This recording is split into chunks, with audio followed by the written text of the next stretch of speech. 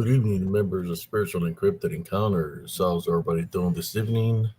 For those that tune in on Restream, YouTube, Facebook, and for those who follow my show TikToks under APCS895. Good evening, everybody.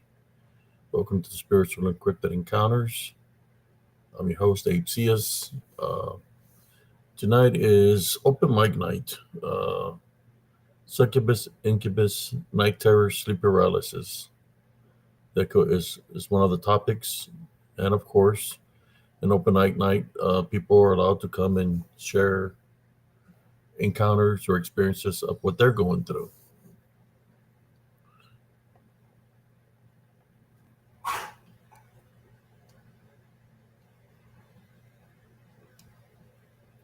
Let me share out this real quick to the groups that I share.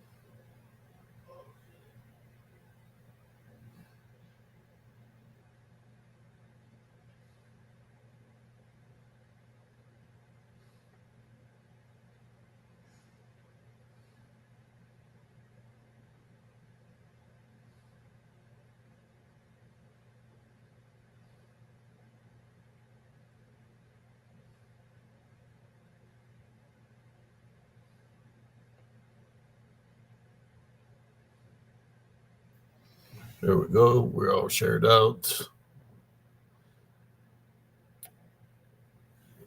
Man, it was a hot day here in Texas, brothers and sisters.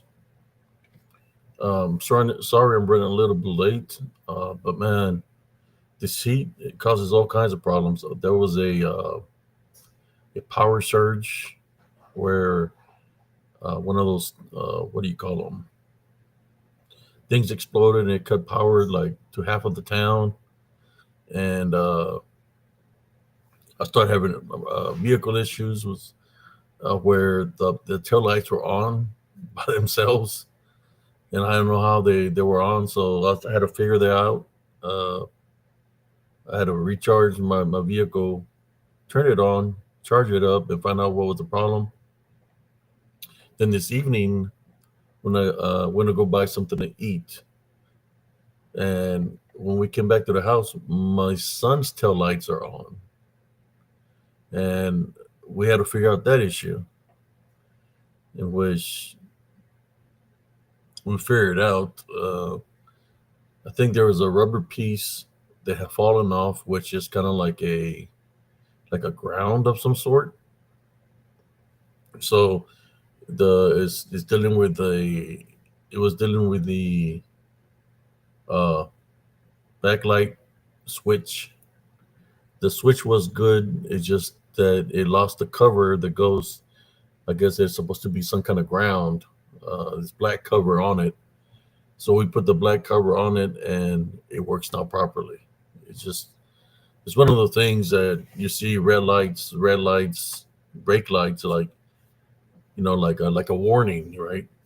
Red light would mean a warning.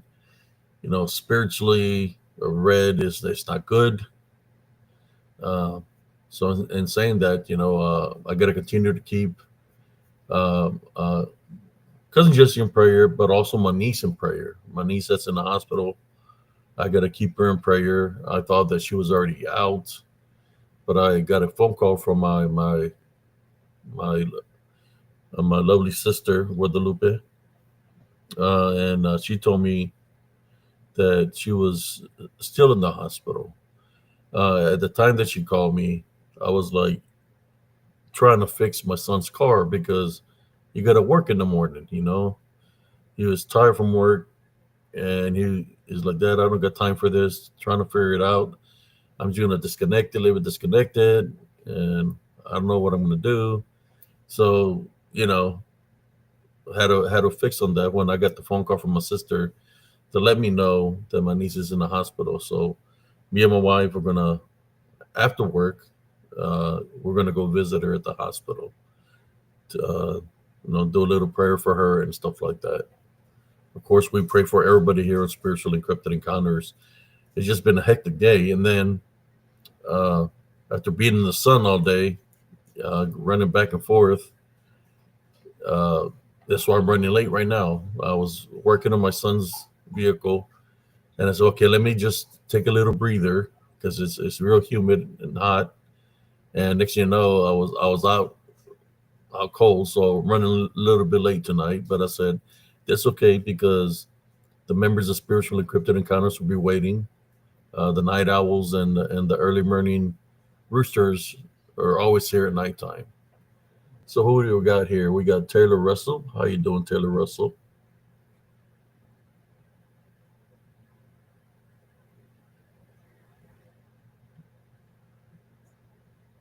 Yeah, tonight is open mic night, Taylor Russell. If you would like to share your wisdom and knowledge on this topic, I'm fixing to drop a link right now. And if anybody has experiences with the succubus incubus, night terror, sleep paralysis, I will drop a link. You don't have to come on the camera if you don't want to. You can use the speaker just to talk to the speaker and share your wisdom and knowledge. Uh, there's so many people that struggle with this. I have some stories of what I went through, but I know of a lot of people that struggle dealing with night terrors, sleep paralysis, sleepwalking. There's another one, and of course the succubus and incubus, or incubi and succubi.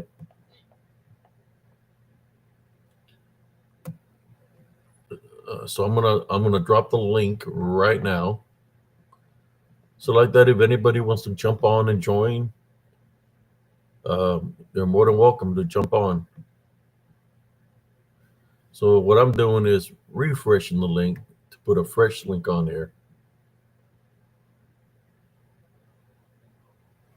There we go, and pasting it. There you go. The link will be posted up on the pinned up on top for those who are able to see the lobby. If people cannot see the lobby there on YouTube, uh, come on the restream. On the restream, you're able to see the chat that's going on in here. So I'll drop the link right there. How you doing, K Dog? How you doing tonight? You got Sister Beyond the Box. Maybe she would like to join. She has always got good, always does a real good job. Sister Cynthia, uh, dealing with sleep paralysis, night terrors, the succubus, the incubi. I got some stories and I got some pictures of how I was being targeted. These beings, they attack where you're asleep. They just don't attack where you're asleep. They can be attached to you that you don't even know that they're attached to you. And as they're attached to you, they're draining your energy because that's what they do is drain energy. Okay, we get somebody here. How, Hi. I how you had the doing question tonight? about I'm doing very good. How are you? Alrighty. I had the question about the incubi and the succubi. I've never had an experience with that or anything really paranormal, like out of the ordinary, not like your guys' show and Josh's show. But my Yes. nephew has been having problems with night paralysis, and I'm like the only person in my family that believes that, there's spiritual attachments to that stuff and things like that. And I want to keep the door closed because I've never had the experience like that. That's why I want to know the information. And maybe if I have the information, I can then, like, help my nephew in that way that, How old is the same. your nephew? My nephew is 18. And what is it that he's witnessing? I think it's like just a dark thing in the room. Dark And this shadow is a figure. room that Yes. I had previously had. I was previously in that room before I moved out. And when I was a kid, I thought I saw a shadow go into my closet. and I was scared, but that was one time, and that was the only time I ever saw anything. And I was scared of the dark until I was grown, but So I got he's over living that. in the same room right now. Yeah. But never had like night I never had sleep paralysis or nothing like that. But he does. And I always thought it was Well, weird, but when he maybe told because what's in the room is not an incubus. Incubus normally is what attacks the incubi. Incubus is normally what attacks the female. So if it's a succubus, then it's attacking him because that's what they attack the males. right. Um, so is you waking up with like scratches or bite marks, or it feels like very tired when he wakes up? Yeah, I think he's just tired. Like he gets through it because like I tried to tell him like how to get through it by just like saying Jesus's name or just ignoring it and like it doesn't have power. But and he seems Yes. fine, but I Yeah, just thought have that y'all tried it could get worse. to protect his room, like cleanse his room, place some heavenly crosses on the doorways, even on the closet where he supposedly is coming out with either holy water or something pure like olive oil. Do a cleansing in the room, put some heavenly crosses on the windows, on the doorways, even on the closet, and take authority over that the succubus or whatever's in there.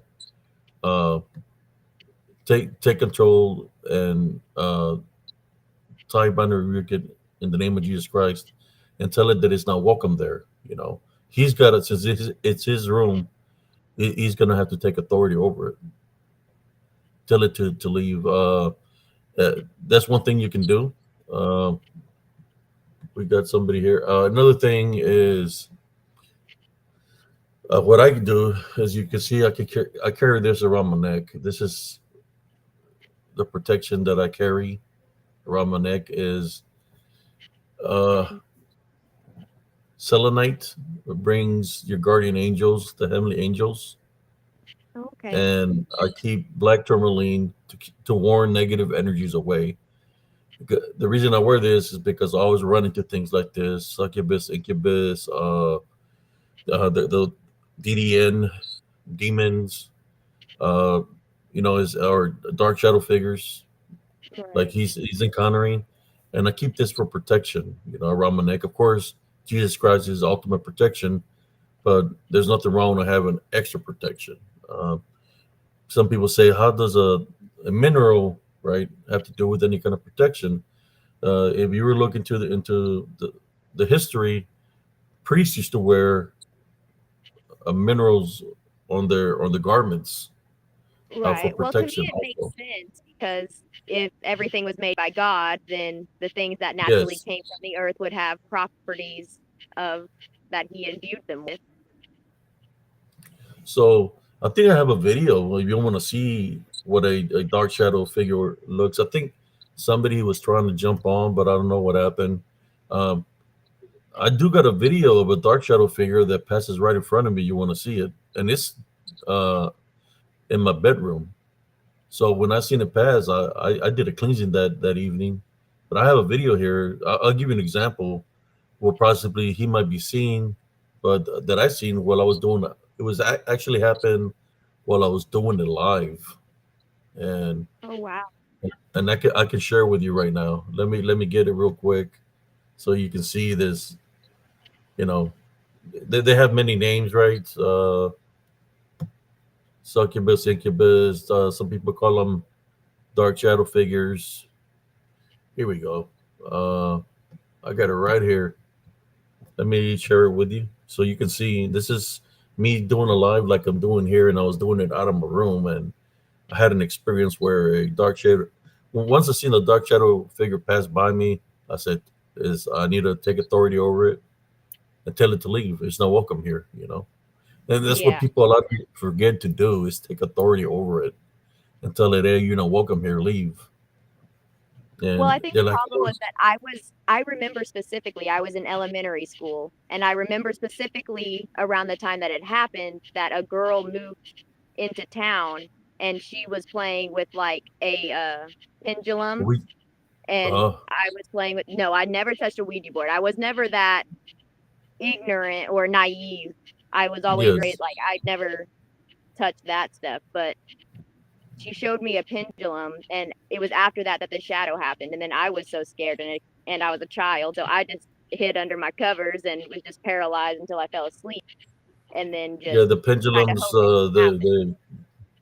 you ask Yeah, questions and they move, yeah, and the way they move, you're going to get either a yes or a no, or you tell them there are certain location you want me to go to. You can put a map and it'll start doing yeah. a circular thing and stop We were at a point. supposedly like contacting a spirit on like the school grounds, even though it was an elementary school.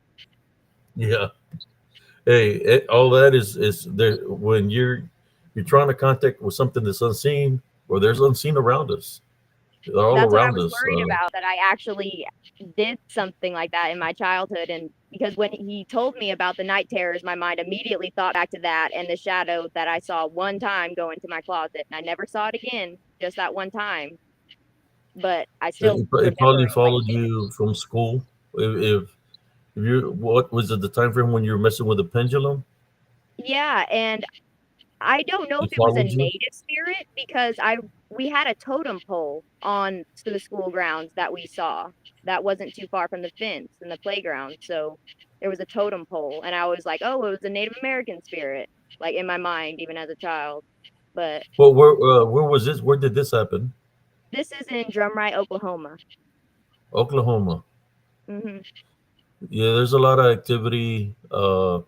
Oklahoma, Texas, New Mexico, and Arizona. There used to be these natives called Tonkawas. They used to they resided here in Texas, in Central Texas, where I'm from. These natives were cannibalistic, Oh in wow. which the Cav United States Cavalry, when they're in the horse regiments, they would use them to be their scouts. To if they were looking for somebody that was wanted, they were good trackers. So they would track wherever they were looking for, whether they were Cherokee, Comanche, or not, yeah, Comanche, Apache. They would hunt them and capture wherever they were looking for. So they would help out the Cav, but at the same time, sometimes back then they had either it would say the signs of either wanted dead or alive. Yeah.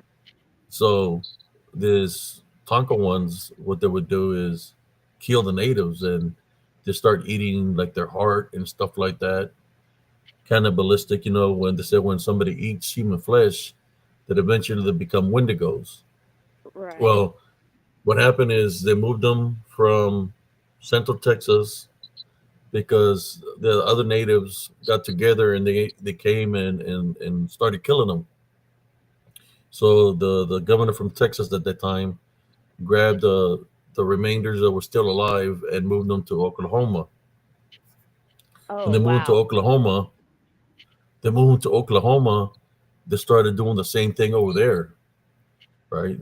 Some of them have families that stayed in Oklahoma, but they started cannibalizing people. So Oh. as they started cannibalizing people, the governor from over there said, "Oh hell no, send them back to Texas." So they grabbed them and brought them back to Texas. Kind of like in little camps, right? Where the soldiers are protecting them or whatever, or they put them in a piece of land where they can live, but Resting. they make deals. The governors were making deals, so they brought them back to Texas. So they came at them again and started massacring every all of them. So the government or the governor intervened again, and the remainder of them they moved them to New Mexico and Arizona, which they were called dirty Indians because they hardly wore any clothes. They were practically almost naked. There, there wasn't into agriculture, but they were good hunters. They knew there was always. That's what they would do. They would just eat meat. They were just hunters. Um, so there was a last place. So all these areas, what they have in common, oh, Mexico, Arizona, uh, Texas, Texas, what they have in common is shapeshifter skinwalkers, right? Because a lot of I this the didn't activity think that they see that in all would this happen in Oklahoma. shapeshifter skinwalkers, you know, Wendigos. And till this day, all these locations are hot for shapeshifter skinwalkers. But I believe it has to do with its natives. But also here in Central Texas, in Salado, Texas, they found the oldest native gravesite in the world. So, you know, it's a lot of activity here in Central Texas. Doesn't matter where you're at, you're going to see some kind of activity. There was one day I was driving in the going to the store. There's gas stations, and I seen something moving on all fours, weird, in the middle of the freaking street, passing the lights. I'm like, what in the hell is that? It looked like it was backwards and crawling on the ground. I was Oh, like, see, that's I not no didn't see dog. that. I was like, that's not no dog. What the hell is that? And it was moving See, real I'm so fast. lucky I've never seen anything like that. I'm just very interested in this, I guess because I've never seen it, but that's crazy to see something going backwards crawling. I, I don't I don't know what I'd do. Probably immediately start praying and be like, what is happening? So I'm gonna show you the video real quick of the thing that passes right in front of me while I'm doing a live. Uh, Let me Okay, share no. it with you.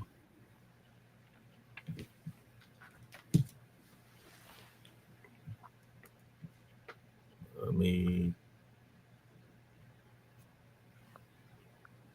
see if I can play it for you. Your health is staying physically active. To lift a lot of weights, you don't have to go for long runs. So long you're doing something. Oh, y'all seen that, brothers and sisters? Something is pissed off. So they like. I know y'all seen that. I just seen Can you rewind like a that? dark shadow figure pass right in front of me, and it went past me by the light. Your health is staying physically active. You don't have to lift a lot of weights. You don't have to go for long runs. So long you're doing something. Oh wow. Oh, y'all seen that, brothers and so I'm gonna okay. Let me do something here. Okay, Your health. so that thinking back, that is like what I saw, except it was a shadow on the ceiling, just flat, no shape or nothing, just a shadow, just moving into my closet.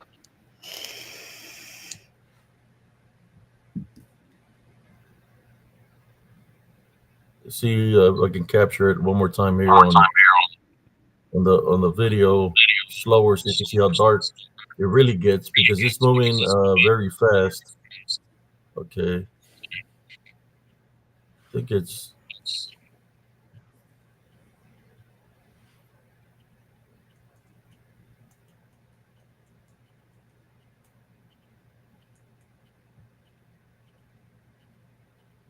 let's see if I can find it. There you go. That's how dark it got around me when it passed. Wow. And are you seeing that like with your own eye? Well, Like yeah, I and seen it. I noticing seen. like the darkness in the room as it passes the Yeah, light? yeah. Well, I seen it pass right in front of me. Like literally, the darkness passed right in front of me. Most likely, it was behind me too. It like went right through me, I was gonna and say it that's looks I seen it pass. like it's encompassing the entire Yeah, room. and guess where it came from? It came out of the closet. Out of the Where closet. that, Well, I mean, that's crazy. that's where the closet is. The closet is over here. I got one of those the closet that you can slide the door open and close it. Yeah. That's where it came from the closet. After that incident with my closet, I until I was like 18, I slept with my closet door open and the light on. so that if anything came out, I could see it. I'm grown. I'm 26, and it wasn't until I was 23 that I stopped being scared of the dark, because I met a friend that was really interested, like really into God and Christianity and everything, and got me super into it. I've always been into it. He was like way deeper into it, like the whole Nephilim and the spiritual. But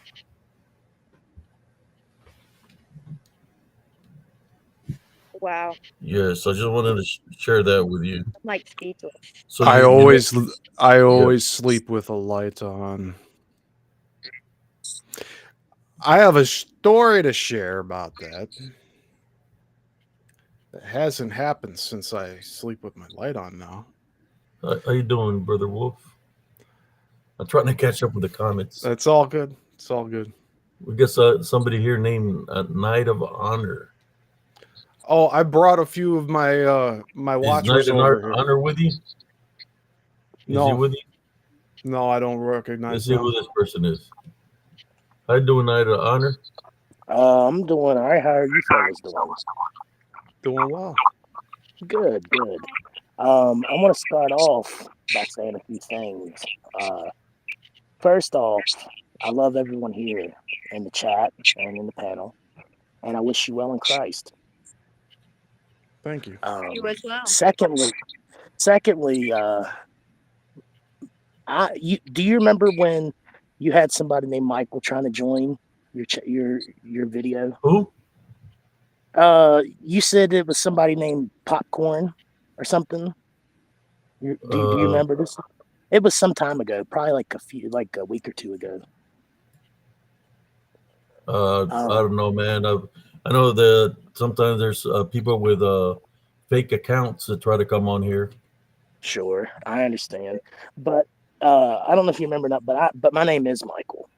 But anyway, I wanted to join and speak with you about some of these things that you're discussing. If that's all right with you, you'd have me. Go ahead. When you read the book of Enoch, you realize that angels fell from heaven and they intermingled with women, with birds, with fish, with reptiles, with plants, etc. You can think of it, you name it, it's on there. That's why God sent the flood of Noah, because all flesh was corrupted. Now it says that when those children of the fallen angels died, that they didn't stay flesh and blood, that they just became evil spirits. Now, when you read what Jesus was saying, he said that when a foul spirit is cast out of someone, it goes forth and wanders and finds nothing but dry places. And then it returns back to that person. And if it finds that the person is swept clean, it goes out and gets 7 more spirits worse than it is. And the condition of a man is worse than the beginning. So that tells you that demons, evil spirits, disembodied spirits, all these things, cryptids even, they're all around. You wouldn't see them because obviously, they're spiritual in nature or metaphysical. That's why whenever they say UFOs and stuff, they come out of the ocean. And they come out of the ocean at breakneck speeds. And they defy the laws of physics because they don't operate by physics as we know it. They're everywhere. There's more foul spirits than there is a lot of other things on this planet, because that's what they do. They just, conquer. Well, yeah, devour. they became this the washers were the creators of the offspring is the Nephilim. That's why the flood got created. The women that slept with the watchers, they became harpies and sirens. They changed form into a demonic form, just like Lilith changed into that was the first Lechusa, the first harpy or owl was Lilith. They changed form. I was gonna because they say went Lilith against. was known to have married one of the fallen angels, and she was a mother of monsters, as well Yes, as I think it was her name starts with an N. I can't remember it, but it goes back to like the Jewish Talmud and another religious ancient work. But because I've heard about Lilith and she was supposedly the first wife of Adam, and I've done research, and the only yeah. place that they She mentioned didn't want to Lilith, be so submissive to Adam. She wanted to be equal to Adam. That's why she left the Garden of Eve. The Heavenly Father sent an angel to bring her back. She didn't want to listen to him, so that's why she became beastly. Uh, that makes sense. yeah, when she had, even her children were monsters, and I think the angels were, I guess, a spiritual warfare, and they were killing her babies. So she started getting vengeance and started killing the babies of humans. So some of the people that knew about Lilith, there were amulets of Lilith as protection, like I guess trying to give her some kind of respect or something, that they will wear the amulet of Yes, her, so they and wouldn't. offering bowls. Yes, so she wouldn't kill their babies. Do you think her bloodline is still like out there? I know that there are supposedly some Nephilim bloodlines, still going strong, worshiping who they worship. He who must not be named, that one. And because it's all different. Supposedly, these guys, like one of them they're Well, specifically going with the guy in the abyss. Do you I think they're think still out there, the specifically like Lilith and the bloodline, Hires? yeah, like the bloodline that has to do with generational curses, in which demons. That's what runs through the bloodlines, is deals that maybe our ancestors had made with demons, right? So it runs from generation to generation. So there's people within our families that might have that dabble in something or dabble in something, and whatever deals that they made, they were like, let it jump 2 generations. So then here we come along and we have to deal with a BS, right? But if we don't know what we're dealing with, then how we're going to be able to take care of a generational curse? I always tell people that forgiveness is one of the main things how a generational curse goes through unforgiveness. Because when there's unforgiveness, there's hatred, anger, division, chaos, right? So if you can forgive, which forgiveness is part of love, then you cut the negative ties of that generational curse. I And understand. you have a relationship with Jesus Christ, because he'll bless you with the spiritual gift of discernment to be able to discern what you're dealing with. Even if it's unseen, it will reveal itself to you through spiritual law, just like the Legion revealed itself to Jesus Christ, because they knew Jesus Christ could see them. So they revealed itself to him, and they got casted into the herd of pigs, and they went off the cliff or into the water, wherever they went into the ocean, or they ran into the woods somewhere. Something happened to them. But yes, that's it has to do with a lot of that generational curses. The Succubus Incubus, what their main focus is if they can keep because that's what we're initially talking about. If they can cause a person to be, how should I say, occupied in the sleep, because in their dream they might be on vacation, they might be on a boat, they might be in a location where there's, like, for guys, dealing with succubus, we might be dealing with seeing a lot of women, and there might be they might have clothes on, but they might be see-through, or they might be naked, or females could be going through the same thing, right, with an incubus, because they want to keep you preoccupied in the dream. So when they got you preoccupied in the dream and sleep paralysis, that's when they're really on you and working your vessel because your vessel is not being occupied at the time. So it's hovering over you, draining your spirit. So when you wake up, you feel very tired still, like you didn't get enough sleep. Sometimes you will might wake up with scratches, some in threes, or hickey like marks in threes, or you might wake up with bite marks in threes. Um, that's when it's letting you know spiritually when it's in threes like that that it's demonic in nature. So basically, what I'm saying is a succubus and incubus or demonic in nature. But you Right. can overcome them when you say, "I tie, bind, and rebuke you in the name of Jesus Christ." But you will have to have a confrontation with them coming out of the sleep paralysis or the night terrors. And if you encounter them because it's hovering over you, or even it might be beside you and you see them, you have to say, I tie, bind, and rebuke you in the name of Jesus Christ, right off So the if bat. I do this like to his room, is there pretty good chances that I'm then gonna get like even if it's not an incubus or succubus and it's just like a night something, some kind of shadow, some kind of spirit, It'll leave.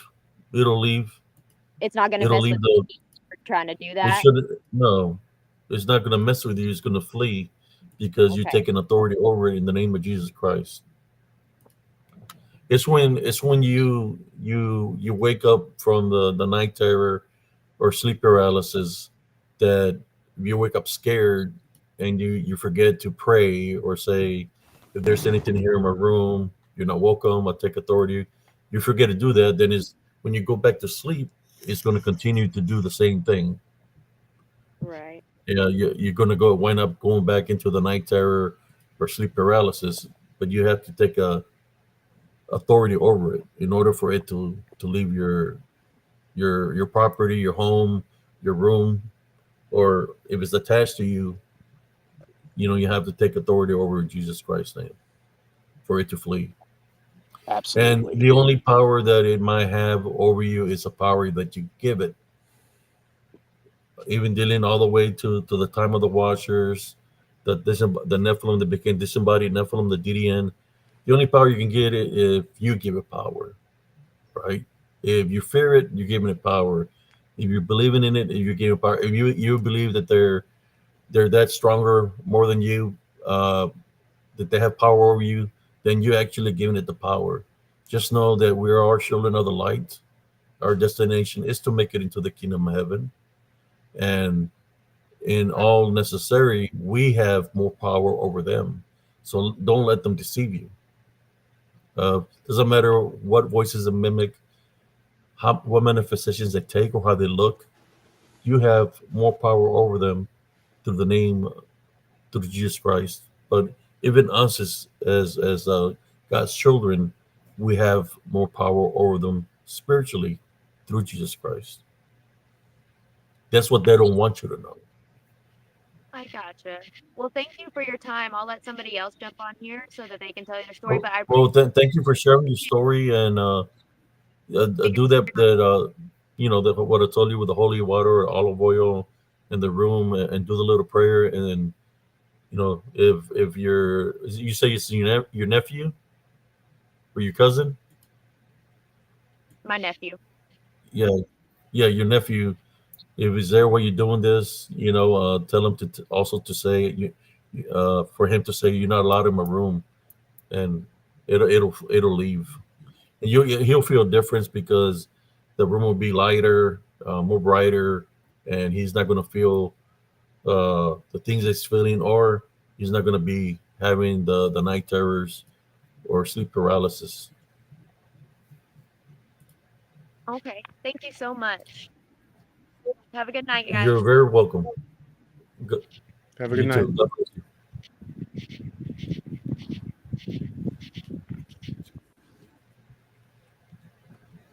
Now it's just you and me, Abe. Yeah. See who else jumps on here. I placed the link up there on top where it says pins, guys. Yeah, where's the other fellow that was? No, you can't give the enemy power over you, man. You know, if you get that, you believe the enemy has more power over you, then it's going to have power over you. That's why I say you can believe in things that you're witnessing, even though they're manifesting to look like things, changing from form to form. Still don't give them power of fear. That's what they want because that's a spiritual opening. Yes, animals can sense good or bad. I know, brother K Dog, my dog can sense all that. When there's dogs, cats. There's Sister Brenda. How you doing, Sister Brenda? I'm doing good. You think I was going to let you guys sit up here alone? How are Was you? this? Good. We We're should doing have good. we should have a Royal Rumble counter in the back. Yeah. Well, another Someone thing comes I on. want to say, R.I.P. to the Hulkster. Yes. He will be greatly missed by the wrestling community and his family and friends. I I wanted to visit. remember him from a long time ago. I used to watch him with my grandmother. Him, Under the Giant, when I was before I even joined the military. When Under Giant was a teenager, I remember Under the Giant. Wow. Back then, they used to wrestle in big tents, kind of like a circus, but they were huge. The WWE tents, and they had brought Under the Giant to Harlingen, Texas, and I was just a kid, and I think it was like 2 years old when I seen Under the Giant, and he was freaking huge, man. And I think that's the first time I bought. Uh, my uncle bought me some honey roast, fresh peanuts because there were so peanuts. I mean, I really honestly thought others were going to go before Hulk Hogan. Wow. And shout out to all the veterans. I'm a brother in arms. Oh, I like Shout that. out. Yeah, Hulk looked really healthy. And it seems like he had complications from whatever surgery he was undergoing. Yeah. It's just unfortunate. Yeah. I wanted to visit his beach shop in Clearwater Beach, Florida, but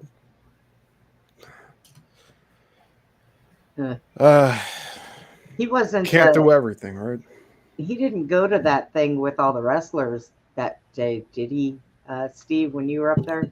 No, in Texas at StarCast, got to see and meet Ric Flair. You'd See, think he would have probably gone. Yeah, That's what I was thinking. That's the one I was before Hogan. thinking. Yeah. And Jim Ross, JR, he was also there, and he had just had a real bad sickness before that event too. Wow.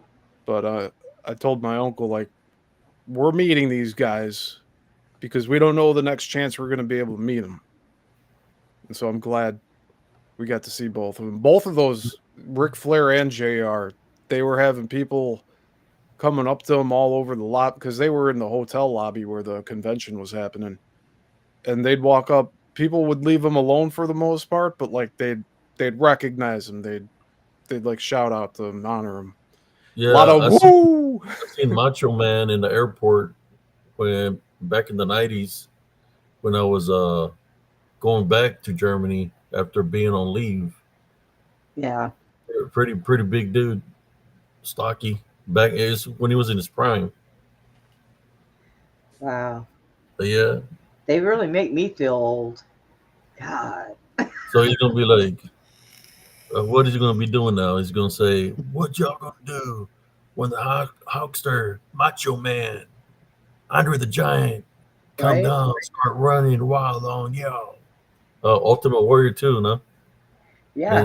They're gonna be leading the angels for spiritual combat.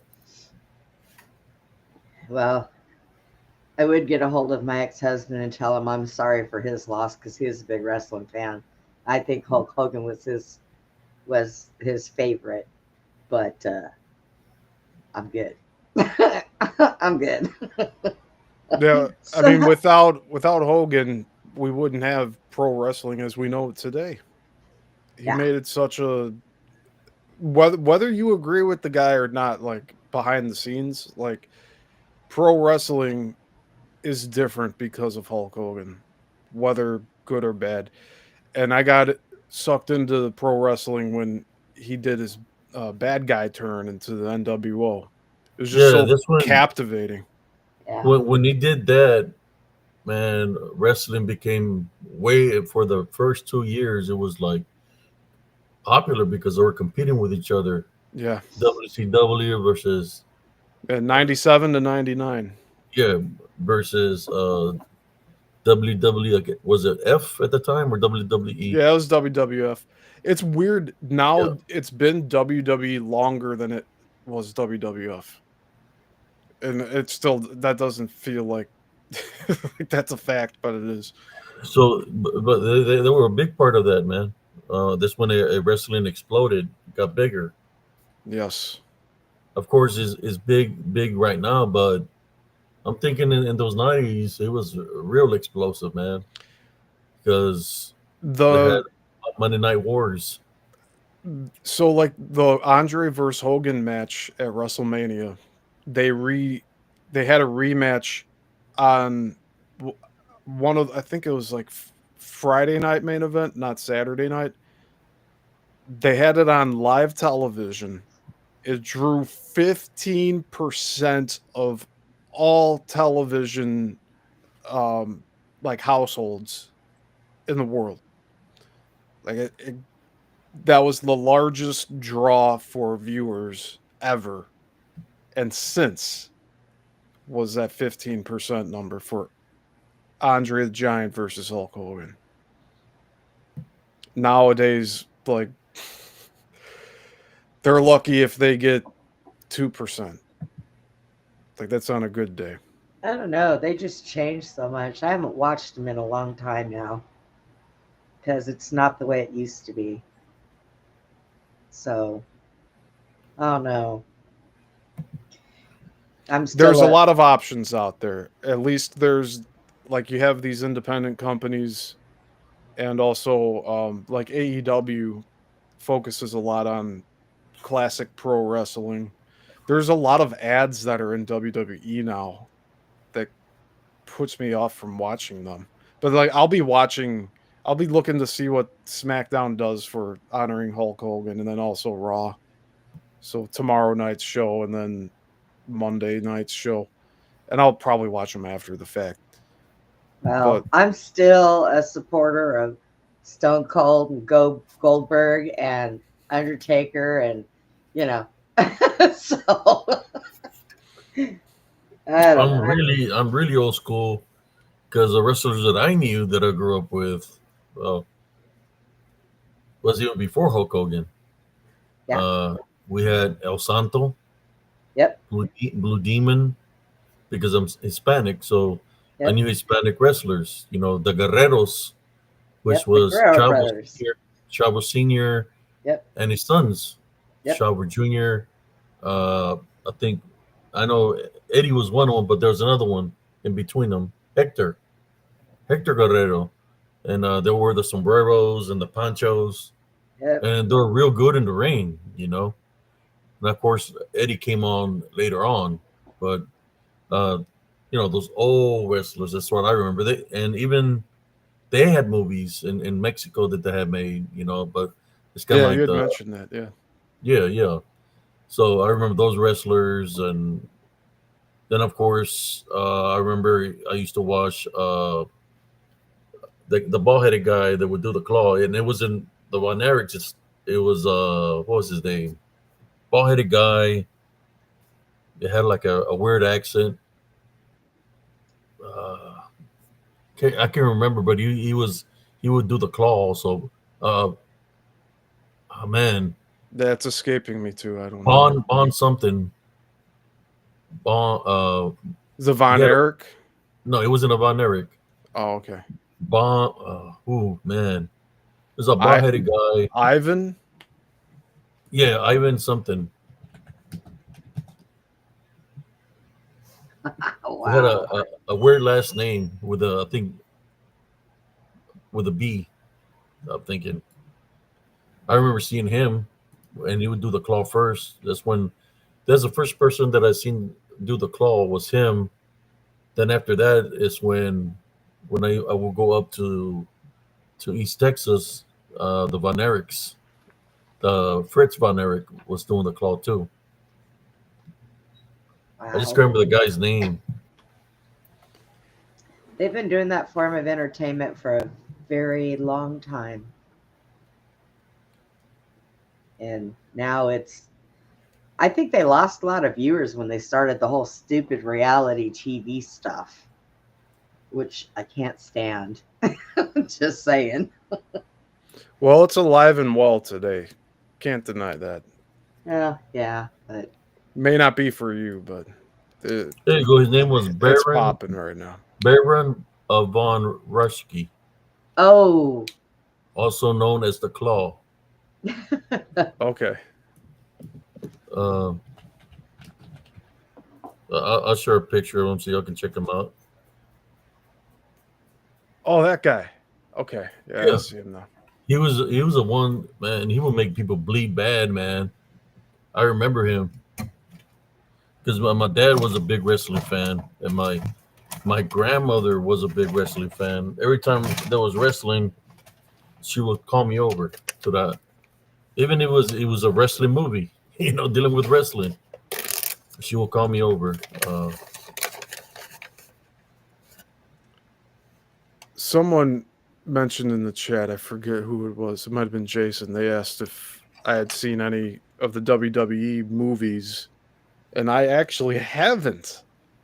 I stayed away from them because they popped up much later after I stopped watching back in the early 2000s. No Holds Bar with Hulk Hogan. Oh yeah. Like I watched seen that. Mr. and Annie. I watched that. Yeah. Right. Who jumped up here with us? Yo, that's me, Larry. Mm. Hello, Yo. Texas. Hello. The 4 people here. Yeah, my grandmother, man.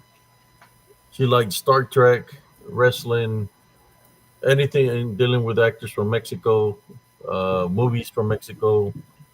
But yeah, she was a big wrestling fan. She'll be yelling, El Gigante's on TV. Andre the Giant, she call it El Gigante. Andre. Now we'll go running to her house and go watch it. Oh, They'd be fighting like 3 people and stuff. No, when he was in world class wrestling, what was it? With the Von Erichs. world class wrestling. Yeah, he would fight like 3 or 4 guys. He was huge. Andre was a big guy. Yeah, I remember Ivan Putski also. Ivan Putski. Yeah. Wow.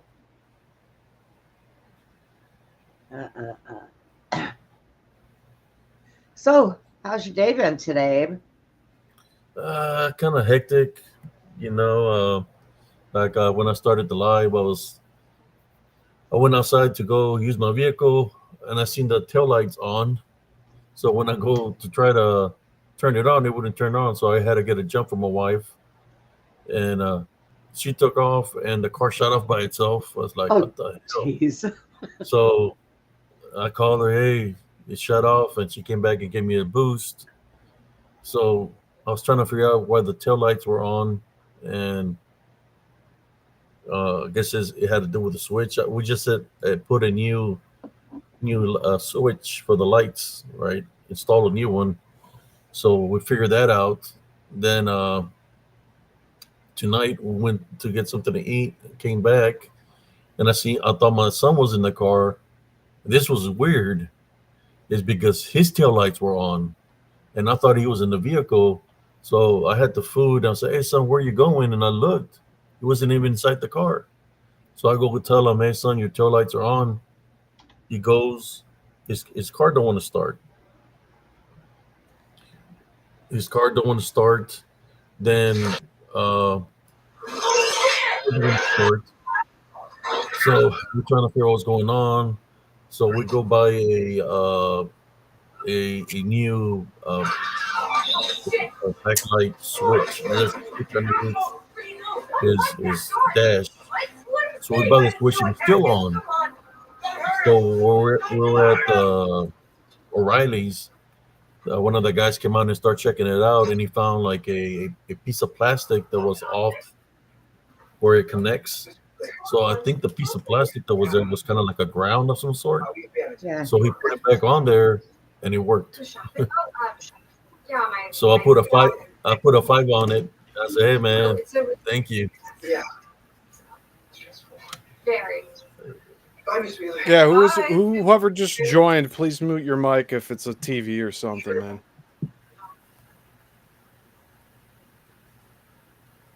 Okay. Who's PL? I don't know. They got their mic. Yeah, they're interrupting the heck out of you. TV going. All right. Let me check. Nancy? I need to tell you something. They're just watching the movie. They're not even part of the stream. All right, let me see I haven't been on. what I can do. I can't tell you here on the phone. Meet me tomorrow. Forest All Hills right. Park. I took care of it. I think yesterday they tried to come on too, and they was doing the same thing. I think they're from Australia. It's a female from Australia, Oh, but okay. it breaks up real bad, man. There we go.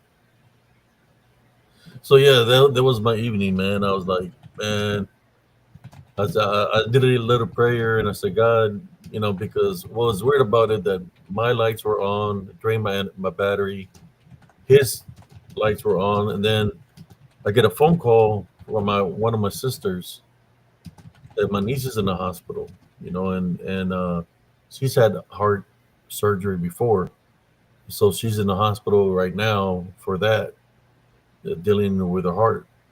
So they're running some tests on her. So she called me, and my sister just let me know that she's in the hospital. I said, well, thank you.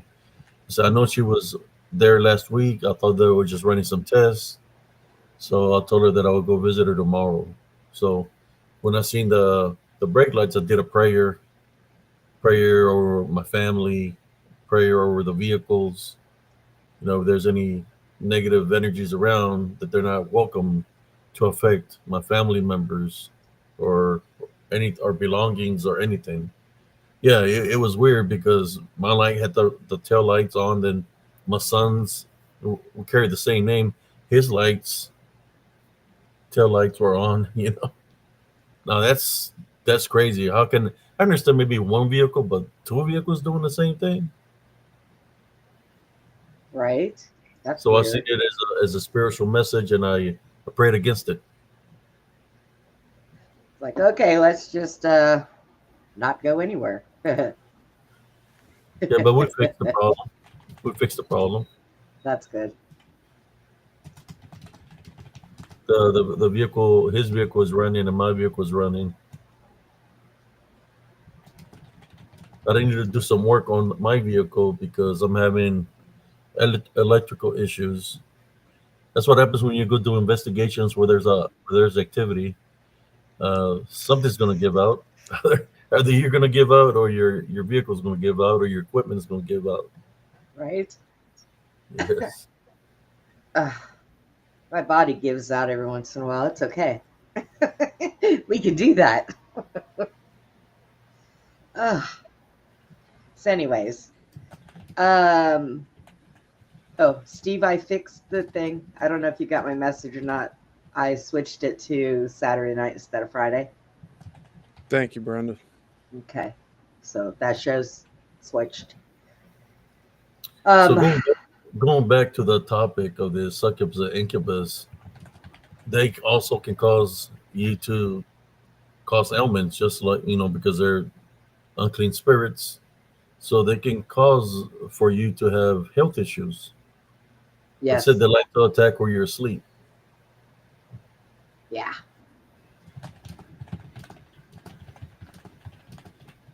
Oh, it says somebody blocked her, Abe.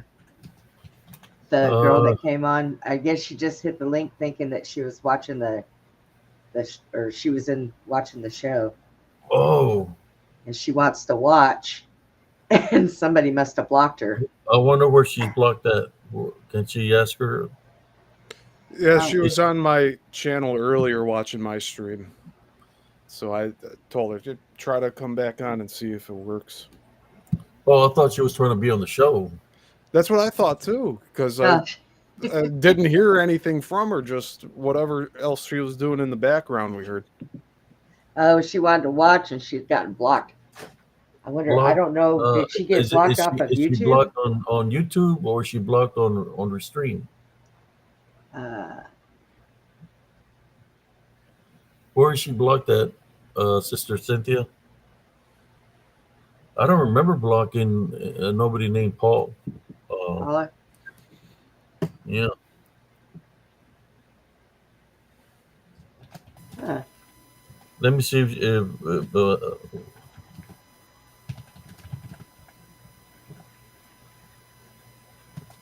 yeah, but where is she blocked at, Sister Neville's Angel? Is she blocked on YouTube, or is she blocked on Restream? She says she can't see it. I don't know. I'm going to mention here, because it's going on in the chat, I'm a mutt. I'm a bunch of different ethnicities and races, so you might see me as one thing or another, but it's all of that talk doesn't work on me, so it needs to end in the chat. You're a mutt? Is that what you said? I'm a mutt. I'm a mutt. Too bad. So sad. Go cry in a corner. I don't care about any of this stuff, so it doesn't need to be in Abe's chat here. Who's talking? We're going to be talking about pride and race, ethnicities, and all that shite.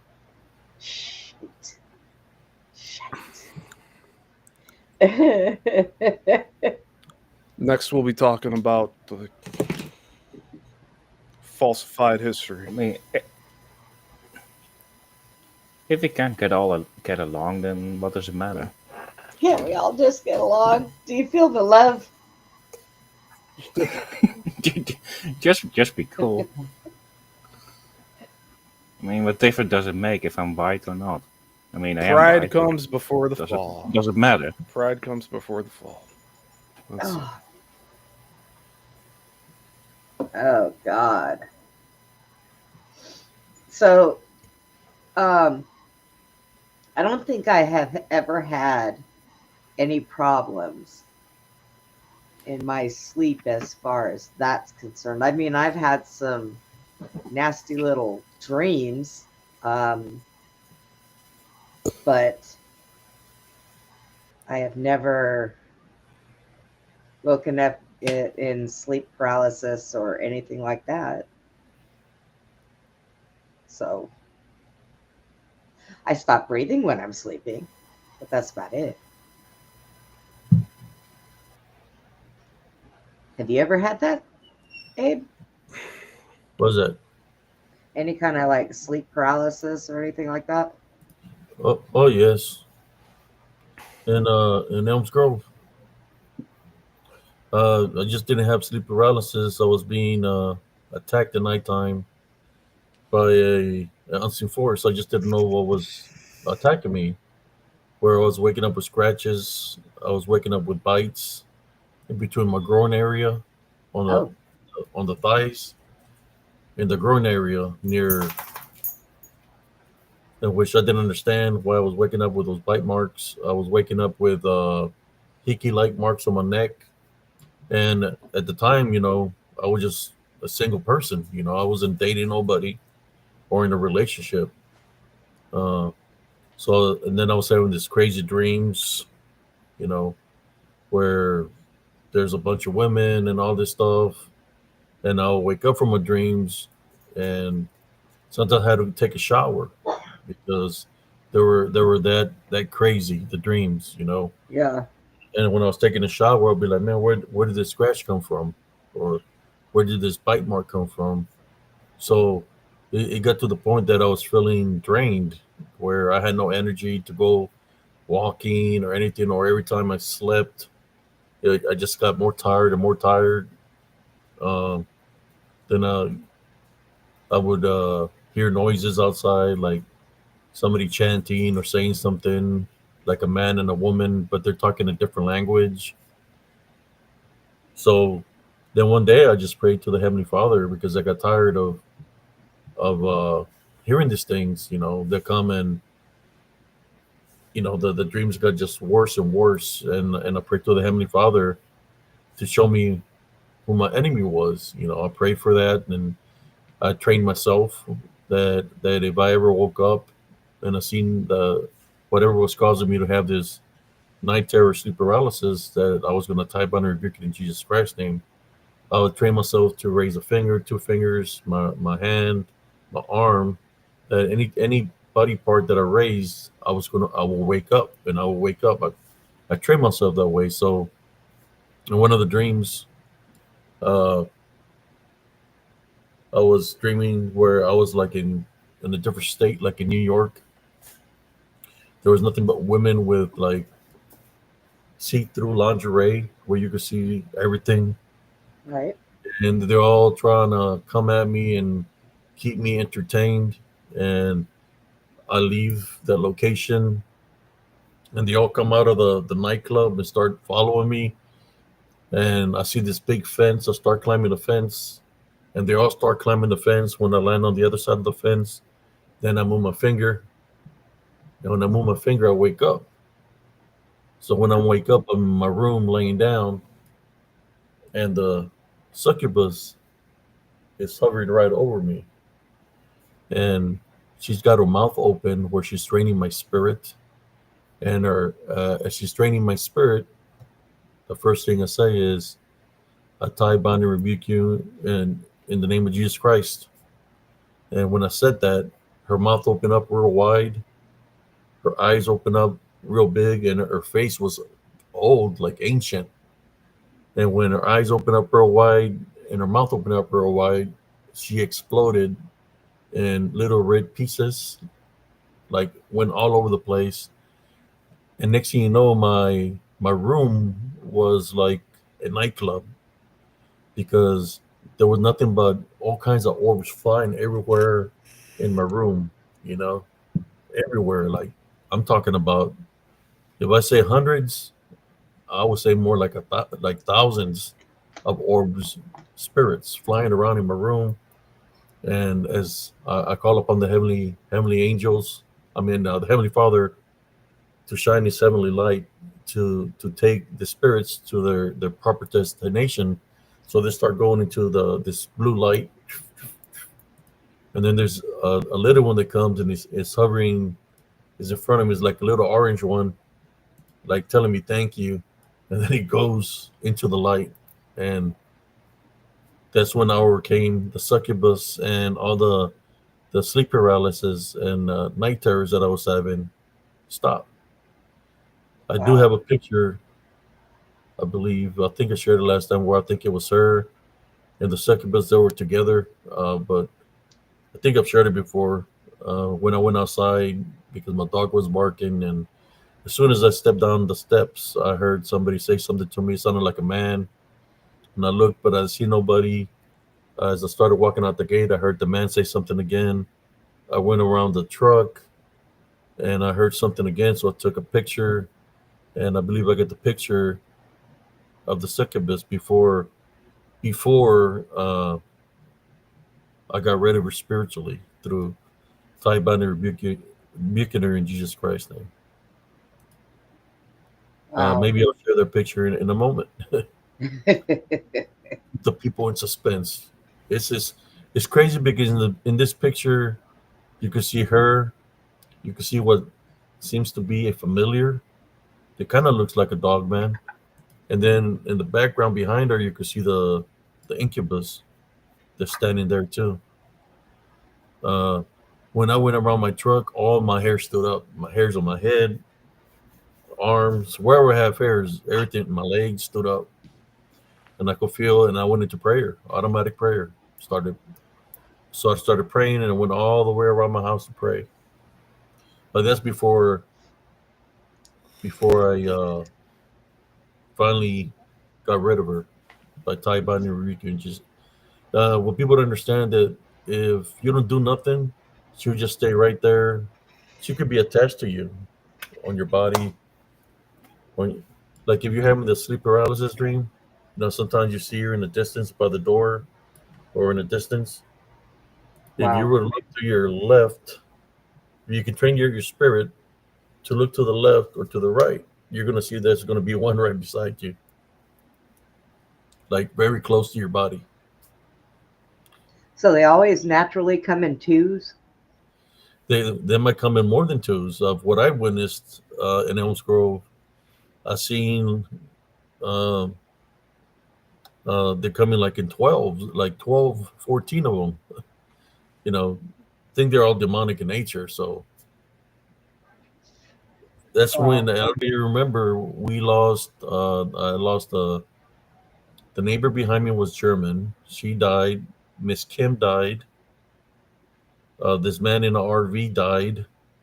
Korean lady, Oriental lady lived in the last mobile home died in the same block, and then the Philippine lady across the street from the German lady died, and this man that inherited his brother's house died also. They all were found dead in their bed, except the Philippine lady was found dead in a recliner with a remote control in her hand. I Mm. believe that they drained their life source. Wow. And that happened in Elms Grove. But of course, the park is not going to tell anybody about that activity. Right. They're not going to tell anybody about that. There's a shapeshifter skinwalker activity. They're going to tell the people that because then how can they rent out the spaces if Speaking of Elms Grove, I talked to Tatiana last night,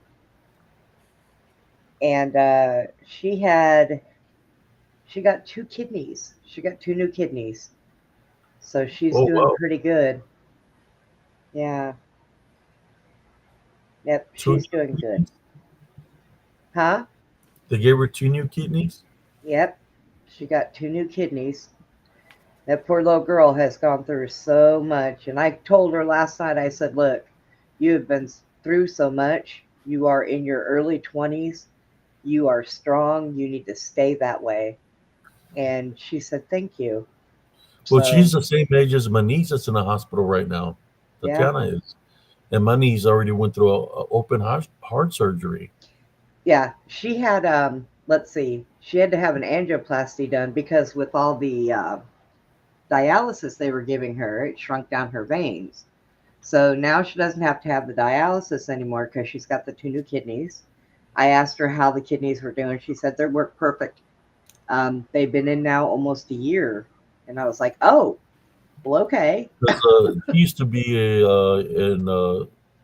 I think a cheerleader or something like that, or in sports.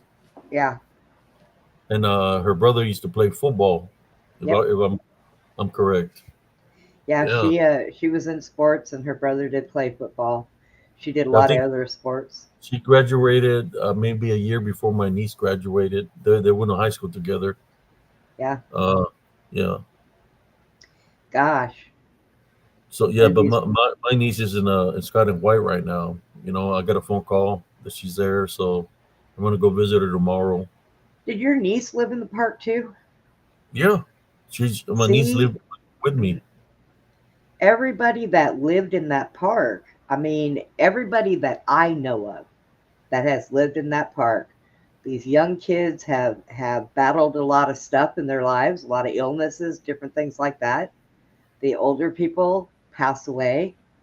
Um, it's I know Dimitri, when before he went to his friend's party, he stopped by the park there to see his grandma, and look what happened to him the next morning.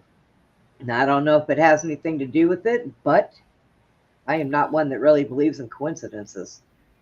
I believe there's a lot that had to do with that because I got a blood clot there, like 3 block out while I lived there in Elms Grove, where remember I told you that something stabbed me on the Achilles. There was like a little spear.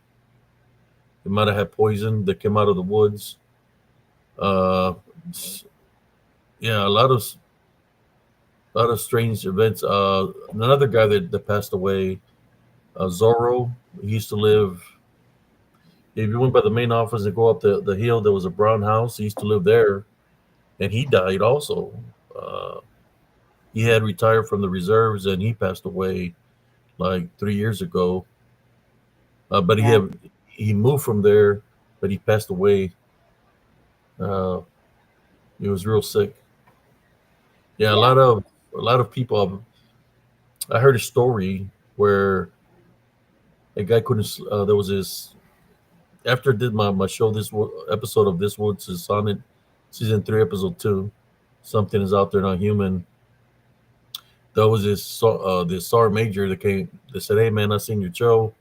I want to talk to you about something." I said, "I know that location very well."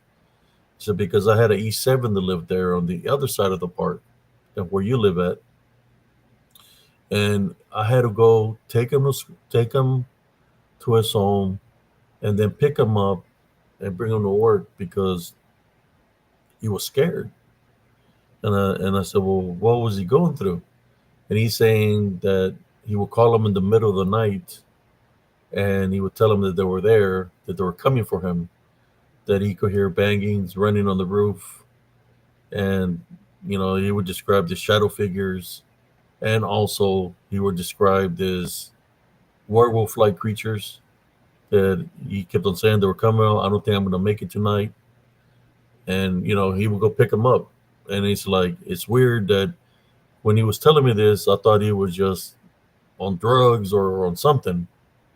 But after I heard your story and I remembered what he would tell me, it's like it makes sense. So he was a E7. E7 is a high rank. That worked for him in his battalion, a sergeant major.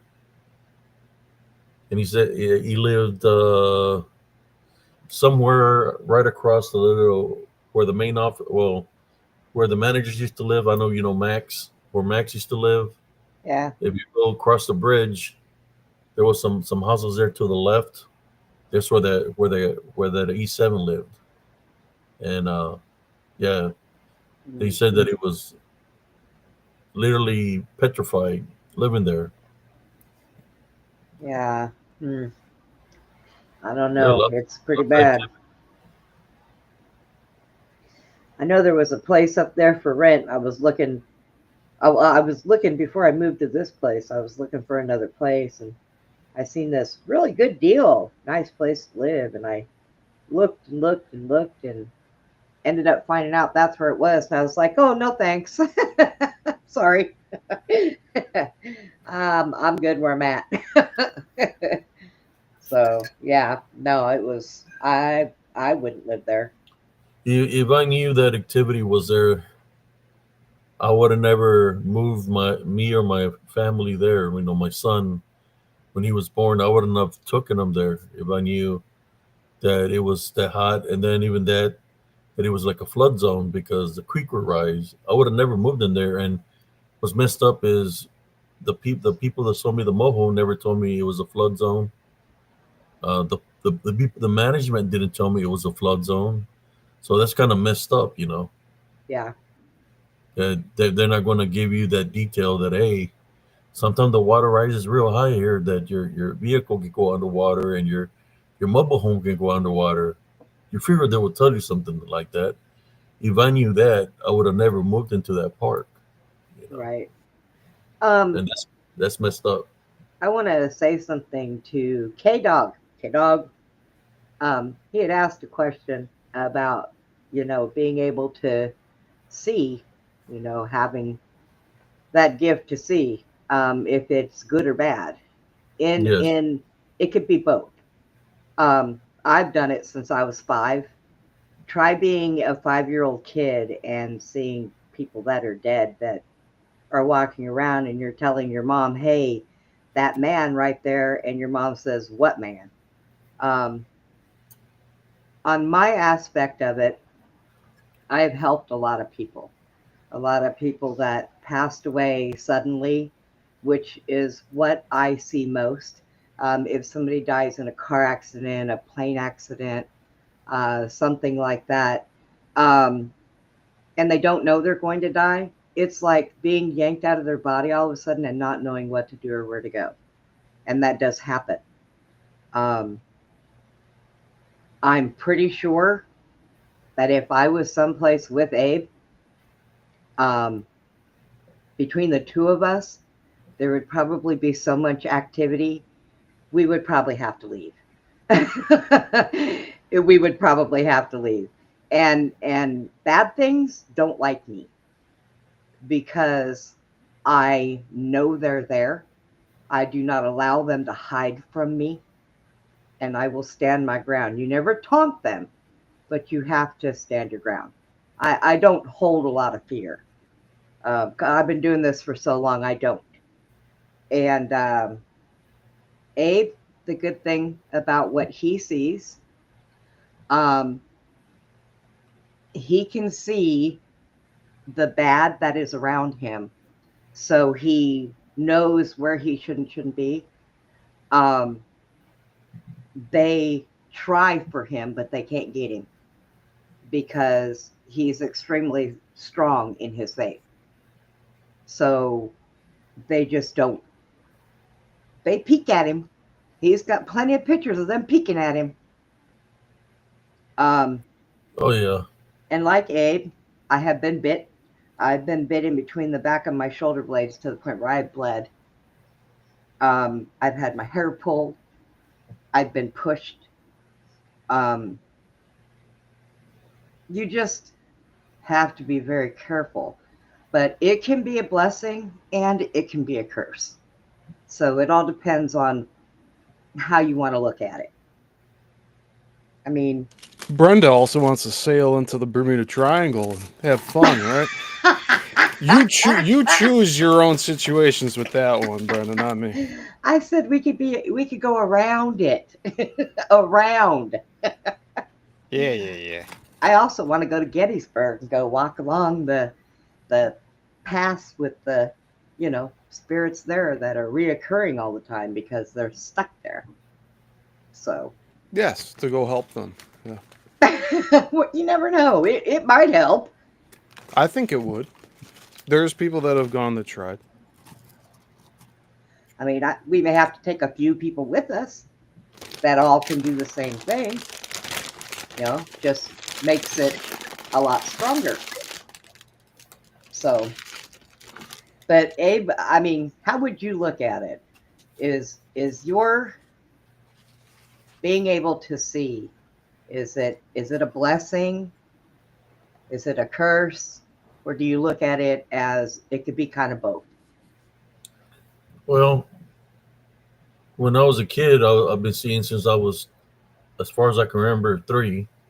Yeah. When I was 2, I remember having dreams where I was being suffocated by something, in which I would hear stories where they couldn't find me, that they were looking for me everywhere, that I disappeared. And next thing you know, they will find me in between the mattresses, the box spring and the mattress, where I got shoved underneath the pop. The box springs from back in the day had big springs. They're Right. heavy. So I guess they've been trying to take me out for a very long time, but I'm still here. After everything that I've seen with the curandera, and I was able to see the unclean spirits. To me, I don't see us. If seeing is you could consider it a curse, but at the same time, now that I'm older, I consider it a blessing. It was just it was a gift that I had, and I just had to understand that gift in order to be able to use it. And as I've grown, I know that it was never a curse now. that it's just been a blessing for me that I got blessed to be able to discern the spirits. Right. Well, So, Yeah, I so, was so about if I can to help chime in people with that are that. sick, or if I can help somebody that I see something interim, or they're acting strange because they have an unclean spirit, then I'm able to identify it because it's shown itself to me. Then I'm able to cast it out of the individual and save that individual from the possession or the attachment. So I see that as a big blessing. yes. What you want to say, Texas? Yeah, sorry. Um, I was about to chime in with basically a similar message. If you're not ready for this, it can be a curse, mostly. But if you are ready, then it could be a blessing. Yeah. And that's the way I'm I mean, when seeing you're it. young, like Abe and I, being 3 and 5 years old, I guess it really didn't occur to bother me then because they were just people to me at that age, you know. Now, it freaked my mother out like you would not believe. And of course, back when I was younger, my mother would say, "Don't talk about that. Don't say that in front of anybody. People are going to think you're crazy." Of course, me now thinking back then, well, I was only 5. What were they going to do to me? She has imaginary friends. And that is one thing I have always told everybody that I know that has children. If your child says they got an imaginary friend, don't ever say they don't see it. Ask them about it. Ask what they look like. Ask if they can find out their name. Make sure that it's not anything bad that wants your child. But if you tell them that they don't see it, that's what ends up closing off people's minds to the Yeah, fact that, I would go to the people's homes when people were.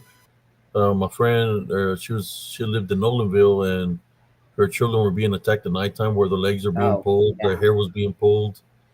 So I would go there, and as soon as I go there, I already seen where it was at because it would identify itself to me. So I'll go in there and do a cleansing of the home and get rid of the unclean spirit. yeah. They Well, if have, they have, they're harming them, yeah, they have definitely. to identify themselves. So I would see where they're at, and I go and I tell the unclean spirit to leave, that is not welcome there, and that they would take off. Sometimes they would try to hide and fly away, because they're in disembodied form. So you see them flying around and they're bumping against the walls. There was one that I guess I rebuked in Jesus Christ's name, and it got damaged. Some of the spirits come from the location where the bad souls are being tortured, where the skin comes on and off. So what this unclean spirit was doing was leaving traces of blood on the walls, on the Oh, pictures, on the fixtures. So my friend freaked out with his blood, and she's looking at me like, and I said, "We're gonna wipe it up, and we're gonna tell it again that he's not welcome here." And when I did that and went outside, her daughter come from school, and as soon as she went inside the home, she said, "Wow, it feels different in here." yeah, So when we went inside the house, everything was lighter. It wasn't dark like it looked. So the unclean spirit that was running havoc there left. yeah, So I, yes, I've used the gift to help people, yeah. just like I do. I've been doing this for a long time, since I was a kid.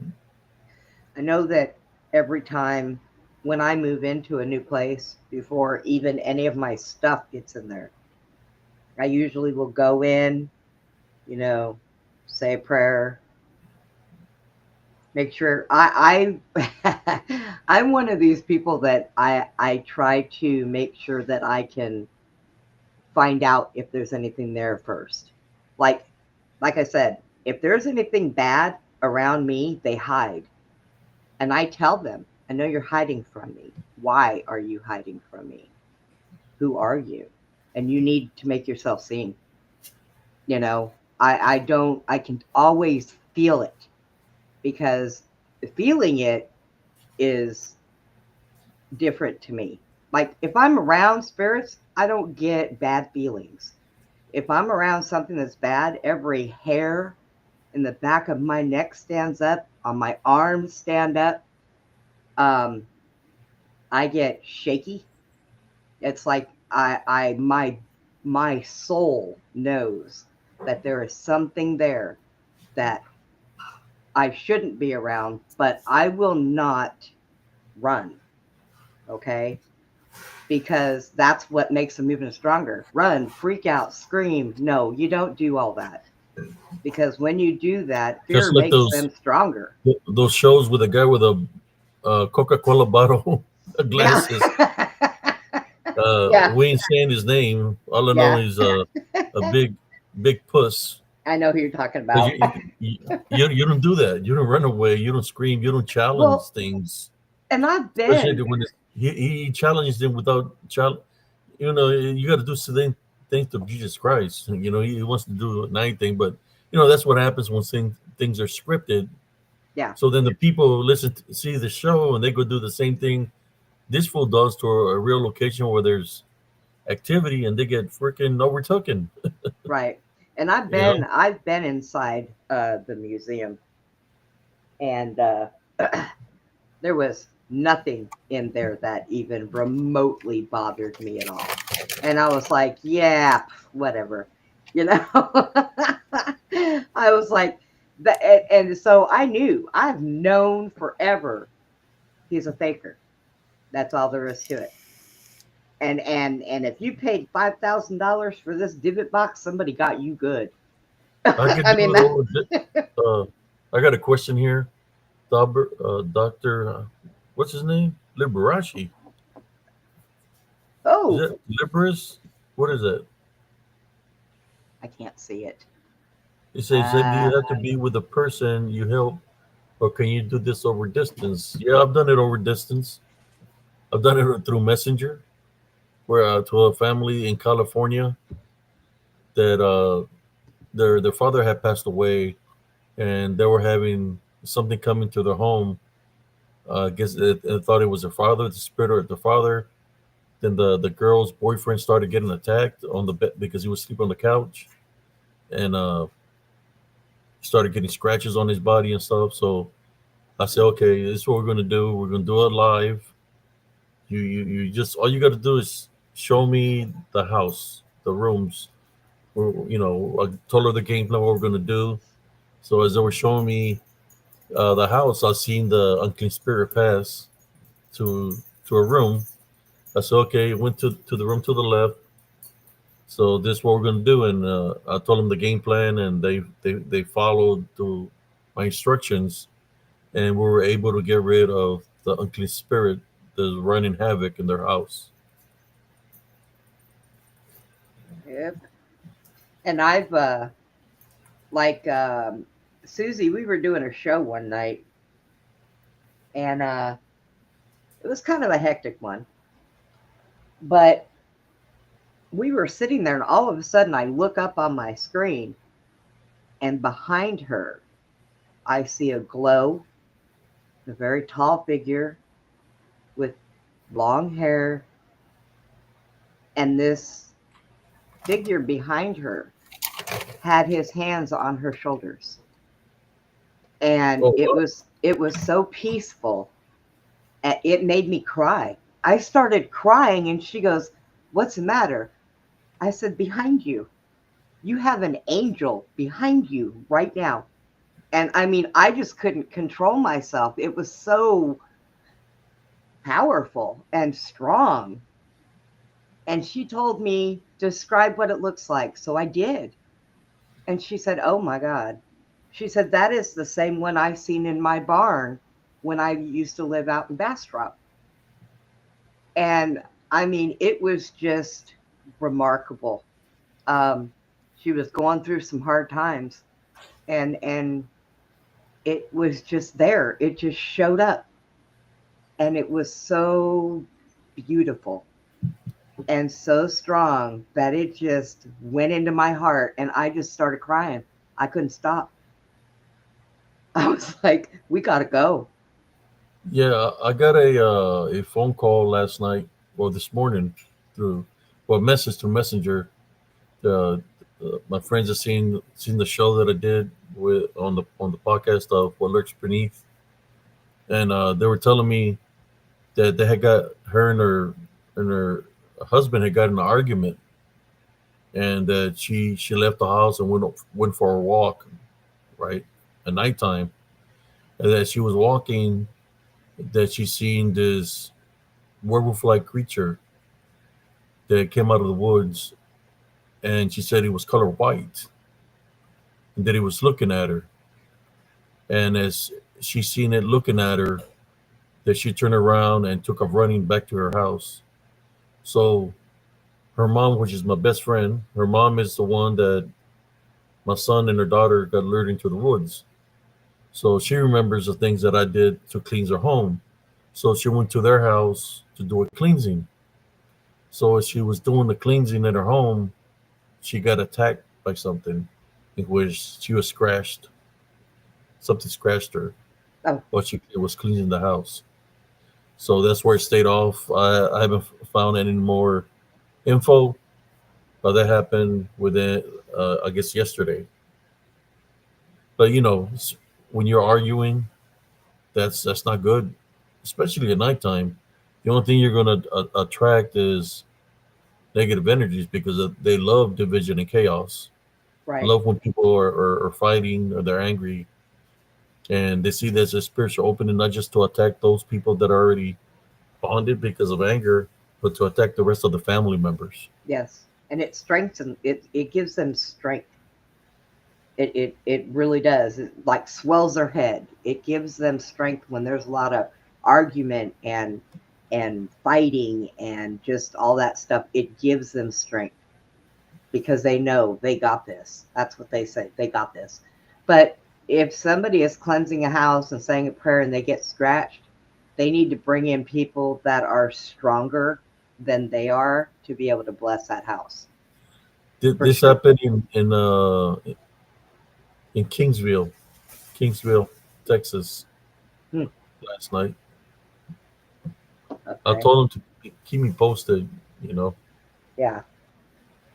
Yeah, because if that happens, then yeah, you either need to bring in a couple of people or you need to bring in somebody that is stronger, that has been able to cleanse a house efficiently. I mean, you could make a trip down there and go. I used to be able to. I miss being able to do stuff like that. Since I lost my leg and I have to rely on somebody else to take me places, I She said can't do it. it happened at 3 a.m. Oh, yeah. Yep. If you're going to cleanse your house, you should probably do a light cleansing way before that. And then if you try it again at that time in the morning and you still have problems, get help. You got to get people in there stronger than you. Yeah, the spirit can sense Yeah, she said they had gotten in an argument into that night.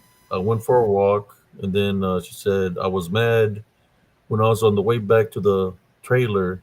She said we live next to woods, and I was walking. All I can remember, there was no sound or nothing when it appeared out of nowhere. And she said it was near a creek and a slope. She said the figure was white, and she said it honestly scares the hell out of me, and I walk fast instead of running, and I'm still facing it. She said she kept facing it. I said, and to make sure he didn't try to run after me. And that's when her mom came and prayed for the home and stuff like that. Now, I know a lot of people when you bless your house, you want to do your property. I have actually a handful of these tiny little crosses, and what they're for is they're supposed to be, you bless the inside of your house first, and then when you go outside, you bless the outside, and you take those little crosses and you place them in In like the corner of the home. yeah, in the corners behind, like you can place them outside. You also place them outside in the corners of the house, in your yard, to help. But I found it, if you could find one to do it, the best people to bless the outside of your house is a shaman, especially if you live in the woods. I used to have a friend who their great uncle, and he was still walking around. He was a shaman, and they used to be able to go and do that for people because the shamans are more grounded with the earth. They would be better to be able to ward off what's in the woods and what have you. I disagree with that. Do you? Why is that? Shamans are generally dark in nature. Well, a lot of things out in the woods are dark, but a lot of times shamans, they're not. I'm serious. I can't deal with you, Brenda. They're I'll agree to spirits. disagree. Go take that Bermuda Triangle trip. Oh my God! You Run head on into the danger. Run right head on into it. I said around it. I'm just gonna Crazy take a Steve. peek. I'm just gonna take a peek. You crazy, Steve. Look, could you imagine if you found a big boat that disappeared in 1920? Would that not be cool? I'll consider what costs it would be on me and others. Oh God. I'm gonna take a drink of my tea. I'll take some of my coffee. Go ahead. Oh. But no, I mean, yeah, when you do this stuff since you're little, well, you don't do it, but when you're familiar with a lot of this stuff, well, I Big want to know, Richard Ed. say what? You can't cast out Satan with Satan. I guess black magic, against black magic. It's kind of like saying Beelzebub, can I cast out Beelzebub? I know people who claimed themselves to be shamans and they sympathized with Satan. That's why I say what I say. Well, but trust me, the one that I knew, he did not. So I used to go sit around and listen to the elders and all of them sit and talk, and they were actually very great people. I really did like them. And but I don't even remember what I was going to say, Steve. Sorry to break your thoughts, Brenda. It's okay. Break away. Well, Maybe yeah, for clarification, it's Was- within were- the balance. were You they gotta the understand- natives that you were around? Yes. Okay, that's a lot different. It's a lot different. I just needed clarification on that. That's all. Can you pick up on whether someone is a good person? Whether they're dealing in, the good works or in dark works? You got like a decent sense of that. There was this guy that contacted me today that he's seen the podcast and of what lurks beneath. And he said that he used to do the native dances. Mm-hmm. And he's got a testimony. Send him a link just now to see if he wants to join. But if not, he said he wants to share the story with me of what he's been through. He said when he heard what I was saying that he could relate to everything I was saying because it went through something similar. But he said he he would do like native dancing. He called it something. He's from California, and I told him that I was gonna go live tonight. That he was more than welcome to join, so he can share his testimony. So he said that he had to go through an exorcism. They had a Yeah, he had to go through it when he was a kid because he was a kid when he was doing his dances. So he knows a lot of things. You know, that he's been through a lot of things spiritually. Right. And what he wanted me to do is to see if I could tell that he's got a negative attachment.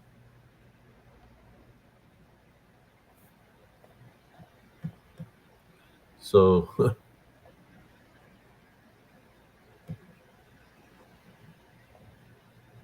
I was trying to get him on. He contacted me earlier. There was a lot of people that have been contacting me. I think my viewership has gone up after the show. I guess a lot of people liked it, and of course, as I was looking at the comments on his channel, guess who else showed up there, give me negative reviews or talking negatively about me? The people that always mess with me. It's like I ain't nothing That back to them. figures. I That ignored them. figures. Yeah.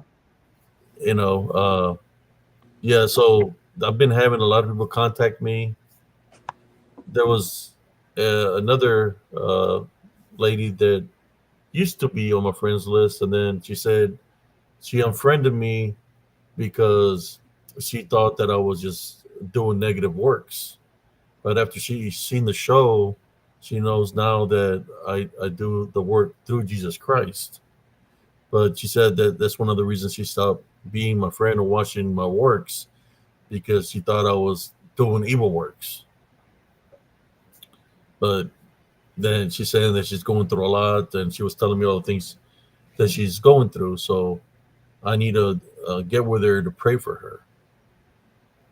Yeah. Things dealing with the family, I guess that's what these unseen forces do, man. Brothers and sisters, is they try to cause division and go after as many people as possible within your members, family, because they want division.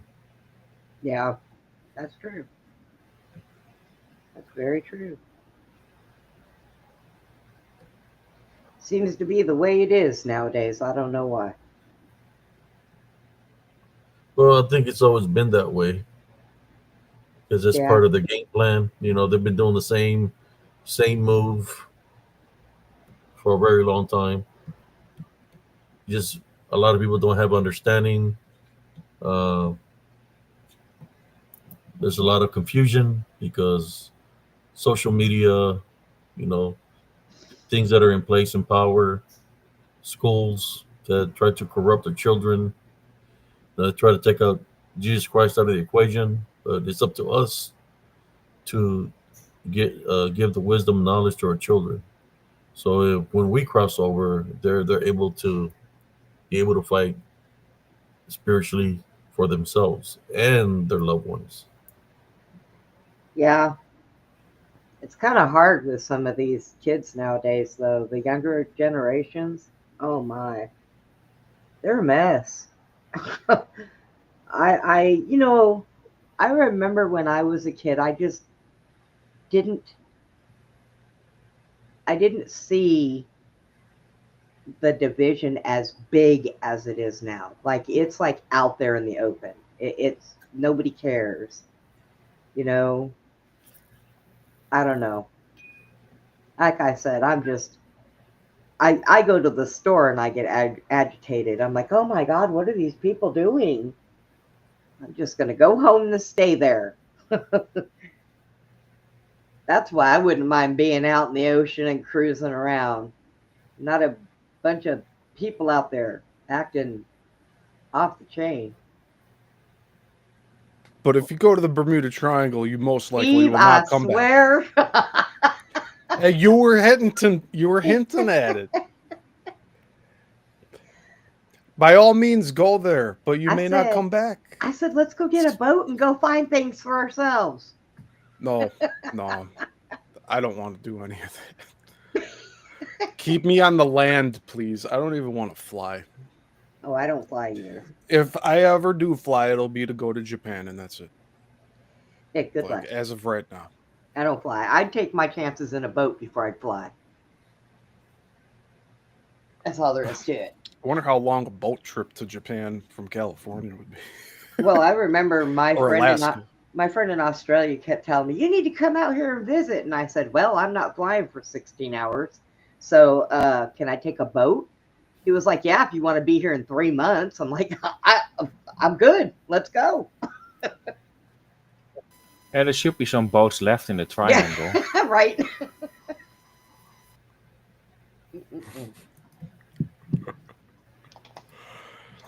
Oh, God. Praise Jesus Christ. Yeah. That we all remain blessed and protected. Yeah. So, what do you think you will find in the water? I don't know. Bermuda Triangle. Oh, Do you think you're going to run into sirens?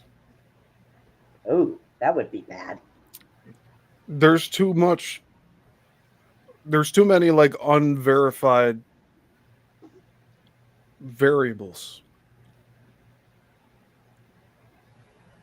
Like, you can be displaced from the space you're in, transported thousands of miles away from where you want to be. You can be displaced in time. That's why people never come back. I don't want to mess with any of it. I know that there's something that has to do with the land. But that's it. I don't know enough. I don't know enough about it. I just know that there's a danger there that I'd rather stay away from. What's that one movie they used to say? Danger, Will Robinson, danger. Lost in space. Yeah.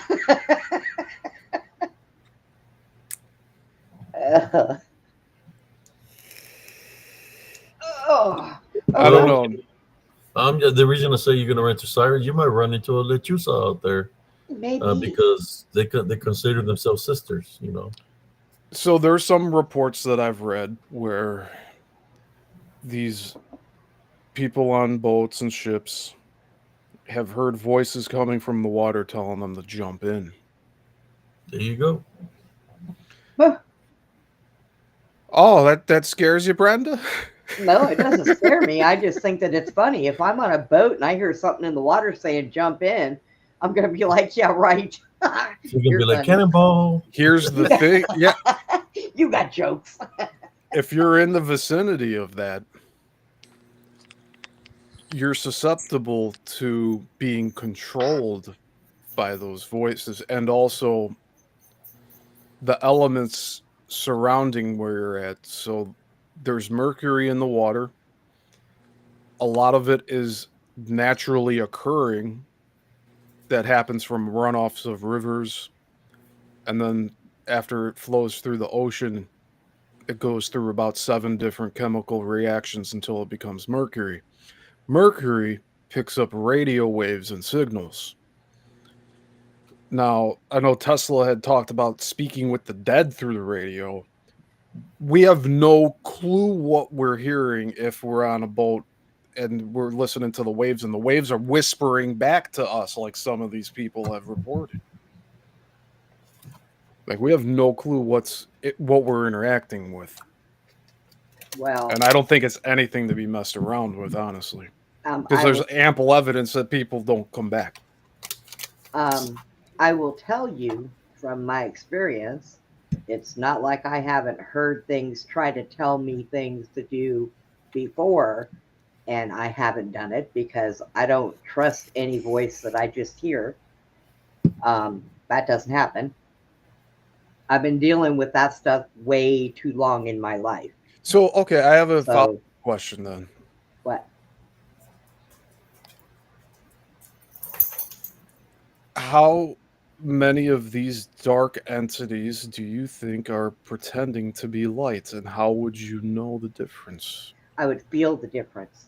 And when I see certain things that are not bad, they are light.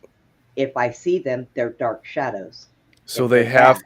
they have to be showing their frequency to you. That's why I always tell them not to hide from me. If you hide from me, then I automatically know there's something bad going on here, and you need to show yourself. Yeah. If they're not bad, a lot of times, like I said, most of the time what I deal with is, people that look completely lost. If I see them, their spirit looks completely lost. Their light looks lost to me. So I listen. And if I listen, I could hear them ask, "Where am I? What happened?" Well, when I see them like that, I automatically know you have passed on and you need to go where you're supposed to be. You need to go home. So, but if they're bad, they stay away. They try to stay as far away from me as they can get.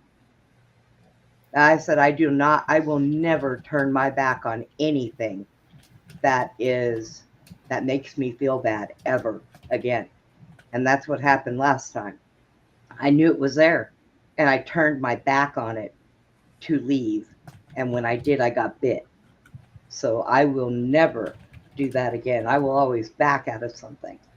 So what kind of bite did you have, Sister Brenda? It honestly looked like a cat bit me. So yeah. So you were where, in the woods? I was actually at a cemetery. Cemetery. Yep. A pet cemetery? Nope. A regular cemetery. Oh, okay. Yeah. Why I say that is because it had all the smallers, but it had a bigger canine. But it wasn't a huge bite, like as if it was a dog. So I can say it looked like a cat bite. So you got in a cat fight? Yeah. If you want to say that, sure. But it won. It I'm won. just kidding. It bit the crap out of me. You being security and all, you dealt with all kinds of people. Oh God. And you go to a cemetery and you get bit by, you got a cat bite on you. Yeah, and that wasn't even my fault. It was some dummy that was sitting there doing what I told him not to do. What was you doing? Antagonizing spirits.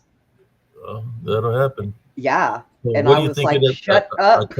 attacked you instead of him? Because, I don't know. Other than the fact that when everybody got up to leave, they all ran and I was the last one behind. And then I made them stop because I had to make sure whatever was there wasn't going to follow us or attach itself to us. So, they all ran. And I told them not to run. Don't run, just walk. Oh, no, they took off. The minute we stood up, they took off. I'm like, wow, see if I ever come out here with you guys again. A bunch of idiots. Don't listen to anything I say. Okay. But they got me bit. So and I think it freaked them out because there was a couple of us there that we got our hair pulled. One of the guys, something yanked on his shirt and they were like, okay, it's time to go. I said, you stirred it up. Now we have to settle it down. And they got up and they ran. And I was like, oh my God. So yeah. Yep. They were antagonizing, telling things that they needed to show us that they were there and stop being chicken. And they were just saying all kinds of stupid crap. And I was like, okay, y'all need to stop. Just settle down. Everybody settle down. Nope. It wasn't good enough for them. So, yep. Never decided to do that again. Ever. Now when I go to a cemetery, I'm respectful. I just don't go with stupid people. Yeah, you always have that person that wants to think that they're untouchable, and they're the ones that wind up getting overtaken. Yeah. because they're not doing it through Jesus Christ. They're doing it with their pride or whatever, and they don't prepare themselves spiritually because they say, "Oh, I don't need to pray to him." I'm a There was a guy that claimed to be a Wiccan, that his mom was a high rank Wiccan or whatever, and like I don't know, gave her a title, you know. And Yeah. I said, I don't think you want to be here. So no, I'm here to close the portal. You know, my friends told me about you, and I came to help you to close the portal. And I said, man, I said, if you're not using the Heavenly Father, you're coming to the wrong place, man. I don't think it's safe for you. You know, he's Yeah. like, I'll be okay. I've done this. I close portals all the time. Blah blah blah. I mean, then he went. Just take me to where this path is. So I take him to the path, and he walks into the path like maybe 4 feet. Next thing you know, he just stands straight up. You know, he's like standing straight up like this. Then he turns around and he's got this wicked smile on his face, and he's he's being taken, further into the path. So I do the sign of the cross, and I said, "Here we go. I have to come babysit this guy." Yeah. So I start saying, "Dear Father." I walk into the path, and it took him beyond the path. It took him into the woods. He's literally in the woods. Is whatever has taken his body is taking him into the woods. So I go grab him as I'm saying, "Dear Father," put his ass on my shoulders, and carry him out of there, out of the woods. I carry him out of the woods, walk through the park, and I'm praying to our Father. So by the time I get to where the street is, I put him on the ground. As I put him on the ground, he's got no energy because he's been zapped. He lost all his energy is zapped, and he starts seeing the shadow figures, and he's pointing all the things that he's seen, and I'm looking, but of course, since he got attacked, he's the one that's seeing. He's describing things that I've seen, but on what I'm looking, I can't see him. But he's scared and he's freaking freaked out, and I say, "Hey, take him away from here." So I start praying. They put him in the vehicle, and he's hid in the back of the vehicle, hysterical. I tell him, "Hey, y'all need to pray for him, get him out of here." And they take him out of the park, and that's the last time I see him. Mm. He was a Wiccan. Yeah. So whatever's there in Elms Grove, uh, overcame them real quick. No, these things you have to do it through the power of Jesus Christ. It's not about a night thing. It's got to be done through Jesus Christ. Then, I seen a person that said they could astral project when in there. Yeah, the reason these people will show up, not because I would invite anybody, is because my friend's sister was in the military, and she had all these friends that would hear about the activity that was happening because my friend will tell her sister. So she will come and like, "Hey, Abe, I brought some friends. I think we can help you." Blah blah blah, and they brought even equipment to record and everything. The people that came to record never came back. They never Where did you hide the body? debunked the equipment because two of them got attacked. Yo, I had to pick up two people. hold and carry on. Someone said, "Where did you hide the bodies?" Who Oh, said that? Jack was asking me about the dogs because he didn't see them when he came in here, and they're both passed out down here. No, I asked you where you hid the body. Making sure I'm not hearing anything. I thought you killed him. Yeah, he was looking for Tucker, and Tucker's down here on my chair on the floor asleep, passed out. Usually he's in there with Jack. That's why he came in here and asked. He looked on my bed and he wasn't there. So yeah, he's laying on the dog bed on the floor, Steve. It's okay.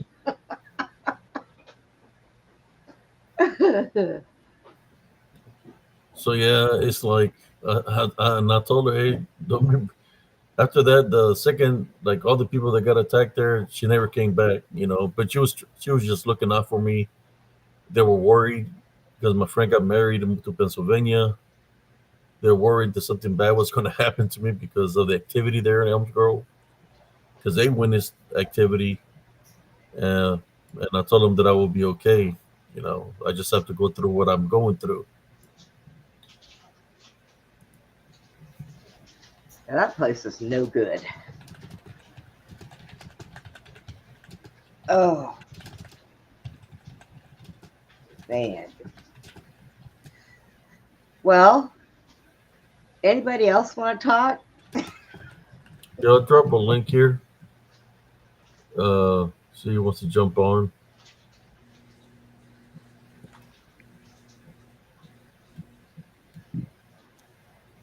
Well, it was certainly an interesting conversation you, Stephen, and Abe were having. Not to mention the whole bodies thing about the dog. So that was. Oh, there was. There was things that happened there. Check it out.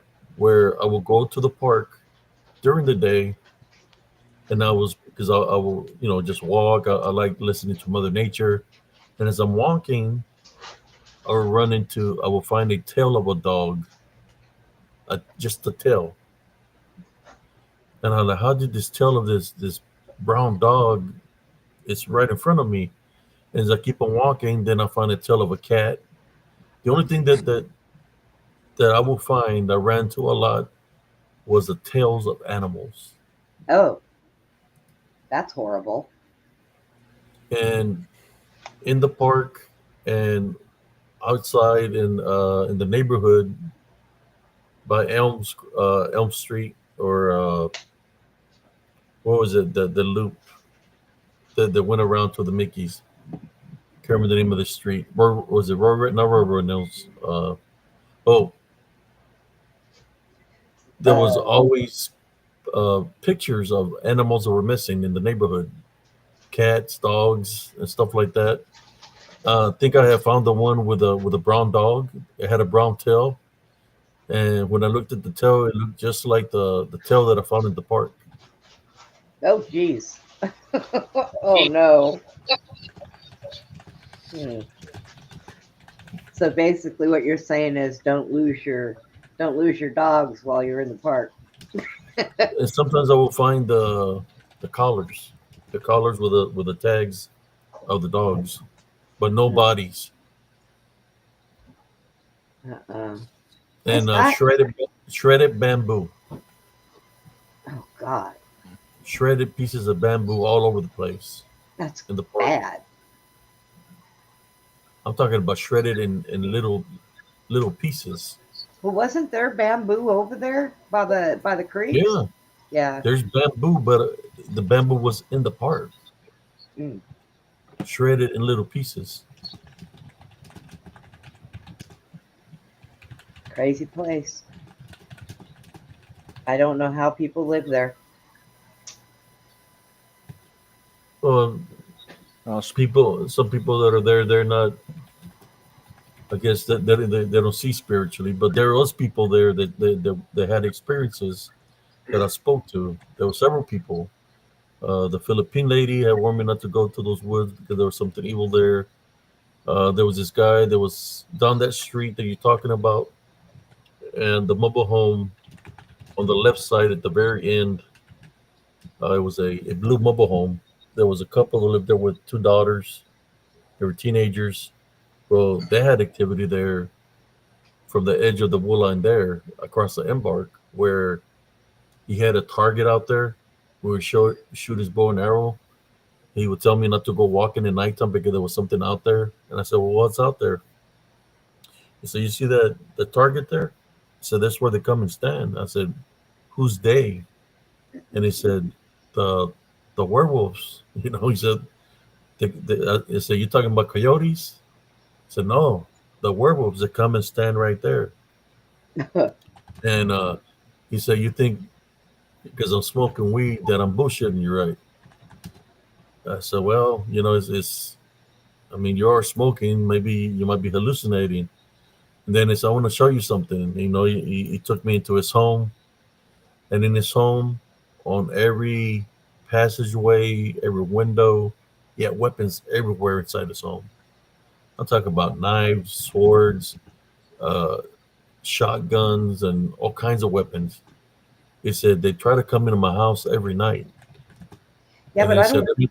then he said, let me show you the outside of my home.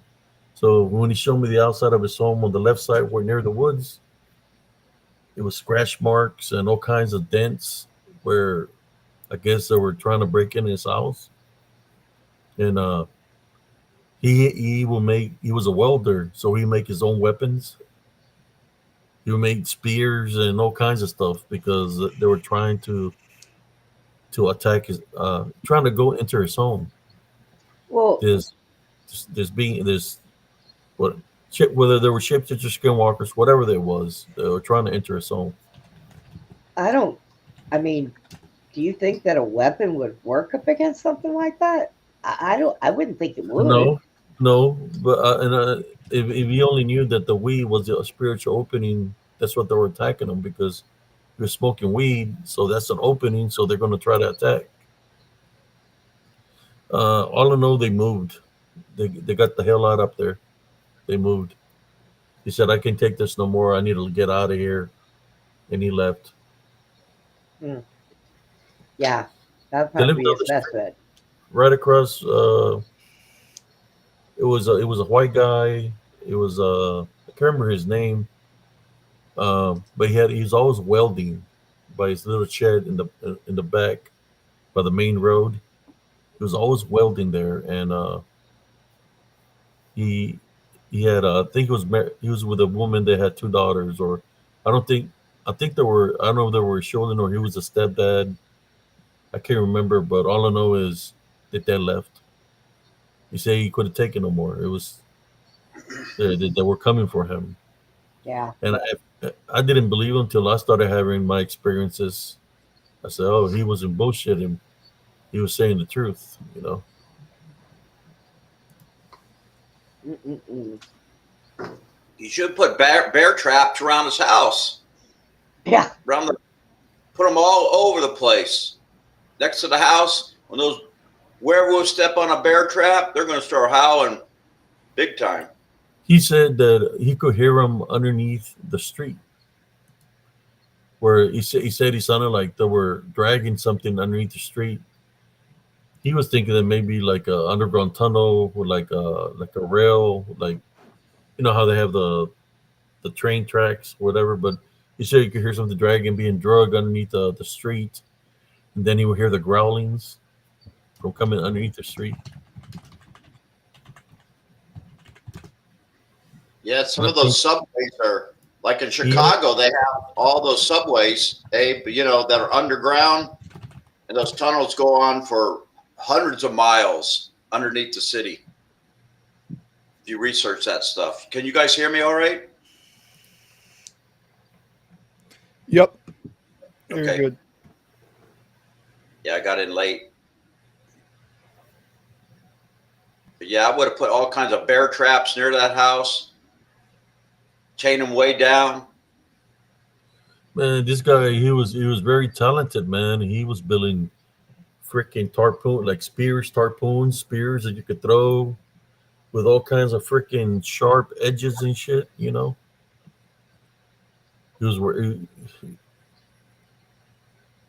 I said, no wonder he's smoking marijuana. He's trying to calm down from all the they would come to my house like that, like he's talking about. At first, I thought he was when he left. Then I started getting attacked where I could hear bangings on the walls and on the very top. You know, because the house is on a metal frame, so it's already high off the ground. Dents on the very top.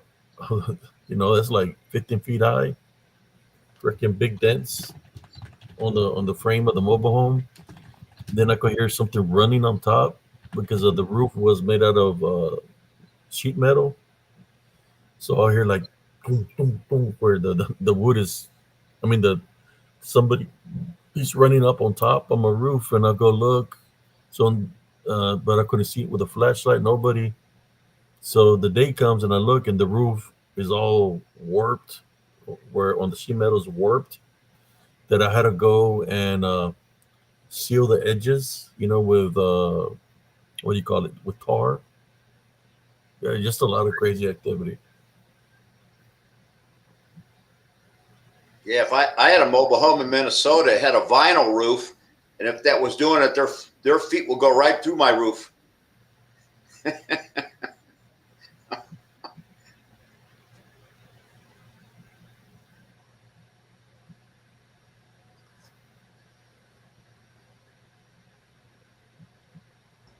All right, guys, I'm going to step out of here because I got to go run to All right, the Sister powder Brenda. room. Say hi to your significant other. The body's on the floor. You said, what's his name? Jack? Yeah, he's How you doing, Jack? my caregiver. He was just looking for his dog who was passed out on the floor over here. I'm kind of surprised you heard that, Steve. That really freaked me out when you said, "Wait a minute." Did you get the bionic clear? I got a really good mic. I don't ever remember that, and he could be in the other room talking, and they hear him just plain as day.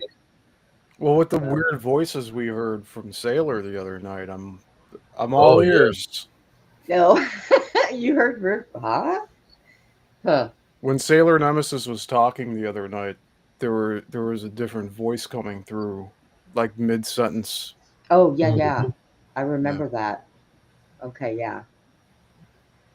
But why would a weird voice be asking me where I hid the bodies? I don't know. You like hanging out with all the fairies and stuff, so That's just funny. those are vicious little guys. Well, yes, they are. Mm-hmm. All right, guys, I'm running off. I'll be in the chat after a while. All right, thank you for being on. Good night. God bless. Bye. See you.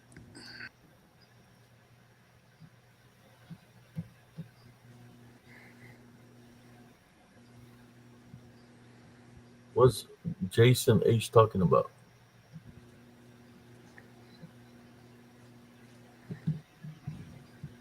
PTR.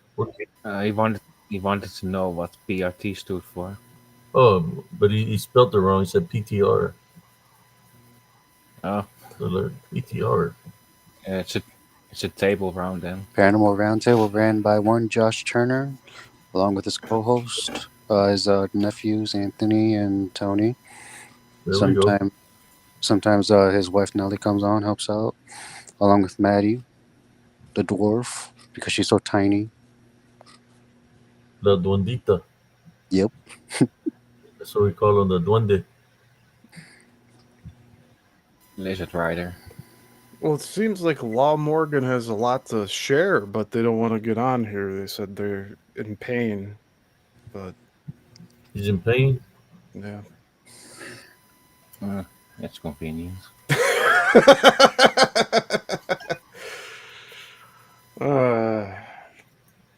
I question some things too.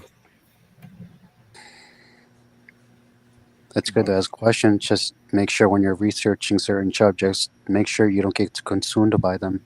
Stay true to who you are and to Christ and his Father. Mm-hmm. Pretty sure that you would know a lot about that, right, Scott? Yeah, definitely. I got that. I did a little research. I was talking about falcons last night. And so I'm going to read a little paragraph that I found online, and then I'll tell the story about this. Because I had to go back in my mind to, like, what happened again on this this story that happened to me about the falcon. And so, what I read here, it says the falcon symbolizes vision, wisdom, freedom, and power. It represents the ability to clearly make decisive choices and rise above challenges. Hang on, let me get my glasses here so I don't goof up here. In various cultures, the falcon is associated with deities and the spiritual realm, often seen as a messenger. And this is what kind of connects me a little bit with this. Seen as a messenger or a look at, or a right here, a something between the earthly and spiritual worlds. So basically, I just wanted to say that out loud. Just what I found out about, like, and there's a bunch of other stuff about this Falcon stuff too. So here's the story. So, my dad, when I was like 14 years old, he gave me a book, and it was called Jonathan Livingston Seagull. Do you guys ever remember that book? It was a kind of a fictional, non-true book, fictional, that portrayed a person in a bird, as a seagull flying, so the whole book was based on, like, as I kind of remember. But my dad gave me this book to read, and it's like, I wasn't really interested. I was interested in science fiction and different, short stories and stuff like that. So, he gave it to me. I'm going like, well, I better read it because, he's going to ask me questions or something like that. So anyways, I read the book. I don't remember it all, but like I said, it's about somebody in the bird, and it's a whole story about that thing. I have no can't remember at all any of that. So anyways, here's the story. So I went out in the backyard. We rented this house, and it had a small little backyard, really quaint, very real quiet, had a block wall and everything. And so I was like thinking of my dad, on that bird thing. So I did a prayer. I prayed like, Dad, I'm just sharing these experiences just to see if anybody else has done this or get a reaction from you or what you guys can comment on it. So here's what happened. So I prayed. I asked to my dad. I said, "Can you give me a sign that you're still alive, or can you give me a sign, because I kind of my dad died, at a very middle age, like he died around 63 years old or 64, something like that. So I never kind of grew up being mature to talk to my dad about things because he passed away. He died in his sleep. So I was always, thinking about, my dad. And so I had prayed, like, can you show me or come back to me, give me a sign or something like that. So the next day, I was sitting out in the back, and this falcon comes out of nowhere and swoops down. Now I look at the speed of these birds too. They're like the fastest bird on like a nosedive. I mean, they can go like up to 240 miles an hour. Not that I saw it coming down at all, but they're like super fast when they die. They're like the fastest bird. They're like streamlined, and they're smaller than a hawk or an eagle. So anyways, this bird came down, and it just kind of like swooped in front of me, like this, and then went around and came back down again, right in front of me. Okay. So I said, wow. I mean, I'm going like, because I remember that Jonathan Livingston Seagull kind of story about, he gave me that book, about the bird and stuff. And I'm going, is this a coincidence, or is this something that's just, synchronicity, something that's, but, where we live, you see sparrows and the normal birds, but like a falcon, I mean, I see like hawks and stuff, and where I live, but I never see like falcons, So anyways, so the bird, it only like swooped twice in front of me. So I said, oh, I thought, well, maybe that's a sign from my dad, maybe, and I guess this is all hypothetical and theory. I'm putting it out there. So I went out the next day.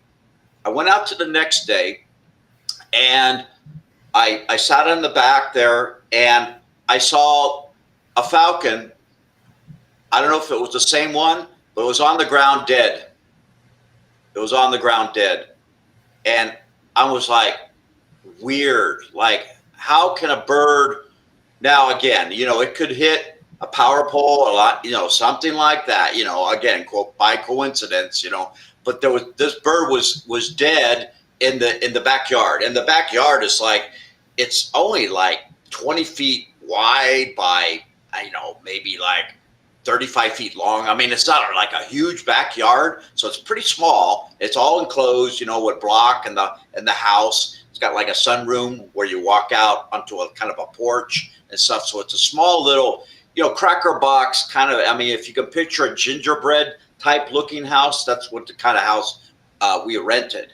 And what was neat about it had a basement, and we wanted to buy it, but the woman ended up leasing it out or giving it to somebody, or they rented the basement for artistic people that did artwork. Anyways, get to the end of the story here. So the bird is like dead, in the yard, and it was a falcon. So that's the end of the story. So I don't know. What do you guys think? What do you think, Abe?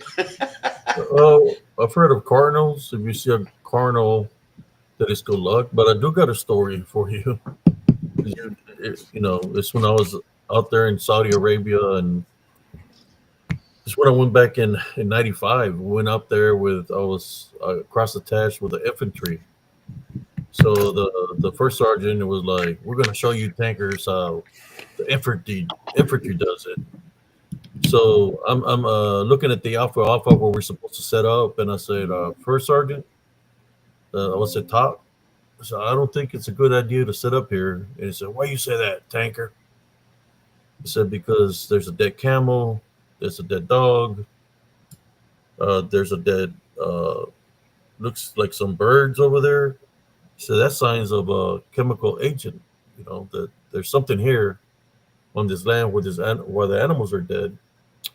It's like, you're all weak, we're tough, we're going to show. And so they set up in that area. They could remove the animals, and they set up in there. So next thing you know, the company commander, the second day, he falls with an ailment, and we never see him again for the rest of I think we're there for like 3 months or 4 months. We didn't see him anymore. We don't know what happened to him. He disappears. So a lieutenant has to take his spot, and I'm by my tank. There's a little bird that comes flying and lands right beside me. The little bird is looking at me, looks down, and it looks at me, and it picks a seed up. When it eats like a little seed off the ground, the little bird looks at me and just flops over, and it's dead. So basically, the bird, I believe, was sent to me to let me know that that area, in which I already knew, was contaminated. Was letting me know, do not touch the ground, don't do this, don't do that, because the area was contaminated. So I believe we sent him as a messenger, not to get nothing off the ground because it was contaminated. But the bird, I feel sorry for the bird. That I grabbed a trash bag and I wrapped it up in there with my gloves, and I dug a hole for it and I buried it. But I believe the Heavenly Father uses birds. I think He used a dove when the flood, and He came back with a olive branch that there was land nearby. Yeah, he sent out a raven first, and the raven came back, and then he said, I think the raven went out again, and he never came back. Mm-hmm. And then he sent the dove out. Was it the dove? Yeah, and the dove brought back the tree limb or something, small little thing. Yeah, I think, I'm not sure. Is that raven? Was that raven in it? I can't. I might be wrong on that. But I know the dove story, but I thought there was something else with the raven, where the raven, who are like really smart birds, but he never came back. I'm not sure. I have to check on that story, but yeah, that messenger as a bird thing, that, you know, that I think dovetail, the raven was the messenger, like when somebody was going to die or something like that. To the was it the pharaohs? I can't. I'm gonna have to look that up. You got me. You know, Something got that me stuck. use the missile. I'll let use the missile answer. Address or Texas Learning About what? about the birds that he's talking about. I think somebody. Well, the chat was talking about the birds a lot. I'm surprised we didn't address any of that. What's also curious on how that dove that had the branch in his mouth or in his beak, how that became the symbol of the Holy Spirit. Like, does anyone know how that worked? No, I'm getting the feeling we're being told we're all wrong here. I don't feel like speaking.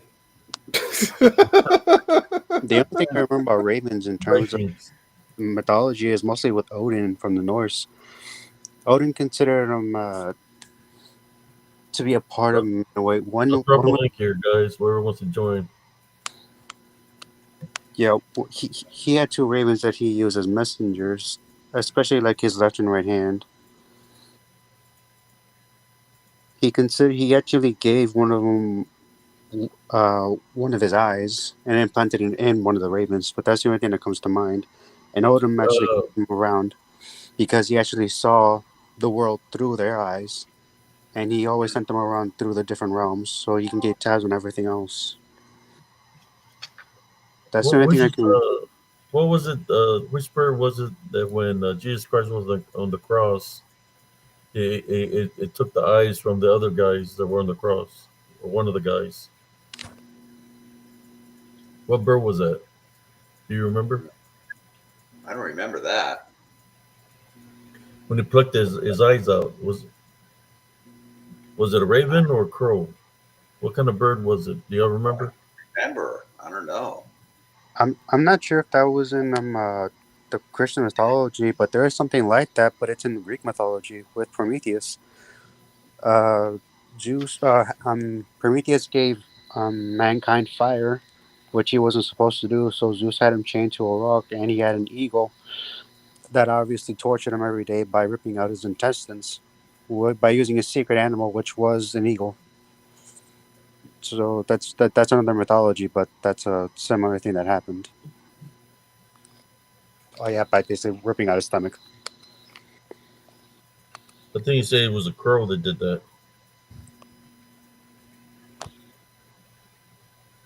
To pluck the eye out. So, Abe, you know, you're talking about the falcon that flew, you know, and then the next day, you know, I found that falcon in the grass dead. So, what do you think, you know, if this bird was a messenger? I mean, nothing weird happened in the house at all, as far as like, you know, any kind of paranormal thing at all. Well, actually, it's the same house where I had that voice that, you know, that, remember the voice that came to my ear when I woke up, you know, from my nap, and it said, you know, you have a very nice son, you know, that real Middle Eastern, beautiful, beautiful voice, that story. So it was the same house, you know, and, but what? Yeah. Mine was a raven though, you know. Anyways. That's an eagle. Eagle, yeah. Yeah. So, you know, I bring up that paranormal aspect of that house, but you know, the bird is dead, and the next day, after, you know, I'm theorizing that, you know, I'm trying to make communication with my dad to show me a sign. You know, that whole, I don't know if Wolf is still here or he came on late. Yeah, I'm not sure. I don't know if he's here. I think is it still in the lobby? Okay.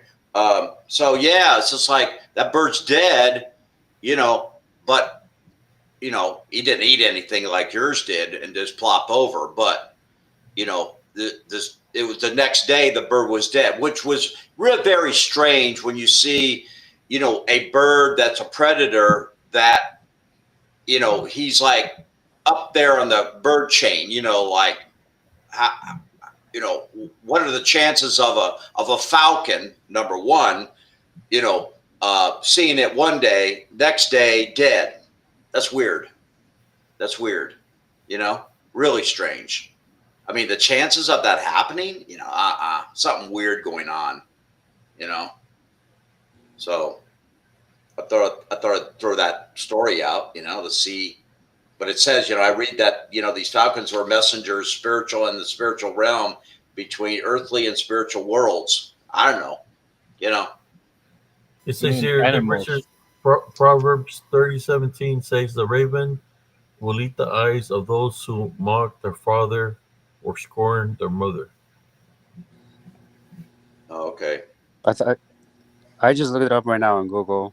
It's pretty much the same passage, but I don't see it says the ravens of the valley will pick it out, and the young eagles will eat it.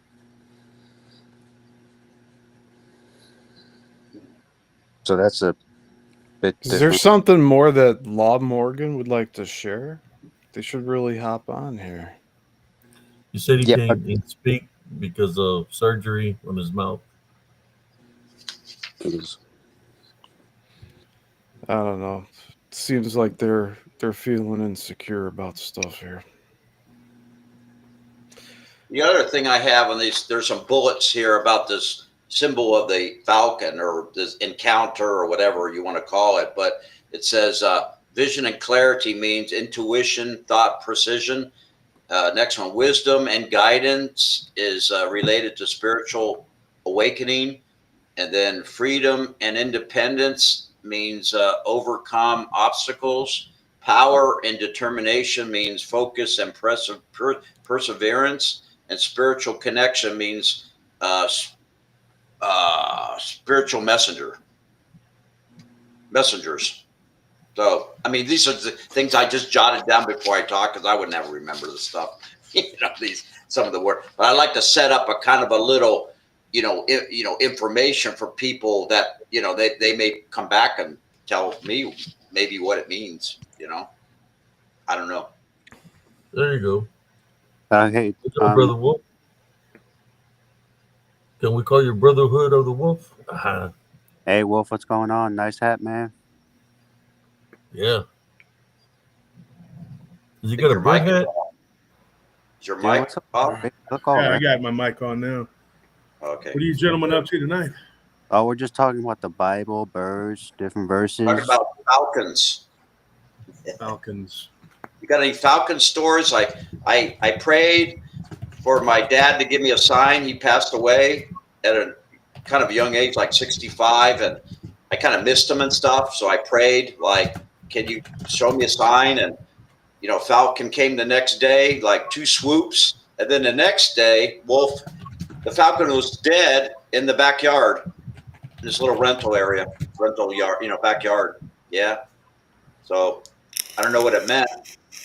But, the bird, I mean, what are the coincidences? What's the chances of seeing number one, a falcon?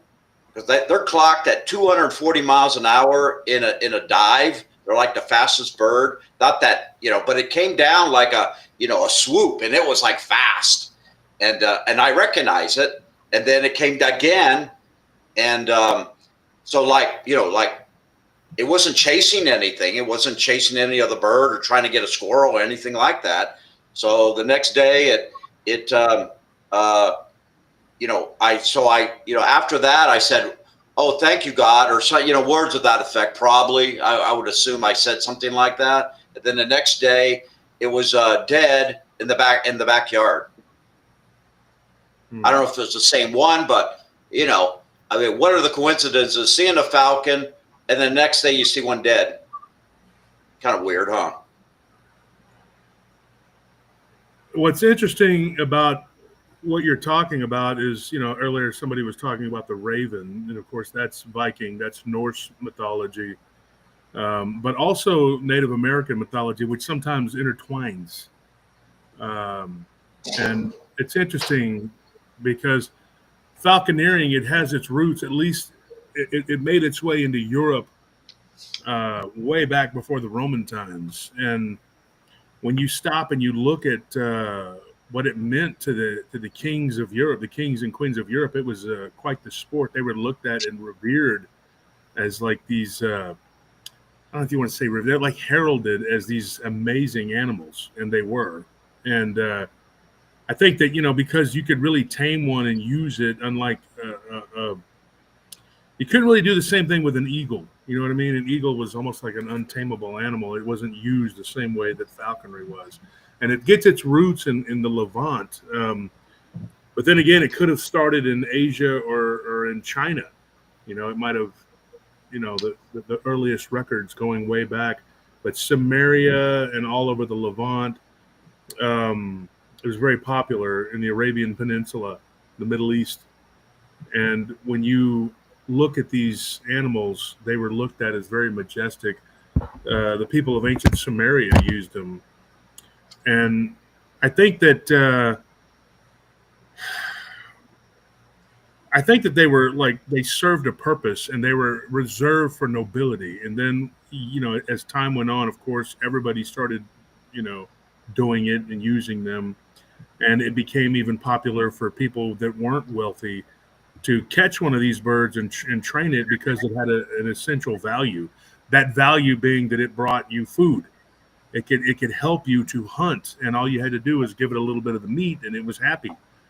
And highly prized. I mean, from the Roman times through all the kings and queens of Europe, down to the nobility, and eventually, the people that were the proletariat, the lay people, us. And I've seen these birds in action. A friend of mine, she used to work for me at the nightclub I used to run, and she has a bird sanctuary out there west of San Antonio. She had for years and years. And I had one of these things, like I had the glove on, and it scared the crap out of me too. This thing jumped on my arm. Scary birds. Heavy. They're pretty big. Yeah, they're pretty heavy. They're pretty, and their claws, dude. I'm telling you, it's like a hand.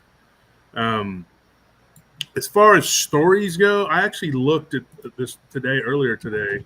I've been working on my taxes today, which is always like a lot of fun. But I decided to take a few breaks, which I'm doing now, and been listening to the show, and I didn't find anything. I don't have any stories about falcons. Now I do about ravens. I have a couple that I found, ravens and crows in particular.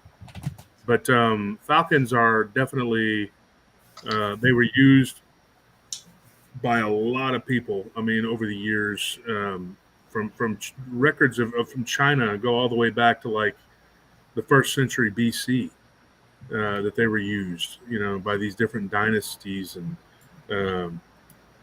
it's crazy. They put the little messages. Do what? They'll put like the little messages to send to the. Yeah, I mean, and you could train them to do all kinds of stuff. I mean, they use pigeons for that.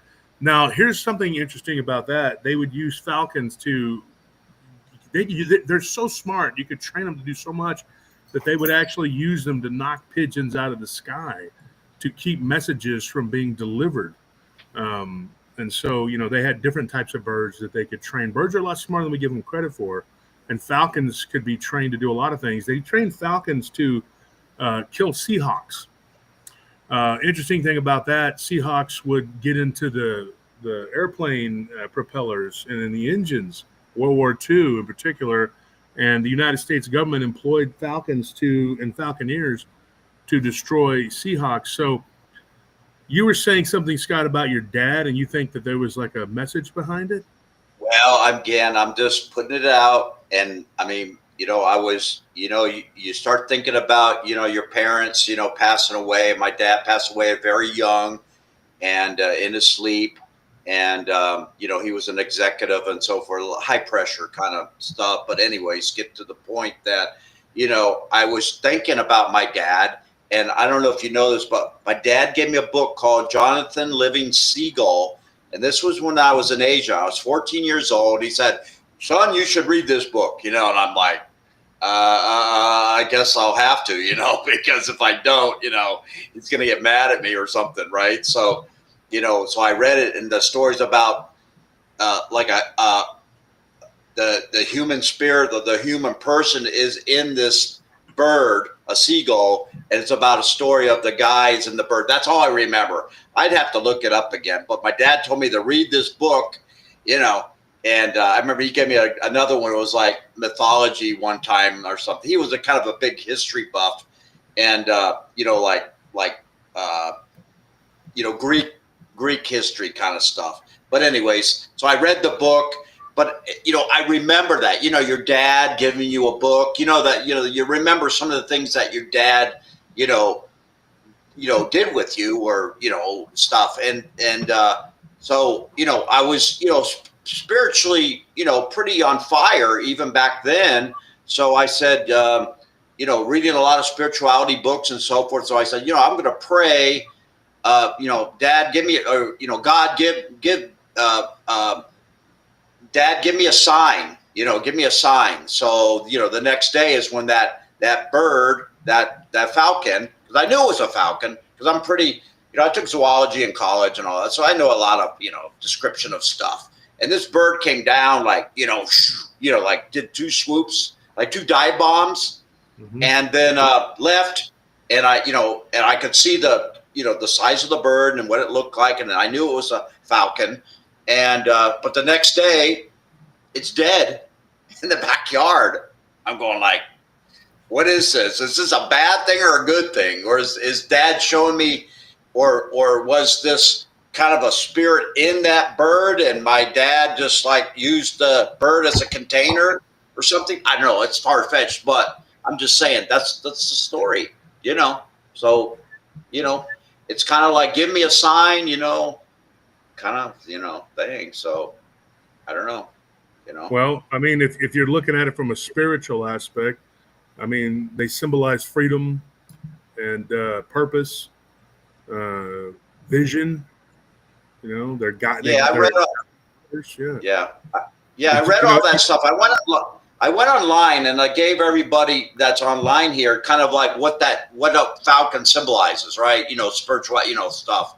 Intuition and so forth. So it was set a little foundation before I told the story. So I just, put the story out and, and let it be out there and see what happens, But, it's just kind of very strange that you would see a falcon one day, the next day it's dead. Like it did hit a wall, and it wasn't chasing anything like, in the backyard, like a mole or a mouse or something, there's nothing in the yard for it that, everything was trimmed real nice and everything like that. So it's just weird that you would see a bird and I don't even know, I can't even say it's the same bird. I mean, it's the same falcon, a falcon dead, but,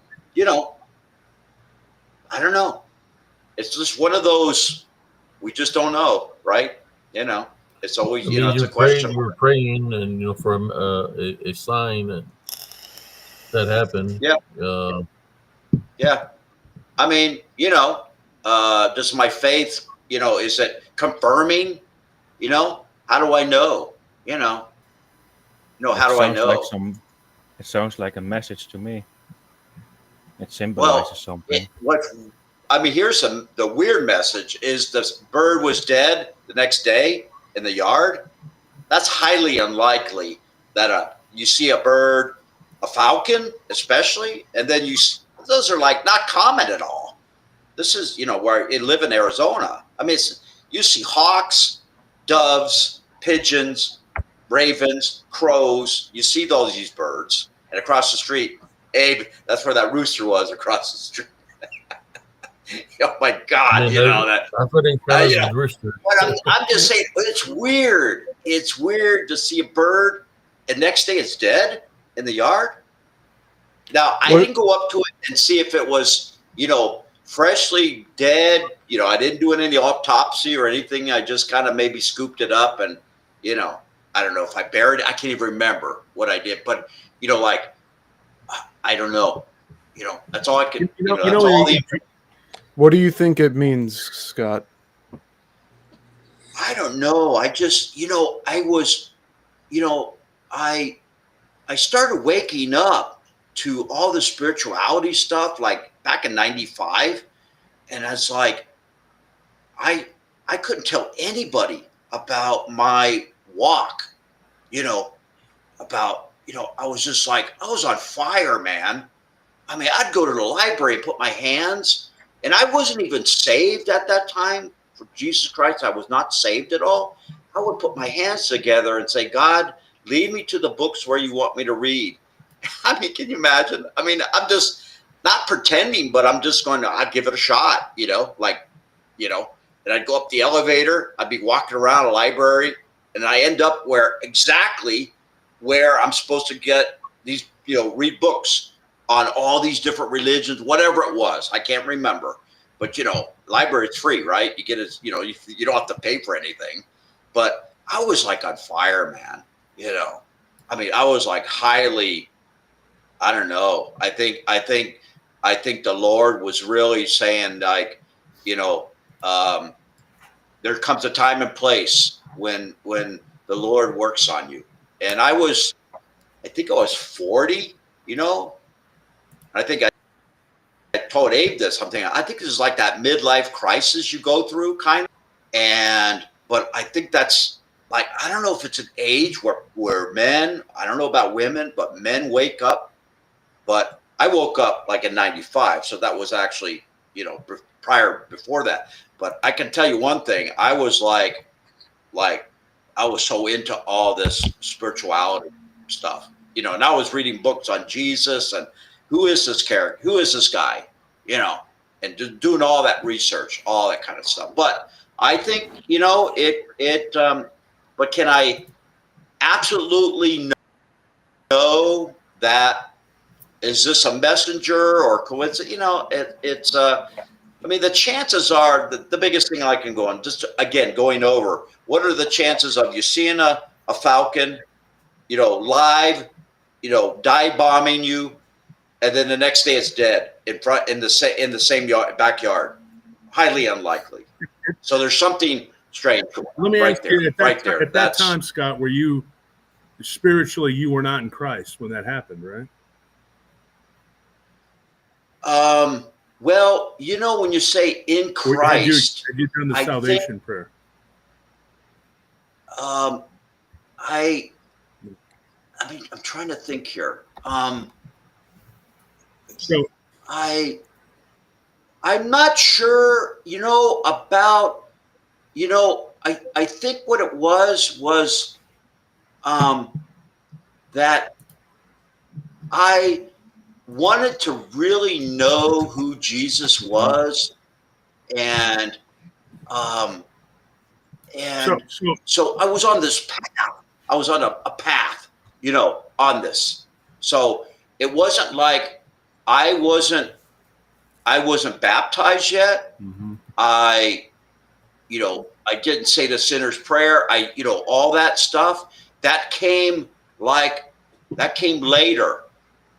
But I think my path was the stuff that I was involved with, my sports. It started to just disappear. The love of my sports. I stopped doing all that. All these things that, it's like nothing mattered but this focus. And I'm like, when I start to look into something, I'm like 100%. I'm like I'm like a cage. I go 100% in research everything. So all I can tell you, Wolf, is I was not my old self anymore. Well, I was not my old self. I got to tell you this. That's all I can tell. I'm chomping at the bit to say this. I got to say it, Scott. I'm going to tell you this.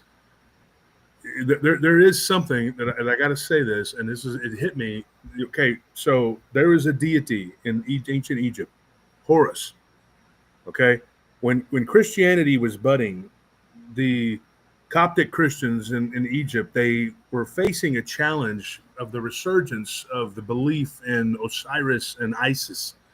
Okay, and one of the key deities was Horus. He was the son of Isis and Osiris, and Osiris was part of the country was still worshiping Ra, and they had a resurgence happening at that time of worship and cult worship of Osiris, because he had been killed and he'd been resurrected, So his son was part of that resurrection and helping him with his mother, Isis, right? And so you being on the fence, this is just my take on it, is my interpretation. This is what I think it was. It could have been God speaking to you. And I'll tell you how this all fits together. And this is why I want to tell you this is very important. I believe this is what I think it was. You had this falcon who Horus, if anybody knows, he was a falcon-headed deity. He had a falcon's head. If you look at he was I read stuff on that too. Yeah. Horus was in competition with the Christians, with Christ in Egypt at that time. And so this was shortly after the death of Christ and the resurrection, right? So in Egypt, a lot of people were beginning to follow Christ, but there was, like I said, there was conflict there. So you had the old pagan way, and then you had the new way, which was Christ, right? And then you had this falcon that dive bombed at you. Now hear me out. I'm No, that's fine, man. Do what you need, man. Horus dive bombing you with the paganism of your past, the old way, the way that needed to be washed away, right? And then the bird is dead, right? And then you begin your walk with Christ in earnest. So it's very symbolic. I mean, to me, that is you accepting the new Father, which is God, through Christ, and the old Father being dead, that your old life. So that is very, I think it's cut and dry. I mean, if you just, that happens. People do that. It's a very good perspective. Yeah. I mean, I never even thought, I did a little, and I had researched a lot of this, Egyptology and different stuff, the deities, and I knew all this stuff beforehand, but I never assumed it to this experience, until today. I did read on Horus, the falcon-headed, I was like, oh, now I remember I used to read that stuff, but I wasn't into, any of that stuff. I was just really on this path of, Jesus, who are you? I want to know, I want to know 100%, because I just, once I hit like 40 years old, it's like you start to you can't do sports anymore. The competition is gone. The spirituality, it seems like God waits for it to this is what I'm holding this. I know you loved all those sports your whole life. You wanted to play father-son doubles, this and that, all that stuff. But, it's like God was directing my path like this is the time, and it almost felt like this pressure, it was almost like, I'm not going to say possessed, but I was like so driven, it's almost, Wolf, it was almost like I'm 10 years behind or 20 years behind this stuff. And it was, all this stuff was happening. I was trying to catch up, to where I should have been in spirituality, you know what I'm saying?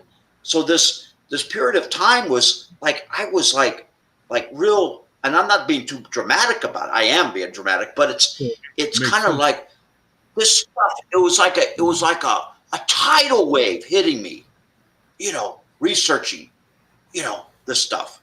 And yeah, I don't agree or disagree with your hypothesis, but it sounds likelihood it could be true. Well, it's something that's analogous to what was going on in Egypt at that time, but it pertains to your life. And it doesn't mean that you were into paganism. It just means that you were holding on to something. Folks, this is the thing here, not to get preachy or whatever, but anything that you hold on to in this life, if you hold on to it with both hands and you're just I'm not going to let go, and it takes precedence over anything of God, then that has to be let go, or it has to be, even if it's not a bad thing, it has to be toned down. It has to be, you have to reel yourself in from it. You have to break away from it. And if something like what you were saying, you were so involved in sports, and in whatever facet it was, that's something that you had to back off you needed to learn and you wanted to study Bible theology, in order to facilitate that, it could mean that you have to let go of something in your life, and you have to make room for that. One of the things I know this to be true, and everybody that's listening here, I'm not telling you how to live your life. I'm a sinner like anybody else. I make a lot of mistakes. I do a lot of stupid things.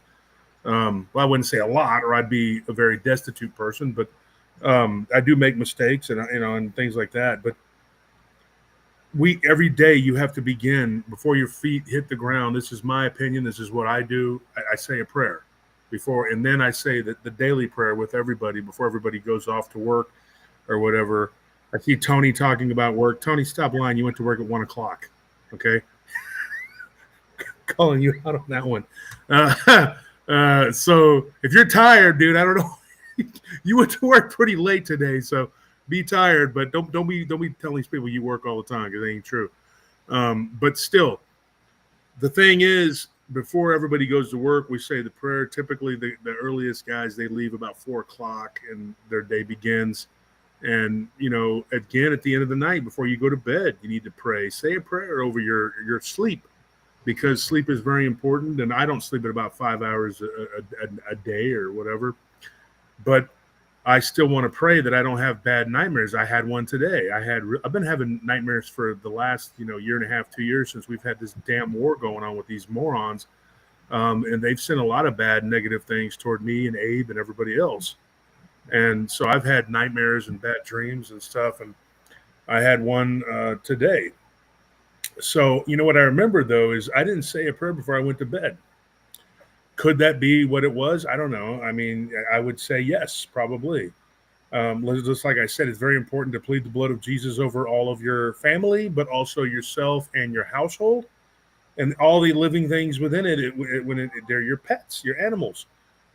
We have cats, birds, fish, all kinds of stuff. And we have to say our prayer. Our dogs, our ferret, our dogs, and we have what's his name?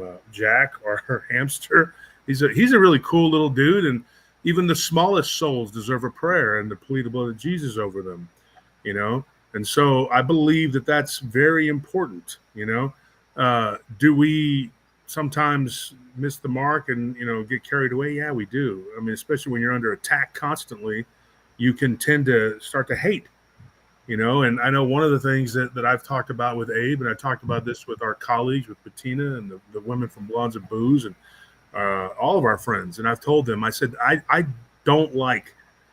hate the way these people make me hate them, because when they make you hate something so bad because of their wickedness, you start to hate them instead of the sin. And then it drags you down spiritually. And as Brother Abe will tell you, that opens, it's a spiritual opening. And I've had to go through and close these spiritual openings, because I believe that my anger toward these people, whether it's, righteous anger or not, it's still an anger, and it's not mine to take vengeance. That's up to God. And I think things are done in due time. And sometimes we get anxious and we're like, you know what? I want this done now. I always go back to when I was living my life completely in sin. And when I gave my life back to God, I recommitted it, so to speak. I wanted things done now. I wanted to stop suffering. And it was like the Holy Spirit came over me and just was like, you know what? You could be in a lot worse situation than you are. You're fortunate to be where you're at. You should stop making demands of God and just accept your position. And I did. I suffered for a couple of years, and then I finally got my act together, and God delivered me. And I had to work.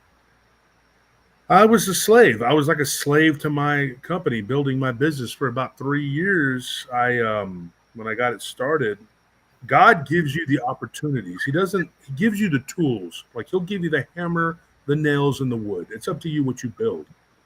And I believe that's how God works. People so oftentimes will pray and they want everything to be given like this, like it just has to be. But God works through messages. He works through these cryptic, not cryptid, but cryptic messages. And it's up to you to decipher it. It's up to you to interpret it. And that's why you need the Holy Spirit, because if you don't have it, you're not going to understand what it is. And when I was listening to you talk last night, I was half asleep. I was really tired. And that feedback wasn't my phone, by the way. I didn't want to say anything, but that was the other guy that was on there. So I was like, just tired. When he got off, I was on for a little while, and I just started nodding off. But I heard what you said, and so I'm glad that you came back on tonight, and so we could reiterate and talk about what you were talking about. And here's my belief: I really believe that that's what that is. I think that the falcon represents false deity, and whatever deity it is that you put up in your life. I had an obsession with certain things in my life. I was a violent person, and I loved fighting. I loved fighting sports. I liked coaching people. I liked, doing MMA and boxing and things like that, wrestling. And I loved football, baseball, and I almost worshipped it. And Scorpion, he was the same way. Yeah, that's a good Yeah, word. it is That's a good word. Whatever you put before God is idolatry.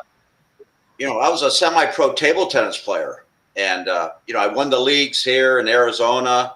I won the elite league, and then I was like 37-1 in the B league or whatever. But I really wanted to keep you going, but I knew, it's the people you play with, of course, you train with, the better they are, the better you're going to get. But I knew in the back of my mind, this sport is it's going to dissipate, in the back of my mind. Maybe it was God whispering, like, you're going to drop this. You're going to put that table tennis paddle down one of these days and never pick it up again. And I did.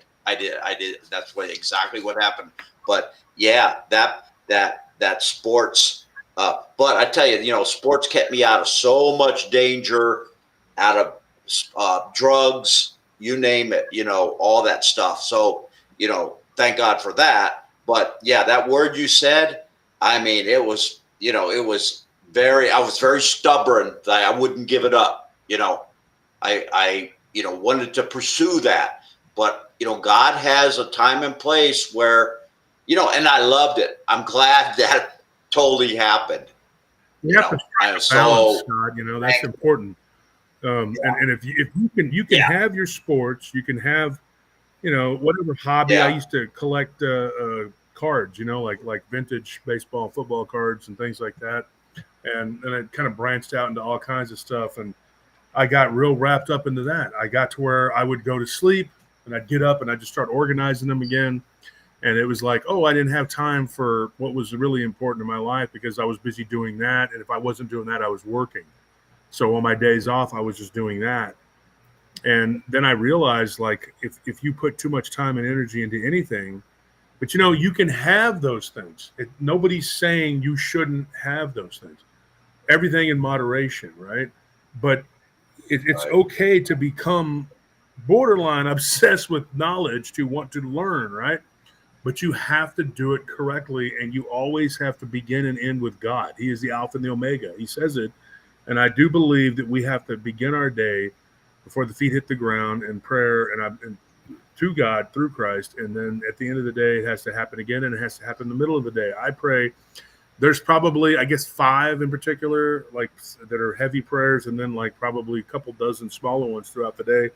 And I know that people might think that sounds obsessive, but the most of my time has to be given to God. That has to be, because anything and everything I do has to be walking that tightrope of a path, knowing that I'm on the right path. And you're kind of teeter-tottering like this, And I tell people, especially when they get into politics about right, left, this and that, I'm not right or left. I'm definitely more right than left, but I can tell you this: there's things about the left that I can't stand. There's things about the right that I don't like, and you have to strike a balance. But what's most important is I don't vote with my mind; I vote with my heart, thinking about the issues. But I also think, and I know this sounds cliche, but I think, what would Jesus do? What would Christ do? Would Christ be okay with this issue? And there are certain issues that I cannot abide by. And some people get really upset with me because I don't think like they do, or I don't believe like they do. But I tell them this: if you begin to go down that spiritual path and you accept Christ, then you're going to feel comfortable in the decisions that you make, because you know that they are guided by a higher power, i.e. God, the Holy Spirit, Jesus Christ. And so I don't worry. I know that if I make a mistake, God will correct it, and you'll feel it, you'll know it, and he'll talk to you through your heart, and then you can make the correction. Now, if you don't do that, when God convicts you of whatever it is, and you don't do that, then that leads to perdition and, of course, destruction. And then you have all kinds of problems, and everybody's going like, well, why is this not working? Why?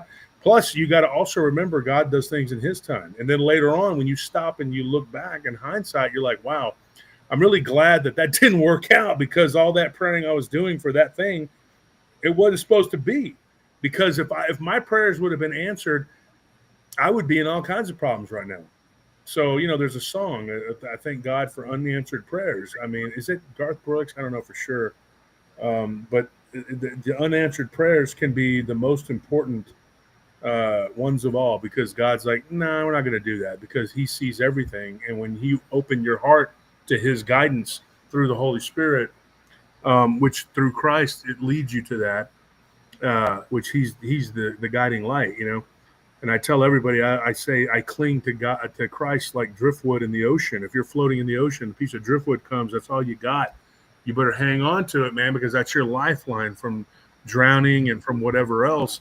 And we literally will spiritually, physically, and mentally drown without Christ. And these people that walk around without Christ, the hugest spiritual opening targets on them.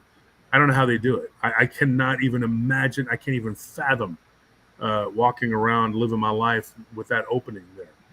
It has to be closed, And the people have asked me how I do what I do, talking to all these different people about their encounters, or having people come on the show and talk about their encounters.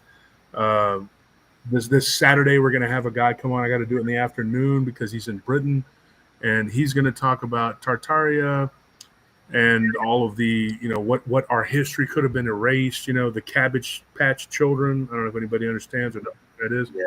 Yeah, I've been researching that for like 3 months. I'm on all those channels, and it's very interesting. It's scary too, because you don't know. People ask me how I deal with it. I had somebody the other day in my family asking me, how do I deal with that? How do I cope? I tell everybody, I'm fine. I sleep like a baby. As long as I have Christ, I'm fine. I don't worry. I have my earthly worries, but you remember, it could go away like that. One phone call could change your life, and they could say, hey, you've lost this person, or this has happened. There could be a fire. There could be a flood. You could get burglarized. All these things that we hold value with, that we think are so important, could be gone in an instant. And that's why I always tell people, and not to sound like some pious, I'm so holy. I'm not.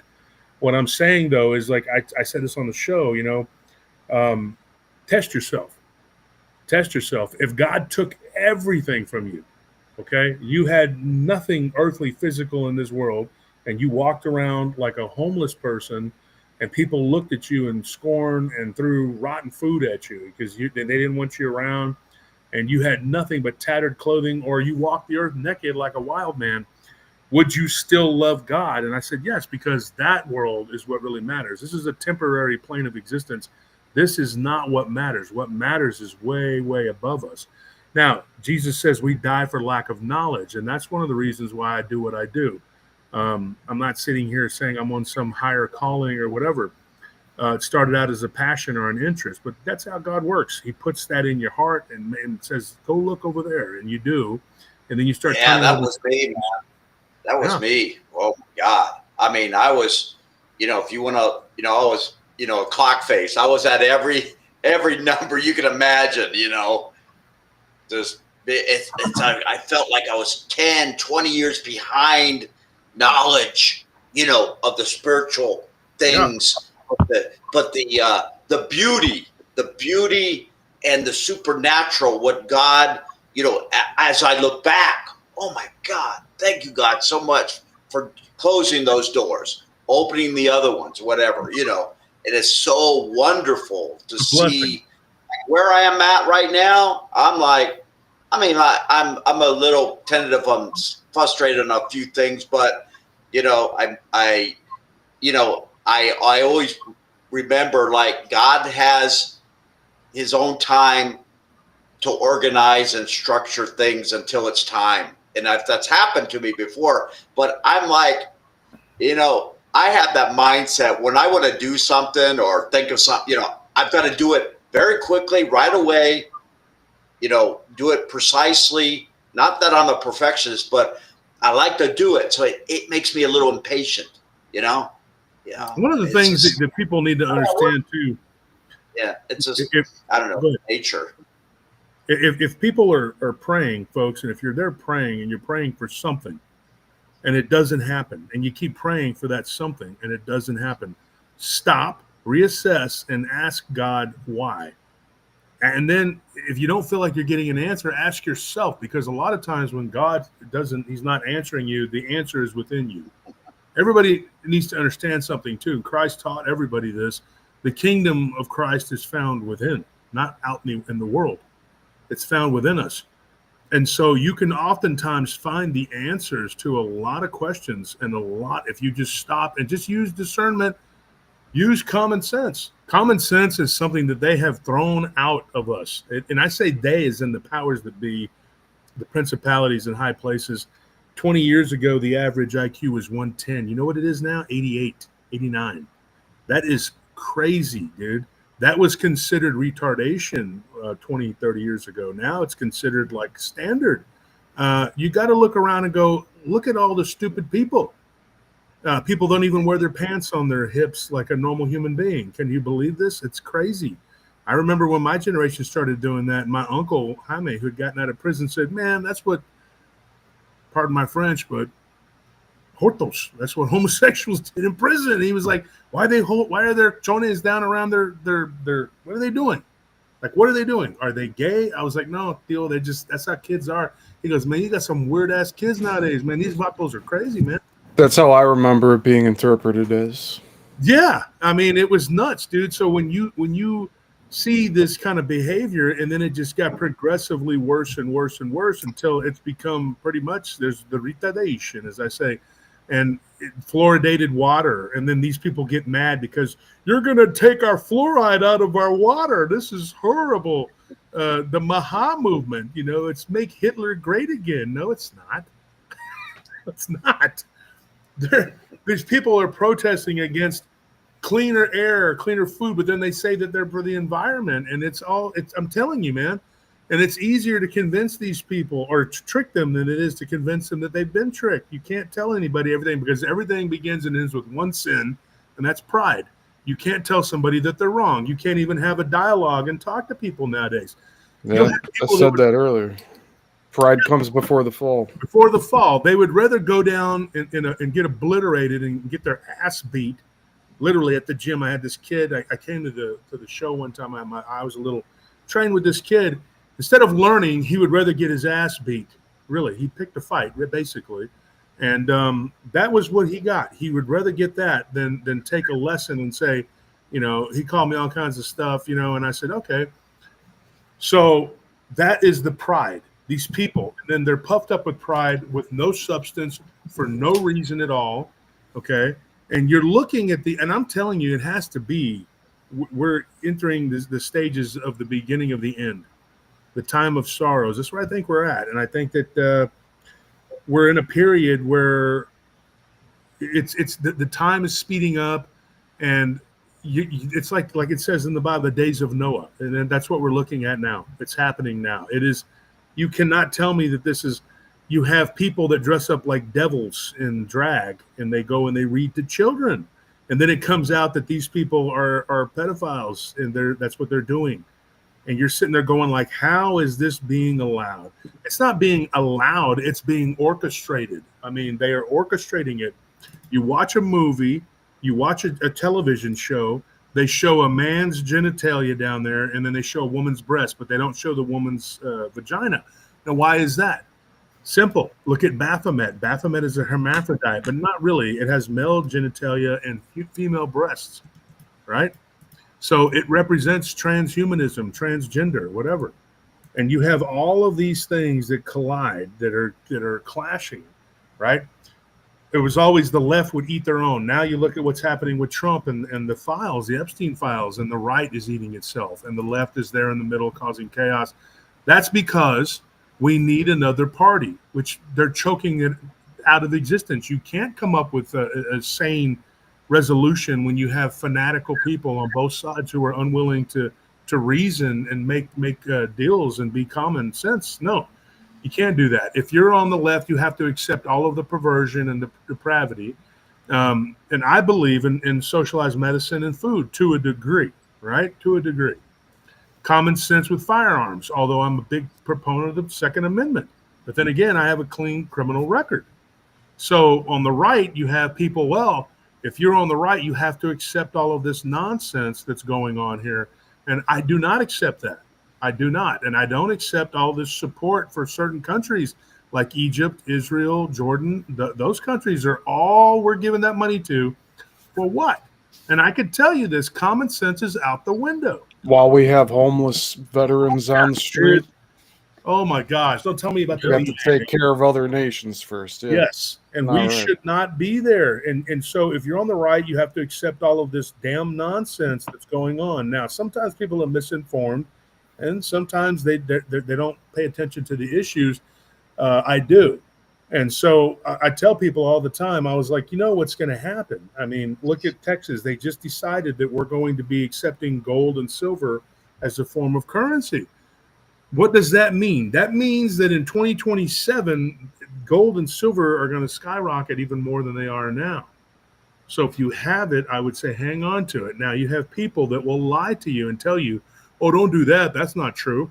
I had a guy that was messaging me, and we talked about it yesterday. He was talking about moissanite, right? Somebody got in my comment section. I left it on there. I'm the one that actually deflected his comment. And I went in the comment section. The guy says, you cannot resell more. It has no resale value. That's baloney. That is not true. People say things all the time, and they don't understand. They don't get it. I mean, there is a market for a lot of things. You'd be shocked. You'd be surprised at what there is a market for. There's a market for hats. These kind of hats right here, if you take care of them, you resell them, you could get 50, 60, even 70% for a used hat, and you could get 80% for a new one. Now, if you get certain hats from this new era, they call it the clink room. These particular hats, as soon as they make the pre-orders, they bring them back to finish them off. They call them the colorway. As soon as it's done, as soon as they're done selling those particular sizes, they're out of them. They will never sell them again. They won't make them again. And the only way to get them is aftermarket. It's on eBay, and you will pay double, literally $100 to $120 for a hat that costs you 50, 60 bucks. 50, 60 bucks is a lot anyway, but there's a market for it. So it's worth what people will pay for it. Yeah. A piece of cardboard from 1952 with the name Mickey Mantle on it is worth like millions of dollars. And it goes up. They appreciate more than gold. You have certain comic books that are just, I mean, it's astronomical, like what these comic books are worth, what these cards are worth. Now, not in the 80s and 90s, all that was, they overproduced it in the bubble burst. But the point is that it's worth what somebody will pay for it. I own a Thai Cobb that's worth $38,000 in the condition it's in. Not overestimating or overvaluing my card. Like a lot of people, they overvalue their stuff. I'm not doing that. It's insured for $38,000. That's because that's what that card is worth. Now, when I bought it, did I pay that? No, I didn't pay that, but I did pay a grip. I paid several grand. Okay, that was back in 2008. Back in 2008, I paid like several grand for a comic book for a card. Right. I was working all the time. I had a little bit of extra money. It was the first time that I'd really had some real money since I was doing all kinds of bullshit back in the day, and it was legit and a good, decent person. I believe, doing what I was supposed to be doing. And it was my first big investment. Now today, it's worth $38,000. I have no plans on selling it. I'm going to pass it down to my people when I pass away, and they can do what they want with it. By that time, it's going to be appreciated even more. Yeah, it's all like if you view it in terms of assets and generational wealth, it's actually a very good thing as long as you don't get carried away with it. Yeah, and I'm not saying you are. Like, you saw something that you knew would appreciate over time, and you were right. Yeah, so it's awesome.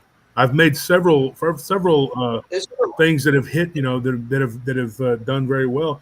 Another thing too, people don't realize this, like this here, and I'll explain it to you on Abe's show right now. I've never said this before to anybody in this particular community. This chain right here, see this? That's gold. This is very heavy. This is real gold. This is not no bullshit, right? So if you buy gold bullion, it is not a tax deductible thing. But if you buy jewelry and you wear it and it is on the show, it is considered a prop. You can write it off. It's on write off on your taxes. Now there again, you can't just buy a ton of it, you know, and then go, oh yeah, that's all whatever. But for the year that you buy that can be used as a prop. Now that was my CPA. She's been my CPA for 14 or 15 years this year, and she says, look, you know, you're doing it wrong. So then you take the gold and you melt it down if you need to. So it's not just like you just want to wear gold because you're some kind of pimp daddy. No, that's not how it works. People don't understand how the world works. They really don't. There's a rhyme and a rhythm and a reason for everything. And I'm telling you 100%, if you pray and you pray in earnest, you will be shown the way. Someone will deliver the message. For you, Scott, I think that it was to me, it's math, you know, do the math. Something was shown to you as a sign. Horus, I believe, was the falcon, and that was the old way. That was the competition that you were putting in your path to your worship of God, of Christ. That's just my opinion. I mean, I look at it. No, I'll look at. I got a question for you. How come Ty Cobb? And I'm going to ask you because you may be an expert on this, but I was into sports a lot, every sport. But Ty Cobb held the bat right without the hands together. He separated them. Why? That I can't tell you. There have been some strange batting stances over the years that I've seen.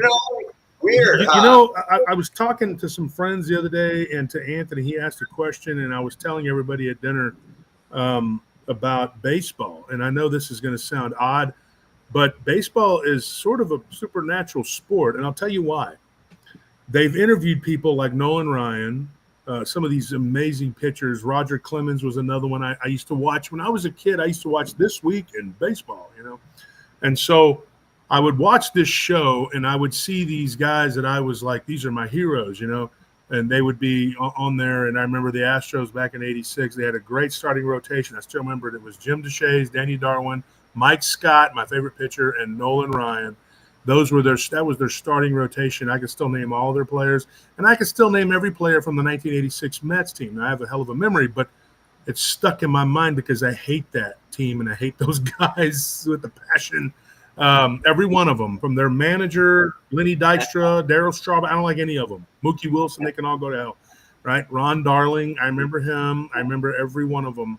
Dwight Gooden, Gary Carter. I don't want to get into it. Ray Knight. But anyway, I don't like them, right? I feel like the Astros got cheated, and that was the first time somebody said, yeah, here in Texas we get screwed because we're Texas, and I just thought this is so unfair. Why is it this way? And I looked for answers. Well, I used to watch This Week in Baseball, and I remember Nolan Ryan talking, and then years later I read an article about how the physics behind baseball doesn't make sense. How is this pitcher able to throw this ball at 96 miles an hour and make it jump and move and do all those things and throw it directly into that catcher's glove? How did Alan Ashby catch those strikes thrown at him 96 miles an hour? That alone shouldn't even happen. Our eyes aren't even able to adjust fast enough. It's all vibration and rhythm. And then you have hitters. These hitters, they'll come on there. And Wade Boggs, I remember he's one of the greatest hitters. He played for the Red Sox, one of my favorite teams too. And I remember him showing his stance and showing how he hit. And then he would get into these deep ruts where he couldn't hit the ball. And it became like I don't know why, I'm just snake bit. I'm doing something wrong. I'm not able to make contact. And then other times he was just on a hot streak. And I remember Don Mattingly at that time. He was one of the great hitters, and he would go on these amazing streaks. How do they do that? How do they hit with a stick that ball coming at them that fast? And how does that pitcher have the control to make it into that glove and throw it where he needs to throw it with that kind of velocity over and over and over again? Not just several no-hitters, but how did Nolan Ryan throw all of these one-hitters and two-hitters and all these perfect games? How did he do all of this? It's almost like it defies logic. And yes, the physics behind it is very strange. We really can't comprehend it. When the great hitters talk, what they'll tell you is they'll be like, look, I find the rhythm. They call it a rhythm, right? It's really it's a science, and it's like their body goes into the vibration, and they see the ball and they slow it down. Right? Great fighters do the same thing. You know, they use timing over speed, right? At least that's the formula, right? But if you stop and you think about it, it shouldn't really exist that way according to the laws of physics, but we defy them all the time. When you slow time down, the Japanese, they call it satori. When you're in a wreck, everything stops, slows down, and you can go back and you can piece together the memory of you being in that position, and everything is going frame by frame by frame by frame by frame by frame. And you're just like, holy crap, dude, how did that even happen? I remember little bits and pieces, and then you kind of put it together. Your brain fills in the blanks, right? That's the conventional thinking, but the truth is very different. To me, the truth lies in the spirit and the mind-body-spirit connection. I believe that the spirit actually takes over.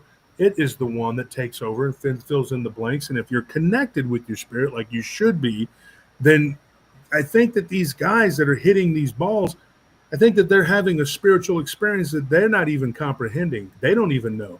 And I've had players say that. They're like, I don't know, it's like a spiritual thing or something. And they kind of laugh about it nervously. And I wonder about that. You know, it was a guy, Longoria, Evan Longoria from the Devil Rays, one of my favorite players. And I remember him talking about hitting and fielding and talking about how he did all these things so well. And he says, I don't know, man. He goes, I just have really good timing, and I have the ability to stop and assess things very, very quickly. But like I said, by the laws of what we know to be correct, that doesn't make sense. There's something else at play there, which tells me that these guys, much like, hey, Beans, come on, much like fighters, there's this fighter fortitude. You know, I've heard Tank Abbott and some of the great fighters talk about it. Don Fry, you either have it or you don't. You're either tough or you're not. It's these guys have the same thing. They're like, they either have the timing or they don't. You know, it's like one thing or another. You just, you know, and when guys would walk into my gym and they would tell me, I want to be fast, I'd tell them, I can teach you to be faster. I can't teach you to be fast. You either are or you're not. You're either quick or you're not. It's you either got it or you're not. You can snap that jab and you can knock somebody out, or you don't. And some guys don't have power. And it just depends, you know, on you know, who the person is, you know. And that intestinal fortitude, it's something that can be forged, but it's kind of rare, you know, and you can see it in people's eyes. Some of these guys, they come into the gym, they look like killers. They look like freaking killers. You go, okay, you know, when they're hitting the mitts and they're doing what they're doing, they're strong, they're fast, and they're hungry. And their eyes, when you throw a punch at them, they're not doing this, you know, they're not flinching.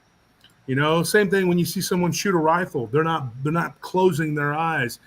Never handled a gun. You hand it to them and they don't close their eyes. That's very rare. That's probably like maybe 5% of the people I've ever seen and taught them how to shoot a gun. They'll close their eyes at first. They're kind of like, you know. Those are the kind of people. Those are the kind of people, you know, they got it. They have it. Same thing in baseball. When that ball is coming at you and it's going like 90 miles an hour, you know, and I've seen it happen, you know. Do you flinch? Do you close your eyes? Are you afraid of getting hit? I used to crowd the plate, and I got hit a lot, especially in Little League up to Babe Ruth, because I like to hit inside and kind of cut the ball. And then I had a hitting coach tell me, you know, you step back a couple of inches, you know, maybe 3 or 4 actually, you might hit it on the fatter end of the ball. Instead of hitting base hits in between first and second, you might be able to pull it and hit home runs. Next thing you know, I was jacking them clear over the right field fence. Just that was my sweet spot in between right and center. I have a question. And, you know, it's just something that you either got it or you don't. So when I was playing Little League, I remember when I would hit home runs, it would feel like I wasn't hitting the ball at all. Yeah. Pretty much. And then other times when I would like not be in sync with things, like I would really feel the ball hit the bat and it Vibrate would your like go. hands. Yeah, it would, and it wouldn't. I wouldn't even get like a double off of that. Yeah. You might get a blooping single. So, like, would you feel that same thing when, Same like, thing. you were driving those balls? It was just felt like nothing. Like nothing. I remember in Babe Ruth one year, and we didn't play no 100 and something games like the majors. I hit 40 home runs, man, one year in Babe Ruth League. It was my second to the last year in organized baseball that wasn't high school or college, and I remember just hitting home run after home run, and it was like, dude, I had that rhythm, I had that flow. And I remember in football, it was the same thing, man. Like there were times when I would, and whenever fighting, let's go back to that. Whenever and this is very paranormal to me. It's weird. I don't understand this, but I fought the same guy 3 times. I annihilated him 3 times. I fought the same guy twice, and he was on my show. He's a boxer. His name's Tony Duran. He's a good friend of mine. I beat him twice, but the second time, he hurt me so bad that I had to go to sleep, and take painkillers. I thought he broke my jaw, and it turned out he didn't. He went and partied and had a great time and was like having a drink and doing whatever he was doing. The next day, I still felt like I'd been hit by a freight train and was talking like this and was having to drink these metric shakes, because I couldn't eat. My jaw, when I'd bite down, it hurt. It was terrible. I tried to eat some Chinese food. I felt like I was going to die. And what did this guy do? He was out hanging out, running around, doing whatever, and it was like nothing happened. Yeah, I won, right? But the thing is, people always say, well, there's somebody bigger and tougher out there than you. That's always going to be true, right? But whether you run into them or not is that's the question. I don't believe it's a man. I believe it's a time. What I mean is there's a time when you are absolutely invincible. I don't care who you are. There will be a time when if you fought Mike Tyson, it doesn't matter. If you fought him and you fought Conor McGregor in his prime at the same time, you beat their ass. Just because you are on that vibration, you're on that plane. And then there's another time where a Girl Scout comes to the door and, maybe you say something wrong to her, like, I don't want your stinking cookies, and she kicks you in the wrong place and you fall over and she robs you. You know what I mean? Like, the point is that you're vulnerable at certain times. Finding that time is most critical. That's most important. It's knowing when to fight. Like Kenny Rogers said, hold them, walk away, and know when to run. And I think that's very, very important. The time of it is very, very important. After a big meal, it's probably not a good time to fight. And that I think that happened to me, that spiritual, awakening. There was a time.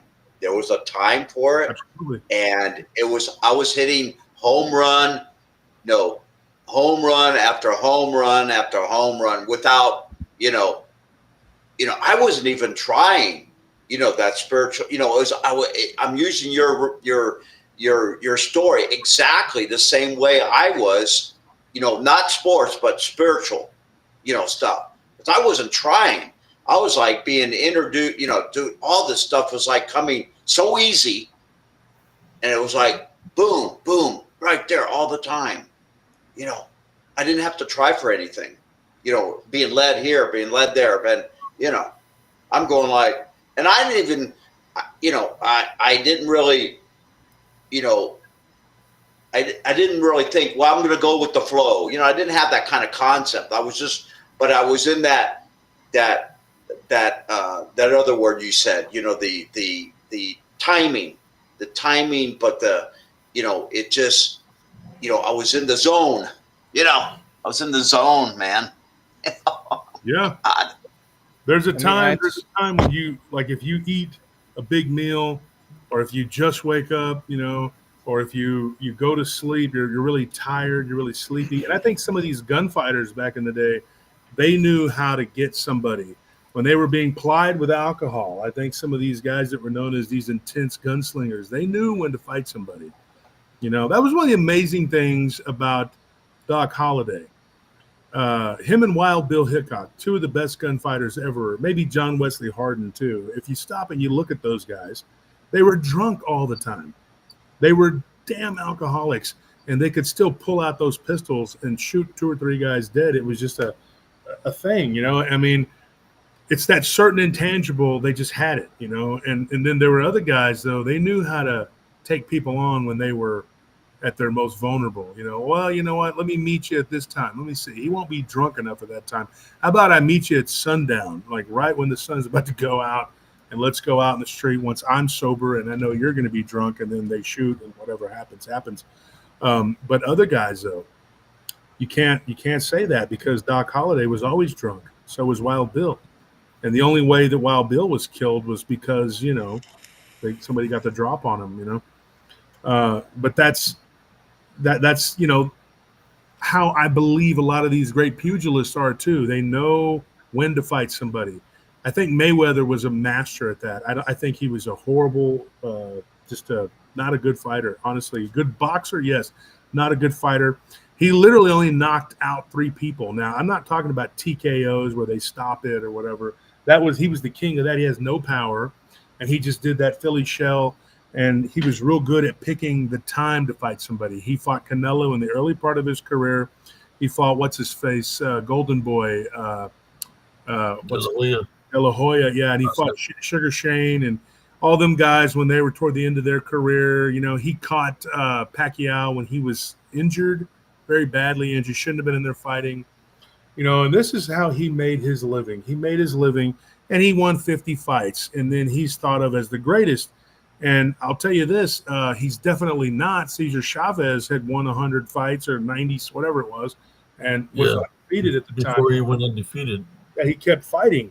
And you know, none of those guys from the old days, like Hagler or what's his face? Yeah, none of those guys, Roberto Duran, none of them have any respect for that guy. None of these dudes, Roy Jones Jr., none of them give him any credit or props. And he's always crying about nobody respects him. Nobody respects you because of what you did. You figured out the game and you played it. Now, of course, he's going to say, well, I just figured it out. Yeah, but he's a master of time. Then the referee gets in the way every time. They're going to do a number on him, and the referee's got a smile on his face like he's getting paid off by him. Sure. Yeah, just a lot of crooked shit with Mayweather. I said, man, Mayweather's not a good. In my prime, I would have fucking knocked them the F out, man. I think there's a lot of people that just regular street guys. And, you know, there's something to be said for that, too. I don't know how many people watch basketball, but, you know, Dr. J, I'll never forget. I used to read all these magazines about sports. I was like you, I was all into it. And I remember Dr. J, it was like Basketball Digest or something like that. My friend played basketball. I did, too, until I was a sophomore, and I started playing the other sports. I was pretty good. I wasn't great, but I was pretty good. I was decent. And I remember like reading, my friend had this Basketball Digest, and Dr. J was an article in there, and they asked him who he thought was the greatest player he'd ever faced, and he named some nobody, some guy like DJ Duncan. It was I almost remember the guy's name, started with like a D, and they were like, "Who's that?" He goes, "We've never heard of him. He's been in and out of prison, and he plays street ball in Philly." And he goes, "And in the off season, I play with these guys, and they'll kill me." And they're going like, "Well, you're Dr. J." He goes, "Well, out there, I'm just, you know, I'm just J. I ain't no doctor." And those guys are just good at what they do. But you got to remember that was a different time. And in basketball back then, just like in baseball and football, only the stars made money. The lay guys didn't make a lot of money. And so even in the offseason, I remember reading about Raleigh Fingers, the great Oakland A's relief pitcher. He worked as a grocery stalker. These guys won the World Series against the Reds. What happens? He goes back to work and stocks groceries in the fall. And you're going like, how is this even possible? He goes, I can't make a living off what they pay me. You know, he goes, I'm not the main guy. You know, I'm just a relief pitcher with a weird mustache. And so you could walk into the local grocery store and you'd see him over there putting the price tags on the deals and stocking the shelves.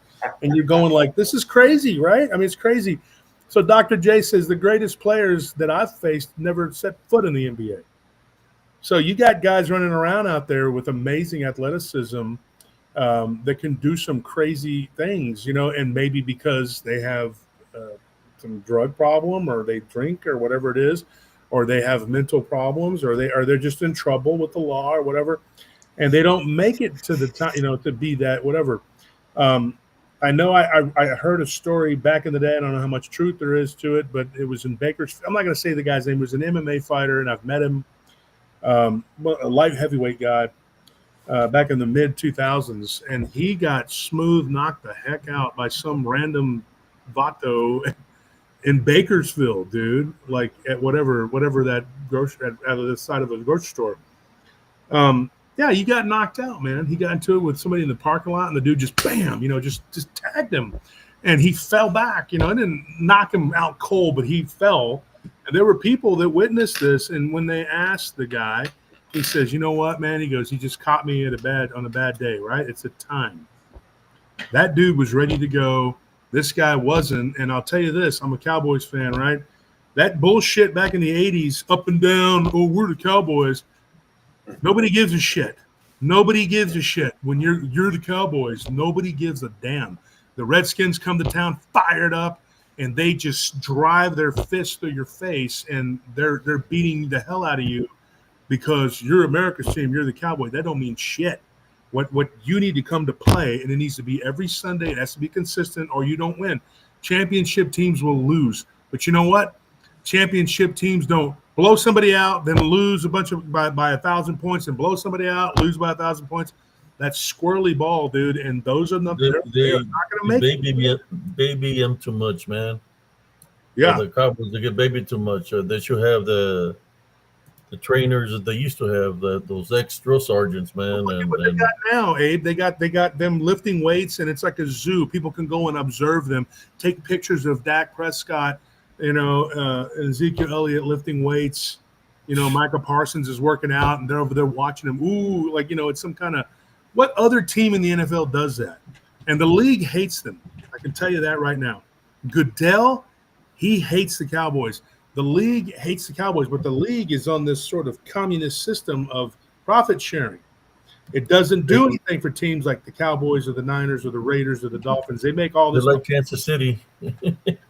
Yeah, I mean, they like Kansas City. Yeah, they do. They really do. They like certain teams. They like the referees like them too. Cowboys are man, that was years of kicking boxing, all that shit. Set up, man. Set up because they already know who's gonna win. Yeah. So it's like I don't even watch it, man. It's like, man, it's all bullshit. Now I didn't watch football last year. Before I watched a couple games. I watched one game last year, and I watched college.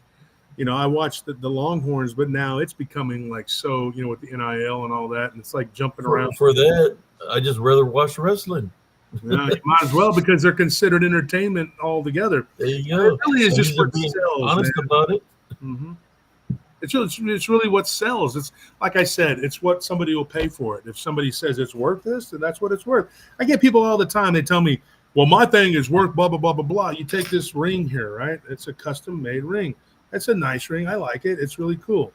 And I tell people, I said, that ring is worth what somebody will pay for it. Now, the gold is the gold. You could sell it for scrap. It'll tell you exactly what the gold is. That's one thing. The design, the craftsmanship. Yeah, it is. Actually, it's a mask. It's a werewolf mask. And it's worth what somebody will pay for it. My first action figure came out, a few years ago. Guy in California gave me $1,000 for it. I took it. Oh, wow. Right? And people were like, well, that figure is not worth whatever. That piece of plastic is worth what he'll pay for it. Right? So it's all relative. It's supply and demand. Common sense is really out the window. And the Rockefellers did a real job on us in the education system. And they made people believe in unrealistic bullshit. And they made people think that things are more than they are. And then they made people think that they're less than they are. You have the stupid, dumbest, most ridiculous, asinine human beings that they could possibly find, and they find trash and dirt on these people, and they elevate them into positions of power, and they give them fame and money, and they don't even know what the hell is going on. Look at the Hawk Tui girl. She's a prime example. And they elevate them up, right? They make them become celebrities, minor celebrities, deities, whatever. They're gods, right? And then what happens? This person is up on that pedestal, and they're like looking down, and some of them are like, I didn't want to be this high up. Well, too bad, you're up there now, right? And then it's like that. It drops. It falls. because these people never should have been elevated to do shit in the first place. And the smartest people amongst us, the most intelligent, the most capable, I'd say the most beautiful now, even beauty. You don't see beautiful actors and actresses anymore. You see ugly people that look like shit. And they're like, look, this is what's beautiful. No, it's not. And an average human being can look and see this is not a beautiful person, right? So the powers that be are mind screwing us, and they're taking all of these horrible people who have no personality, no morals. They're not good looking. They're not anything. And they elevate them to God-like status. Like the people from The View? Like the people from The View. I mean, you take these people and you take them out of their element, and you give them something and say, hey, look, you're beautiful. This is what is good. This is what is nice. And they bastardize everything. And then they tell everybody that this is good, right? But beware of those that call evil good, right? This is what they're doing. And people that are intelligent, that are smart, that should have something, they don't get anything. They get the ass, because they are not going to be able to control those people. They're not going to be able to fucking, mind screw them, excuse my language, but that's what they do. They F you, dude. And then you get relegated to the pages of history as a footnote. So don't feel bad if you're out there, and then they take a narcissistic idiot who's overconfident and brimming with arrogance, and they make them somebody. And then there are people that will go, well, why does that person have something and I don't? Two reasons. Number one, is that you didn't work hard enough for it and you weren't able to achieve what you wanted to achieve, right? That could be it. But number two could be because that person worships Satan. I'm just being serious. And you worship the one true living God, so you get the shaft. It's kind of like the video, the Nia Chase video I found at a Goodwill, man. I used to buy empty cassettes just to record stuff off of TV. So if my cable got shut down, because I was struggling with money, I would have something to watch. So I ran to this video and I played it to make sure there was nothing on there. And there was is dealing with his investigator, that he was investigating the Clintons. That in the video, it was his own personal video. He was saying that the Hillary they were killing. They found dead bodies on the property when he was in president, and that he was investigating them. So they found out that they were part of their cult where they were worshiping. What was that? What was it? Moloch, or was it Moloch, the one that they worshipped? Yeah, Moloch, Bohemian Grove. That's and he had a recording because he went undercover, and he was seeing where they sacrificed a kid. It was on a thing, where the show he's recording, and then and it would stop playing, and then it came play back again, and he was freaking scared, dude. He was fucking smoking a cigarette. Excuse my language. He was smoking a cigarette, and he said that he was scared because a demon came to him and told him to stop doing what he was doing, or else he was gonna kill him. So he said that was the last video he was ever gonna make, and because he was fearing for his life, and that was it. And it shut off. It was like, oh shit. So it shut off in the recording. So what I did, I just recorded something over it, But the dude was scared. The dude was scared. You could tell. He said that a demon came to him and told him that if he continued to do what he was doing, that he was going to die. That it was going to kill him. Because the demon, I guess, was protecting them. Sometimes you find some crazy stuff on those videos, man. The Goodwill would open up the back and everything was cheaper. Yeah, man. So that's whether it was that, but yeah, that's what he said. And he was showing in the video. You could see the statue of Moloch or whatever, and you could see all the people dressed in robes. It's a big owl. Like freaking torches. And they walk into the area where they're going to do the human sacrifice. Yeah. Yeah, and they got like an Egyptian boat in the moat there right in front, and then it's like a big owl that's like 25 Yeah. feet tall, probably about 20 feet wide or whatever, but it's Yeah. all A carved. statue.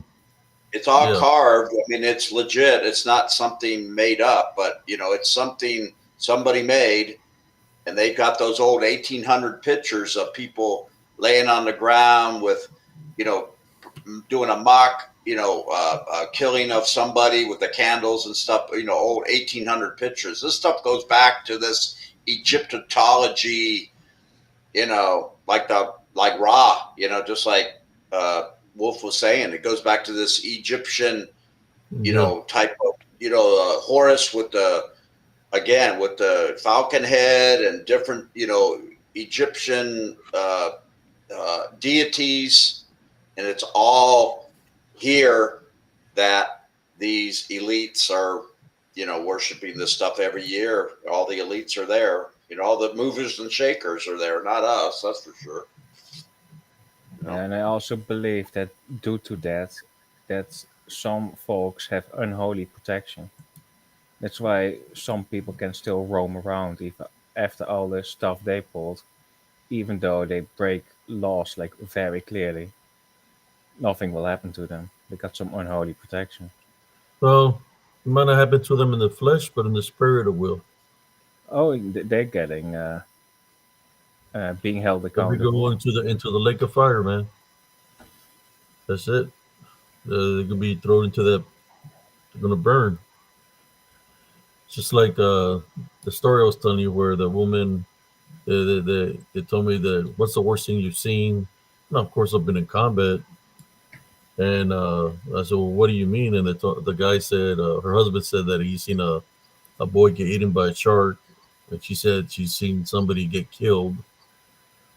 And then I told him, "What if I were to show you that the Heavenly Father does exist?" And we're walking. Next thing you know, I could hear her in the back, because I was in front of him, door behind me, and she's saying, "I don't want to burn. I don't want to burn." She's screaming, "I don't want to burn." And I don't know what's going on behind me, so I turn around and look, and the guy's screaming, her husband's screaming, and she's she's holding him from the hands, and his feet are elevated up in the air, where something is trying to take him, you know. And she's like, "I don't want to burn." And then I look to the front of me, and they're screaming, and there's a tornado in front of us. And then I look at them, and I said, "Where's your faith?" So, I start saying the Our Father, and then next thing you know, the tornado's gone, and he's back on the ground. And they took off running scared.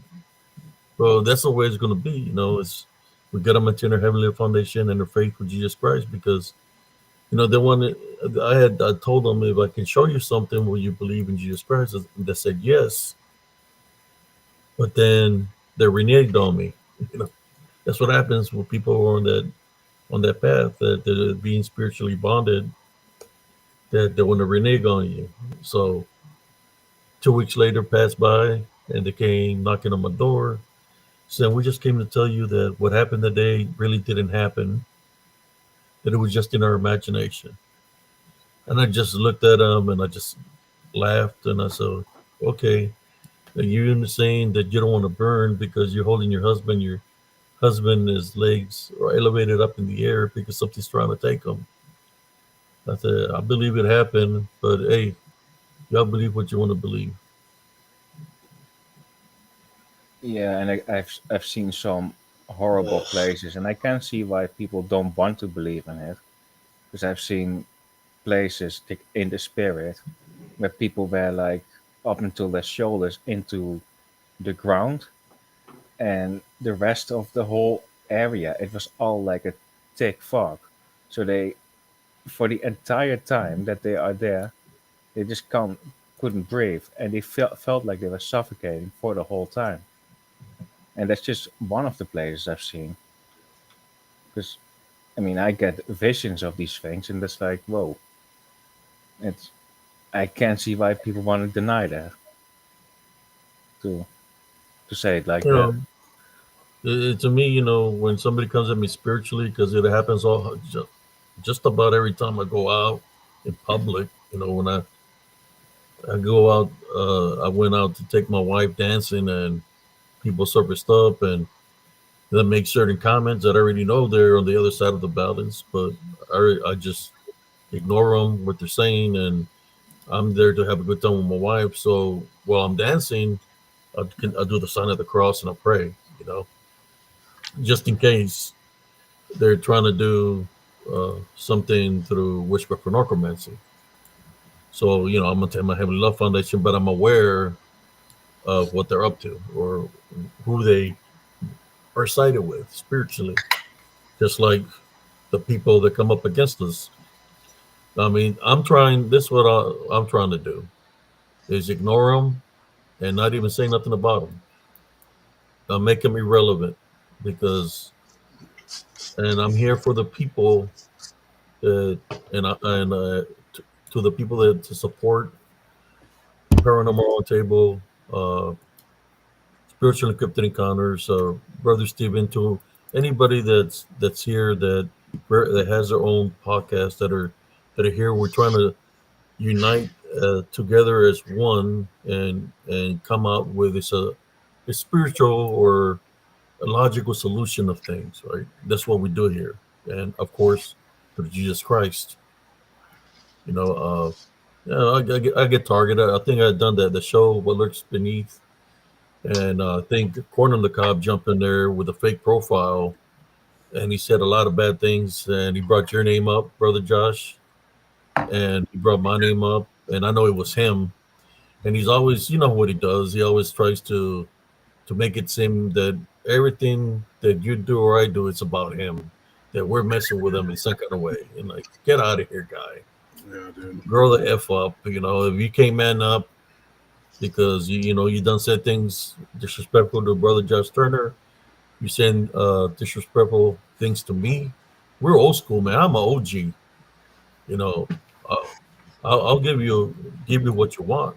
I'll teach you a lesson in a lifetime and won't think about it twice. He's never going to man would up. ask That's God not for his thing. forgiveness.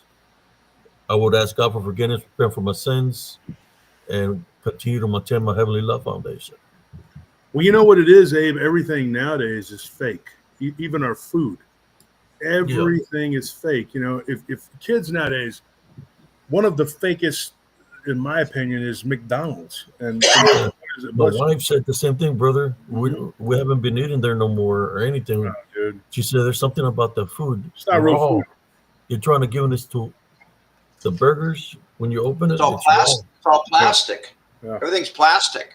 Fake. It's all fake. Yeah. And hey, before I sign off, I wanted to say this funny story, and Abe, you'll get a kick out of this. It's about ballroom dancing. Okay. Oh, there you go. I know you went dancing a couple weeks ago or a week ago, and I said, I got to tell Abe this story. It goes every Friday. So, real quick, I used to, I learned table tennis in Asia. I lived over there, so it was either karate or table tennis. So I became, a table tennis fanatic for 25 years. I played U.S. Open, all these. I played in the U.S. teams and Detroit, all this stuff, and nationally rated. I would say I would be like a Class A player, not there's two levels above that, but I was like an A player. And so I was training a guy in Iowa, and he worked. He was a sales guy, and so he really liked me because I could do the yin yang. I could do defense, offense. I knew all the for like a coach, and I learned everything. So and I could not break him of this one. His footwork. I could not understand. This guy does not pick up his feet. I mean, he would slide, and do this. And I'm going like, and I said, well, he's kind of a C player, and, he's really into it, and I'm not going to really, but he was moving around, and he was a professional gymnast at Iowa, the state of Iowa college there, not the Cyclones, but the Hawkeyes. And so he was very fit. And so one day, Abe, he comes to me and goes, "Yeah, I'm going to this tournament." And I'm going like, "Well, you didn't tell me, table tennis, where's that at?" Like, he goes, "Yeah, it's up there in up in Ames or something, northern, Iowa." And I'm going like, "Yeah, I didn't hear, I always hear everything, I'm like, because I was, I did Junior Olympics, Senior Olympics, all this stuff, the coach and umpire, all this stuff, doing the, the draw sheets and all this." He goes, I go, "Well, you didn't tell me." He goes, "Oh, no, I'm, me and my wife are going up. We're professional ballroom dancers." He never told me, and I'm going like, light bulb, feet don't move, they're sliding. Oh my God. I'm going like, he never told me. He never told me he was a dancer, And, then it just dawned on me like, oh my God, no wonder he doesn't, shuffle his feet, pick up his feet and move, the karate stance, all this kind of, spreading your leg, all this footwork drills that you do, his feet were glued to the, to the gym and, the floor. And it's like, can you imagine that? He told me he was a ballroom dancer. And I was like, oh my God, So I put two and two together going like, that's incredible. And I never told him like, I wasn't mad at him, but I didn't say anything to him at that. But it was later on that I realized like, oh my God, that's when he doesn't pick up his feet. So I never really, I may have said that, but yeah, I just had a kick out of you and your wife going ballroom dance. What I do is kind of like ballroom, but it's more of Tejano. It's different. Yeah, you dance all kinds of different music. Yeah, I don't know that, like, but you said dancing. Yeah, cumbias and wapangos, and just a mixture of everything, like different kinds of dancing. But I used to box when I was a teenager, and I knew martial arts. So I implement everything in what I do. Like when I dance, not saying that I'm going to roundhouse somebody, but if I had to, I could, or I could do a triple spin and elbow somebody in the face if I wanted to.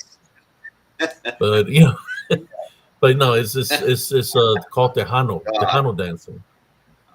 It's kind of like it's old already, and it's kind of getting outdated because they got all this other kind of dancing now. So, but then I knew some merengue and salsa, a mixture of a lot of things. But I used to do the jump rope.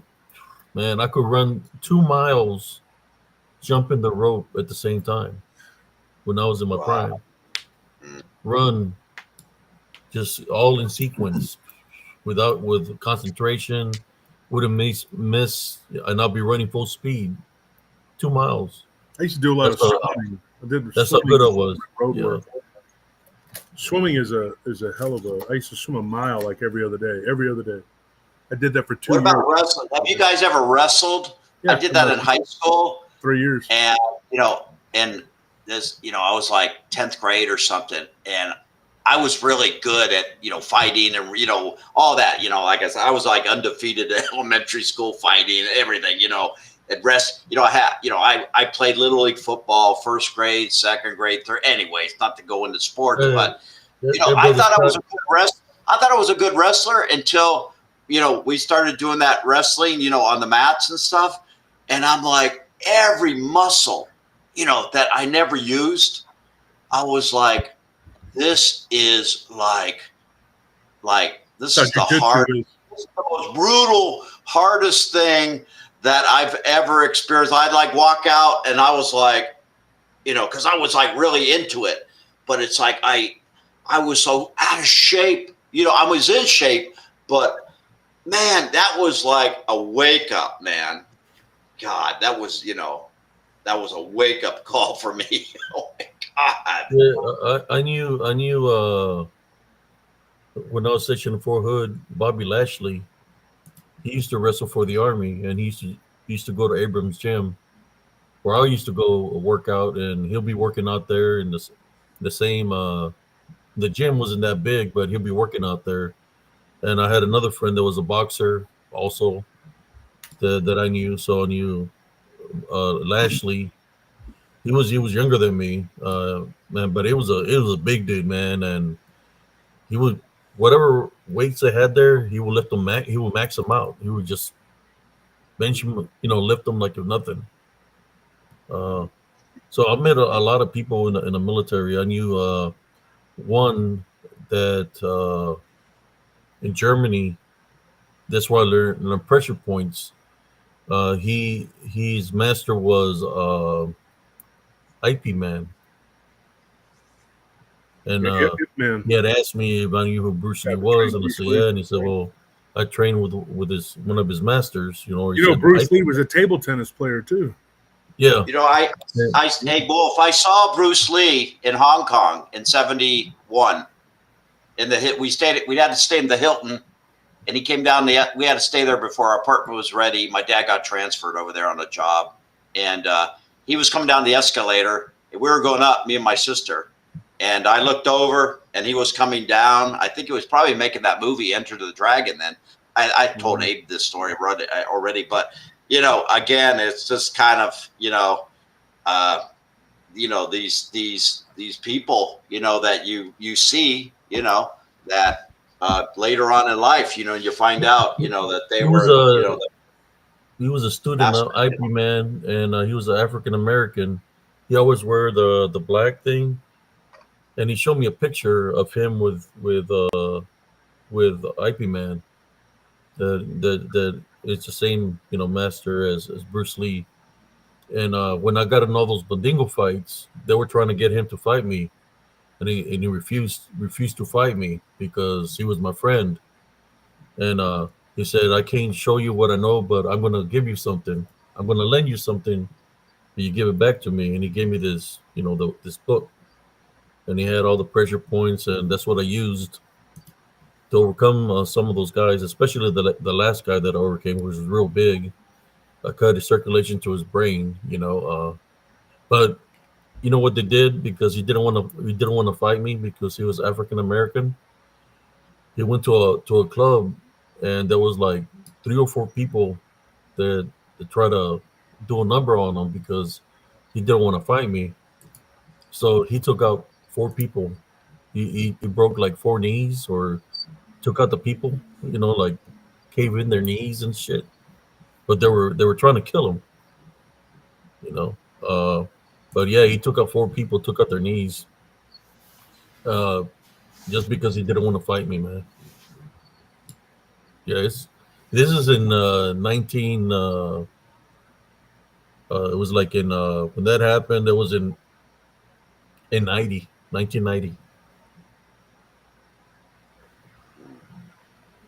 Yeah, you'll be surprised. And when I see the UFC and stuff like that, man, I kind of laugh sometimes. Not saying that these guys are not badasses or nothing like that. It's just when you have a referee, a real fight, there's no referees. And the jiu-jitsu stuff goes out the window because you're not going to be. He's not going to last that long. He's not going to last that long, but they do it for entertainment, right? They're like, okay, you got to make this rounds last 3 rounds to entertain the people, so we can bring them in money. You can't knock them out real fast, so that's what they do, and that's how some of these people get messed up, injured.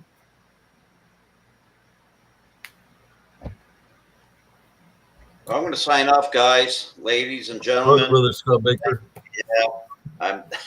Are you going to practice what is it? What is the table? I'm pretty good at that too, brother. I'm a musician now. I'm a musician. It's hard, man. I was pretty good. I'm left-handed.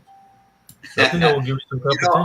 I was ambidextrous too, and I used to play it in the military when I was in Germany. Man, there was some good. Those were good, but they wasn't as good as me.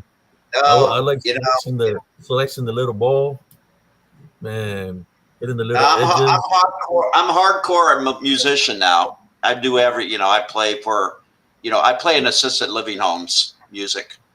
So, it keeps me busy. They pay me like $30 an hour. So Oh yeah, wow. I'm busy big time in music. I do a lot of music stuff. So yeah, the Lord always waits, and gives you what you want, so I can't, there's no complaints by me, I tell The you. reason I like going dancing is for the cardio. I got to keep my body. Yeah. I can't go walking because when I go walking, this freaking DDN decide to put their weight on me. And when I'm walking, it feels like I'm carrying like 3 or 4 people on my shoulders. So that I'll be doing the sign of the cross, and I have to say, "Hey, if there's anybody on me, you're not allowed here." I say I tie by the weak in Jesus Christ's name, or else I will be walking daily. Yeah, I I met haven't this gone booking walking in a long agent. time, so the Yeah. cardio is the closest thing I can get to getting some kind of, the dancing, the cardio. Yeah, I met this booking agent tonight, and I was telling her some music stuff, and she's so I gave her my card and stuff. So I don't know, I might be doing something with her, but she we were talking about ballroom dancing, and that's what her and her husband, that's what they did because they love music, and they danced, and she was also the booking for all these music groups and stuff. And it was this kind of her husband died, and but you see a lot of these places I go to too, they dance a lot, and I always thought, like, it's one thing I never learned how to dance, so it's always in my head, that You I got, you might got want two to left try. feet and two right I feet. might want to try, doing, some dancing. That may be on the back burner right now, but it's kind of, I don't know. I saw some professional ballroom dancers that were playing I wasn't playing at a gig. It was more like an open mic, but it was so beautiful. I went up to them afterwards and I said, "You guys you stole the show just by dancing." They knew everything on that dancing. They were moving, and oh my God, and they weren't even boyfriend or girlfriend, boyfriend. They were just like, two people, dancing. And but it was like unbelievable, You gotta have the just, passion for it. You gotta have the passion.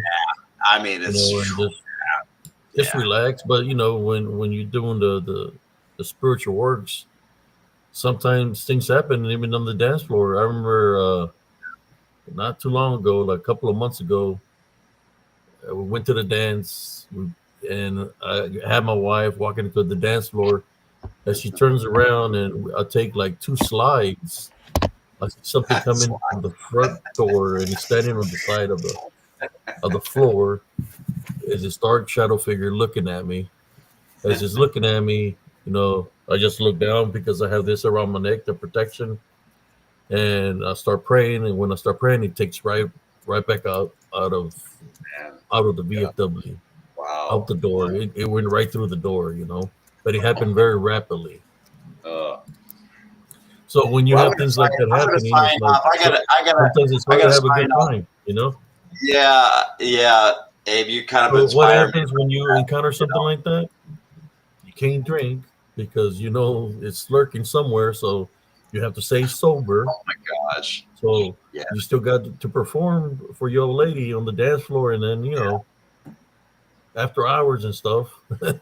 But you have to Yep, you got to do what you need to perform, do. dance, even though, but Rebuke without combine, no thinking matter like what. Rebuke combine leaving everywhere. those spiritual openings. So yeah, it's Yeah. imagine All trying right. to. I'm going to sign off right now. So thanks, guys. We'll let you go. See you next time. All right. Yeah. Take it easy, brother. Scott, I got a question for you. Thanks for your comments. Wolf, thank you. Yeah, man. Thank you. And I'll look that information up too on the Falcon. I'll try to do a little bit more. If I don't find anything, I'm not going to say anything. But so I might do a little more research on that because I like your intellect on that aspect of it. So it gives me a little, more information that I can research. My grandmother's had nicknamed me Aguila. Eagle. That's what it means in Spanish, Aguila. She would call me Aguila. All right. All right. See you guys later.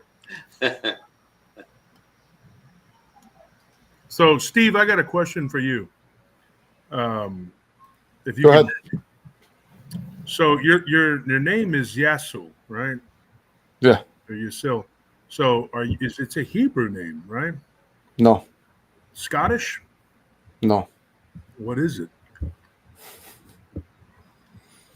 There's only two origins to that name. One is Hebrew and one is Scottish.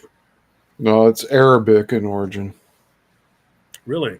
So then that would be like Yasil, right? Yasel. Yeah, because there's another spelling to that, and that would be with a J and a Z. So what are you? Are you Jordanian or what are you? I said earlier I'm a mutt. I'm Cuban, Spanish, Italian, German, and English. He's like ketchup, Heinz 57, a mixture of a lot of things. That's all they used to say in the army. We're a bunch of Heinz 57 here in the military. That everybody's mixed up with all kinds of stuff. Because if you look that name up, can't find anything. Oh, you can. I knew another guy with that name, Yasil, and he was Jordanian and Israeli. Very weird mix, but they're neighbors, and they don't normally mix, but this guy, he did. Let's see what it says here. So, yeah, if you could find anything, let me know. Oh, there it is right here. AI overview. The name Yasil appears to be a surname, and Ancestry.com provides information about its usage, particularly in the context of immigration, military records, blah, blah, blah, blah. The Yasil family name was found in Scotland, Aberdeenshire, and the origins appear to be. Here's an interesting thing. It says it's also a commonly held name. It was held by 28 people in Cuba. There you go. But you got to remember, Spaniards. Half of them are probably my distant cousins. Yeah. The Spaniards were actually controlled by the Arabs for years.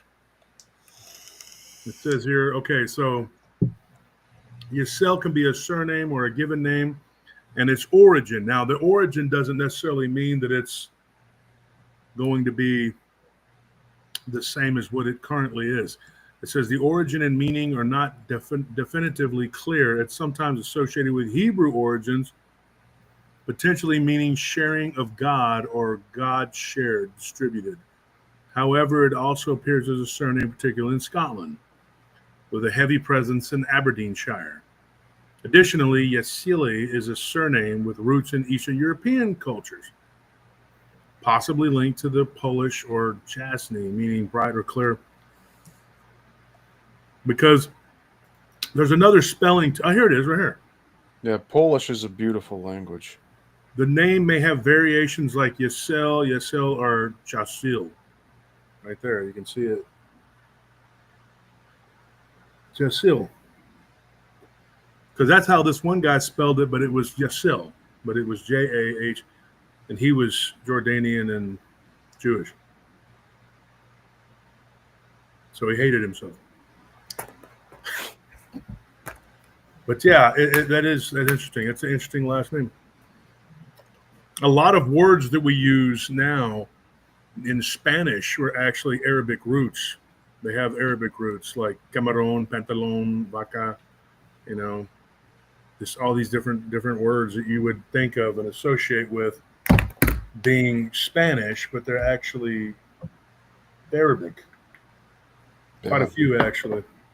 agua is Arabic Yeah. for water. I drive people nuts with them not being able to pinpoint what I am. I find it kind of hilarious. So Well, if I because had then their ammunition runs out and they just start calling me a white supremacist. It's like, what the fuck? why would they call you a white supremacist? Because they look at my skin. Oh, that's what they do. They run out of any intellectual conversation, and they start just throwing the shit. They attack you for being white. They tell you that you're a white supremacist. Oh well, they don't agree with conversations they're having with me. That's what they resort to. They resort to ad hominem. Yeah, that's really what exactly a lot of people do, right? Yeah. The people that attack me and Abe and are, our allies, they're always calling us racist and whatever they could come up with, all kinds of crap. I ran for political office twice in the past 8 years, and I've gotten everything under the sun thrown at me. So when I don't want to engage with that type of conversation, that's why I'm over it.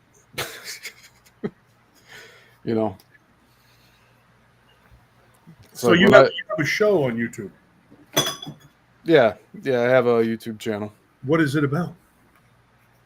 A little bit of everything. 'Cause, I have a filmmaking background, and been doing deep dives into the world energy grid and Bermuda Triangle, magnetism, and probably getting into stuff that's going to have people knocking on my door eventually. Well, as of now, it's all right. Depends on how big you get, I guess.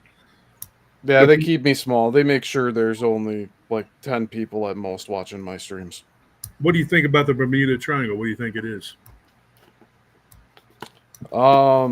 Definitely something with magnetic energies at play. It warps time and space. But I mean, there's a lot of things that do that. But I mean, like, I believe that when people go into these,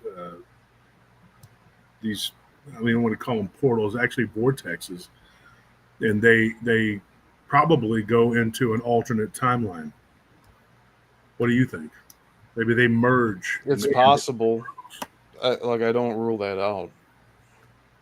I don't have any reason to rule that out yet. Because I'm trying to approach everything objectively, not I'm trying to source my information from books and not stuff that's posted online, because everything's getting overtaken with AI now too. Yeah. But that wasn't an issue a few years ago. But since I'm doing the deep dives this year, I've been picking up books off of my bookshelf. That's how that started. I just started reading books that I had put off, and these people that go missing and disappear in the area of the Bermuda Triangle, they have to go somewhere. They don't just they're not just not here anymore. I think they do go somewhere, but we have no access to it, at least with the physical barriers that we have right now. So they most likely go to an alternate dimension and or alternate timeline, which gives it's a positive way of looking at it, because it doesn't mean that they just die, like they're going somewhere else. They're not tortured. Yeah. But there is a possibility that there's entities out in those waters. Like we mentioned earlier when Brenda was on here, we were talking about the sirens, like the voices asking the people on the boats to jump in the water, come join us. There's been accounts of that, so I don't know what to make of it yet, but I'm gathering this info and trying to get some understanding out of it. How long have you been doing YouTube? 19 years. 19 years? Jeez, that's a long time. Yeah. I was locked out of my account from 07 to I think like 2013, 2014. Then I had to rebuild everything. I was doing a lot of band videos, and that was my gig work I was doing. Very good source of income for a while. And I was doing some of my short films here and there. That's dropped off.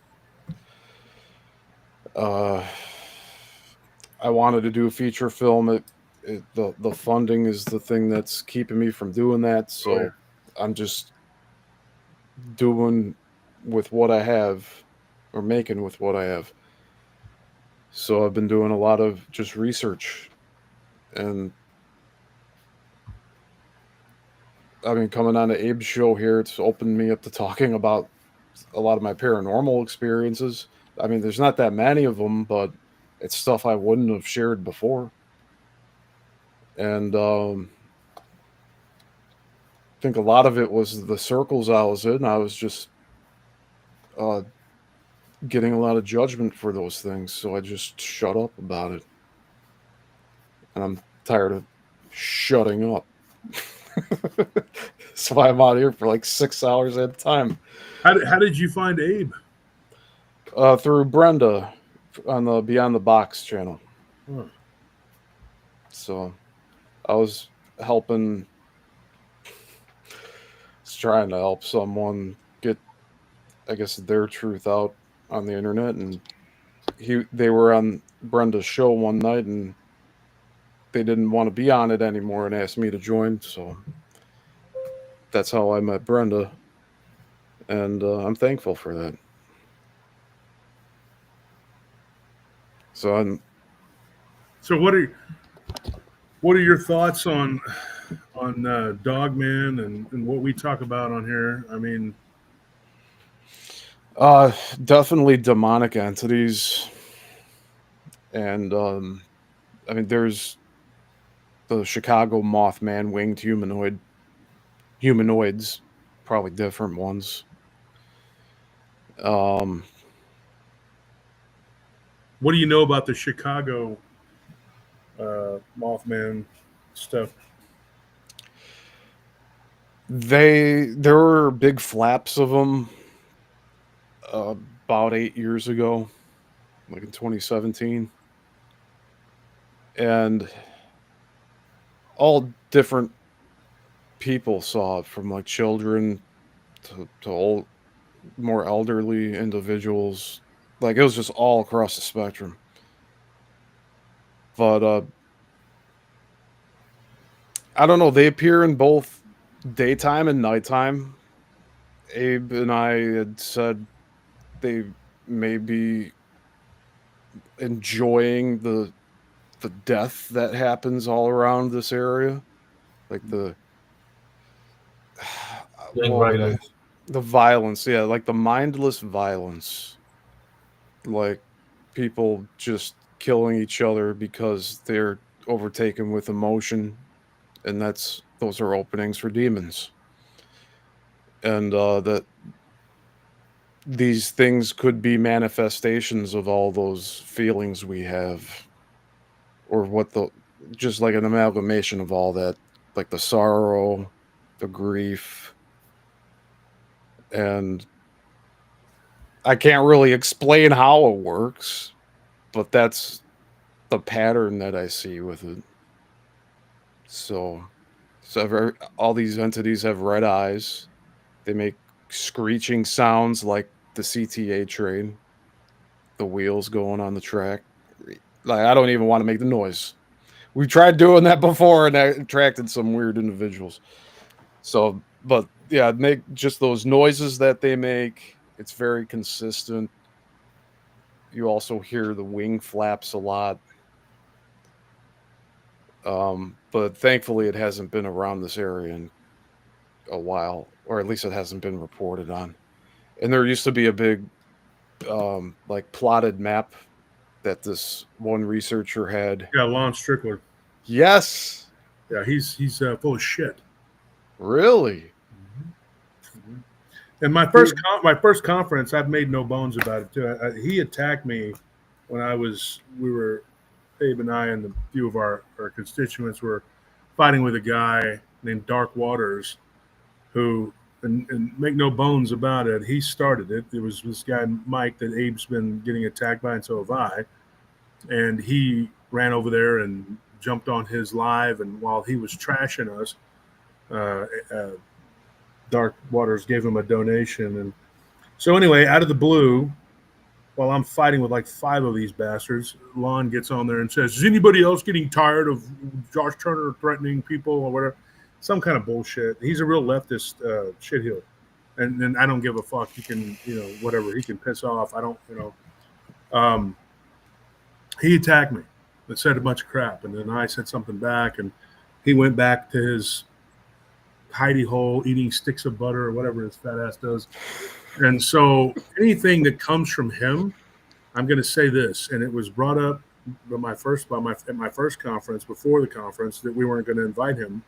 And one of the people that was helping to, I don't say, what is the word, organize it, said, are we going to invite him? And I said, well, I don't know. What do you think? Should we throw the invitation out there? Because I think I had already mentioned it to him. He says, well, there's a lot of people saying that his emails that he got, and because his team, a couple people came forward, and I know one guy in particular that came forward about it. And of course, both of them had called me at that time to tell me that the other one was lying. I didn't know who was lying. And at the time, I kind of sided with Lon because I thought Lon was honest. And then one of my very good friends is on TV all the time, and he tells me, look, man, to be real honest, man, it doesn't look good. It looks like he's probably making some of this stuff up. Now, this is my opinion, right? My personal opinion, I think he's full of shit. I think that maybe 10, 20% of it might be real, and I think the rest of it is just he writes emails to himself or some bullshit. I don't know. That's my opinion, and I don't give a damn what he says. I can promise you this: he's not gonna do anything because he knows it's true. So what are you going to do? Sue me, and then it comes out in court. And let's see you prove it, because prove that I'm wrong.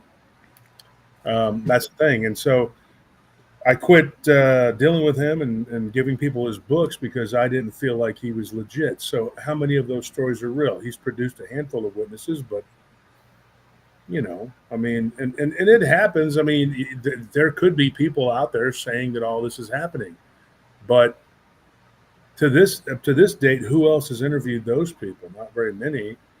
And there are, he claims 161 people just in that one little small area. That's almost unheard of. Like 161 people all reported seeing this thing, and he's got one witness. I don't know. I mean, really? Yeah. This is the first time I'm hearing this, so this is all fascinating to me because I used to follow his Phantoms and Monsters, which is actually, that website's completely struck right now. Well, yeah, because it's full of shit, probably. I mean, I feel like I'm over here hustling and doing everything I can to try to get encounters and get people to talk to me and blah, blah, blah, blah, blah. This fucker over here is just writing to himself, and you got this other dumbass making AI shit. There's nothing real anymore. It's all a bunch of bullshit. Yeah, it's so tough to discern like who's actually getting this information out there, honestly. Not very many. Man, that's disappointing to me though. Like I was So he had a conference in Fort Worth, right? The Purity conference. Yeah, the one that you were at. Yeah, that's the second one we went to. We had the first one was where they were plotting and scheming, calling it Operation Downfall or whatever. Why would they want to do this? Because you're bringing people together. Blondes and Boost today, they had Brian Bowden and Ron Murphy, a couple of people I'm really fond of, good people. And good, I mean, I don't know their moral, whatever, but I know that they're good researchers, good authors. They do good work. And they were talking very highly of me today, and Ron was at the conference, and so was Krista and Brandy, and they were talking about how good it was and whatever, bringing people together. And now I'm glad that we started something, because now they're having a conference they call Crossing Realms, and I think it's very important that they continue the work. Now, I can't go. I got a lot of work to do down here in Texas, but I also have been threatened multiple times for people to unalive me, kill me, whatever you want to call it. Why? Because I tell people the truth. I tell them what I think something is, and they don't like it. But when you're over the target, you get the most flack. It's just the truth. Yeah. I think Abe is. Here's the thing, Abe. You know why I believe that little cockroach, cucaracho over there in Oklahoma, why he attacks you? Because I don't know how many people are in the chat. You got, okay, let's refresh it and make sure we're correct. 56 people are sitting here. It's 4:18, right? Okay, if we were to go to my channel right now, we'd probably get a couple hundred people right now, right? I mean, it's the after hours, right? Yes. You got about a quarter of that, but you got to remember, I have 45,000 subs on YouTube. You got a few thousand, and you got this many people in here. That little bastard can get 100 people in there, and 99 of them are his fake accounts, right? So he's jealous. He's a celoso, as we say in Spanish. He's jealous because he can't fill a fucking room. It's very simple. He comes over here and he sees you with 56 people, and we're still sitting here talking. And what can he do? He can't do anything. You think he can put 56 people in there overnight? No. If he gets people in there, he'll get 100 people to sit there and watch some video about me and you being naughty and talking about him, or make what we were making fun of him, whatever, because he's a turd. But and he'll be like, look, these people are obsessed. I mean, nobody's obsessed with you. People are getting tired of being trolled by you. And sometimes, it's better to just blow off steam than do something stupid. So nobody wants to associate with him because he done burned all the bridges, man. Burned a lot of bridges, and he burned a lot of messing with people. Yeah. And all these lunatics came together in this little cabal, and it is little. There's not a whole bunch of them, but they're really nasty, mean people who say the most vile, horrible things. And so he's an angry individual. He's mad because you have real people. All of your people are real. There's nobody fake in that chat. And you can bring 50, 60 people in there, and he can't. He can have 100 people, and then I guarantee you 60, 70 of them are fake. He buys views. He buys likes. He buys, and he uses AI-generated stories. And then he buys comments, which is crazy. You can tell, that they're bought. And then he buys subs. So that's it. I mean, that's what he does. It's all a bunch of fake bullshit, and he's an embarrassment, a laughingstock. So that's why he hates you. He hates you because he really and truly doesn't have the numbers that you have, and he's nowhere close to me or whatever. He hates blondes and booze. He hates what's his name? Rob, Bigfoot Michigan Rob. He hates Tex. He made up rumors about Tex and you and me and Nelly and everybody are cheating on our spouses or whatever. Bullshit, dude. Nobody's cheating. He's the one that was on a video admitting to adultery in a hotel because he thought that woman was going to leave her husband and become his fiance because he's a bozo the clown. What kind of clown chooses that? And then he wants to talk about people cheating, dude. And he uses fake accounts, so he thinks he has some kind of deniability to go, well, I didn't actually say that. It was my alter ego, Bubblicious Fisheye. Well, nobody gives man. I just... He's been trolling him. No, I thought of Dark Waters. Is that the dude that was talking about New Orleans and Hurricane Katrina? Oh, yeah. He claims that that's how he met Vault, that Vault was some secret agent man, and that that they killed some people and brought, or he didn't, but they had concocted a whole story together or whatever. He was on Lon Strickler's show, I remember now. Man, that sucks. Yeah, those people, dude, they're all charlatans. Were you trying to get stories for Lon Strickler? No. Hell no. Okay. No. Okay, I was just curious. I get stories for myself. I mean, because I'm trying to, me and my guys try to talk to people or whatever. I've been kicked out of groups because they said I'm stalking witnesses or whatever. Well, They try to get us to fight each other, man. Yeah. Me and Josh, they try to people that were on this camp, and then the other people were talking to my ear, and they were trying to say that I was talking bad about him, that he was talking bad about me, but they were all setting it up that way.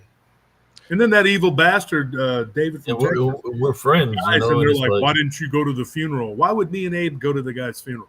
He had COVID. I had COVID. Always talking shit. I had gotten sick, and there was this guy named David from Texas that was whispering in my ear, saying that he was saying things about me, and I don't know who was saying things to him. I think it might have been the same person.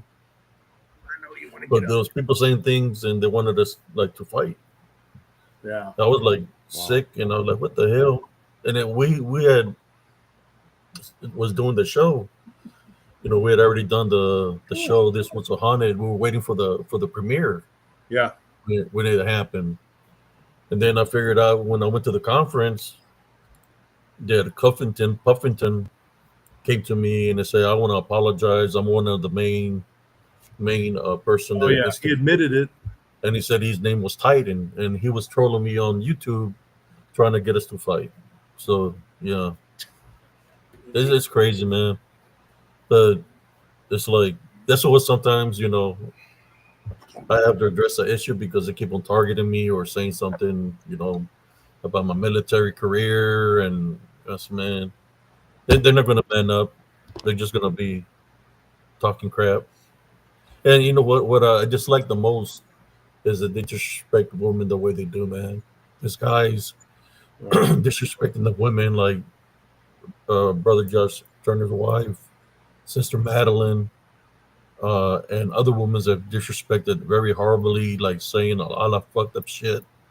That me as a man, I lost my mother, how I lost, and y'all know, when I was 15. That if I would see them insult a woman like that, I'll beat the shit out of them. That's a God honest truth, and I don't care. Because that's the type of guy I am. If somebody's doing something fucked up, I'll take care of it. But yeah, they're fucked up, man. They'll never man up. None of them. And that's what they want. They want people to see if they're gonna bite what they're trying to do and all this. And it's just evil people, man. Very how you talk about somebody's old lady that you're happy, with? It's just crazy. I have something else to share too with the Mothman stuff, because a lot of it was based off of Lon's research, what I've been like talking about tonight. But I do remember him saying that he got some like pushback from certain individuals here in the area of Chicago about getting leads for these different stories. And I want to say it was Ursula Bielski, who was the one that was dating that guy from Bachelor's Grove that ended up taking his own life, where she was going to the Grove in these the hooded cloaks and doing seances and stuff. So Pete, the guy from Bachelor's Grove, was saying stay away from Ursula Bielski. And then I was hearing on Lon's show that Ursula might have been the one trying to stop him from doing research around here. It's so hard to figure out like who's really trying to get the right information out to people, who's just grifting everything. Well, you got to realize too, like I know Butch Witkowski when he was alive, him and Lon were really close, which is weird. But Butch, I like Butch, but he had a problem with Vic Cundiff. Vic Cundiff has gotten into it with Dark Waters, which I can understand why. And then he's gotten into it with Lon Strickler, which I can understand why. But he also had problems with Paul Sinclair, me, Linda Godfrey, and several other people that really shouldn't, and of course what he did and said to Johnny Henderson, the late Johnny Henderson. I mean, like, I don't understand, I understand why people listen or watch his show because he brings his witnesses on, but I know how he operates. And if they really knew how he operated, they probably wouldn't pay attention to him as much as they do. Now, Dark Waters, he uses AI generated, or he used to when he was doing this. Now he's doing like politics or something, and people tell me he's really good. Well, go watch him. I don't care. But I don't give a shit about that guy. I don't give a shit about TikTok, it. I think he's on TikTok, ain't he? I don't know what he's doing. I don't know what he's dancing with the stars or what he's, I don't know what he's doing. He might be in the WNBA for all I know. Yeah, that guy, he was threatening that he's gonna do this and do that with his He ain't people. gonna do shit. I mean, and, all this black magic that he went and did with his voodoo and yoga mats or whatever. I don't know. That's right. I remember him talking about that. Yeah. Oh, wow. So these people do and say what they do. And now that Butch is gone and Jack Carey doesn't associate with Lon, I don't really care about Lon, and I kind of quit talking to him. He's had a falling out with a lot of people. See, that's the thing that people don't realize. Some of my beef has been plastered all over the place, but those people have beef with a lot of people too. But they try to keep it under wraps, or they go to ground and kind of hide like rodents, and then they come back out with their new grift. And believe me, it's a freaking grift. A lot of it is a freaking grift. A lot of these people doing the Dogman thing, there's new channels popping up all the time with this fake ass Dogman stuff. 10 Dogman stories that are full of shit, that came out of nowhere, somebody's butt. I don't know. Yeah. But it's mostly AI bullshit, There's whole channels that you don't even know who the channel belongs to. And, it's like, dude, there are so many people who've had encounters with these things. That's what gets me. It kills me that these people feel the need to go and make AI made up shit, when there are people, tons and tons of people out there, tons and tons of witnesses. And if you hustle, you could find them, you could get them. I do it all the time. The people that work with me can tell you. There's never going to come a day when somebody that works for me goes, oh, yeah, Josh Turner has made up all that with a bunch of AI bullshit, whatever. It's never going to happen because they know, because they help me. And we hustle and we work really hard at what we do. And it pisses me off that these grifters even have a place in this community because they're not working hard. Since we're talking about grifters, I'll share this as well. 2.5 years, I interviewed Tom Althouse, who claims to have been the original writer for the Matrix trilogy. Mm-hmm. I think he is full of shit now because I tried to tell him about people who were possibly handling him and trying to isolate him from other people. And he cut me off, cut Brenda and Susie off from Beyond the Box, and went with the person that we were warning him to be away from, Penny L.A. Shepherd. And now he's working with Michael Jaco, who I also have bad vibes about, and other people who support my channel agree. Like there's just something that's not genuine about the dude. And now he's working with Tom Althouse. But I was busting my ass trying to get Tom's message out. And for him to just cut me off the way he did, because I started questioning things. Oh, man. Like that. It hurt me real bad. I had to it was like my ship of my YouTube channel that I was sailing. I had to just full stop and be like, okay, this asshole is no longer getting any of my attention and energy. I have to start going in a different direction. And that's why I started doing the deep dive series, one with Coral Castle, one with the Chicago film industry. Yeah. So I had to just change the format that I was doing everything in, because that's all I was doing before, was creating reels and shorts and pumping it out on the internet. And that's all you see now. If you type in Tom Althouse interviews, my channel pops up. And it's because I put so much time and effort to get the algorithms to notice the words with the Matrix and Althouse and Yissel Missile. And I've been contacted by email fairly recently, a little over a month ago. Someone wanted to purchase all my Tom Althouse interviews so that I could remove them from the internet. And I'm like, no, you don't understand. I'm an archivist. So even though I have these interviews up, and I didn't know at the time the dude was a grifter, I want people to see what he did, where he did it. So at part 22, that's the last interview. Part 23 is me showing how he sent me all these long emails, just berating me, text messaging, saying like, oh, You made me wait 5 minutes. We should best part ways. Motherfucker, I was at his house in Texas for 2 weeks. I showed up with all my film equipment to film his documentary that he constantly talked about that was being made and then not being made. And I'm like, dude, I'll come out there and do it for you. When I got there, he wanted me to write a fucking book. And by the time I was leaving, he wanted 4 books. I got him on John B. Wells' show, Caravan to Midnight. I got him the cell phone number to speak directly to John B. Wells. Got him on 2 different shows. He told John B. Wells we'd have the book done in 3 months. I'm sitting there in his guest room like, what the fuck? What am I supposed to do? How am I supposed to get a book written in 3 months? He's selling John B. Wells, one of the biggest radio personalities out there. And I don't think he's ever gone back on there now. He's on Roseanne Barr's show now. He's gone on there twice. Wow. He cut off the dead weight. I'm dead weight. I'm an anonymous D-lister. He said these words on some other people's shows. I'm an anonymous D-lister, and like I'll never amount to anything, and blah blah fucking blah. Same stuff that like he says people say about him, which now I know is a narcissist tendency. He does these things to people and then says that like, oh no, I never did that. What are you talking about? No, they harmed me. Yeah, he's a perpetual victim. He's always at that precipice, right before the precipice. Oh, it's all gonna come out. We're almost there. Yeah.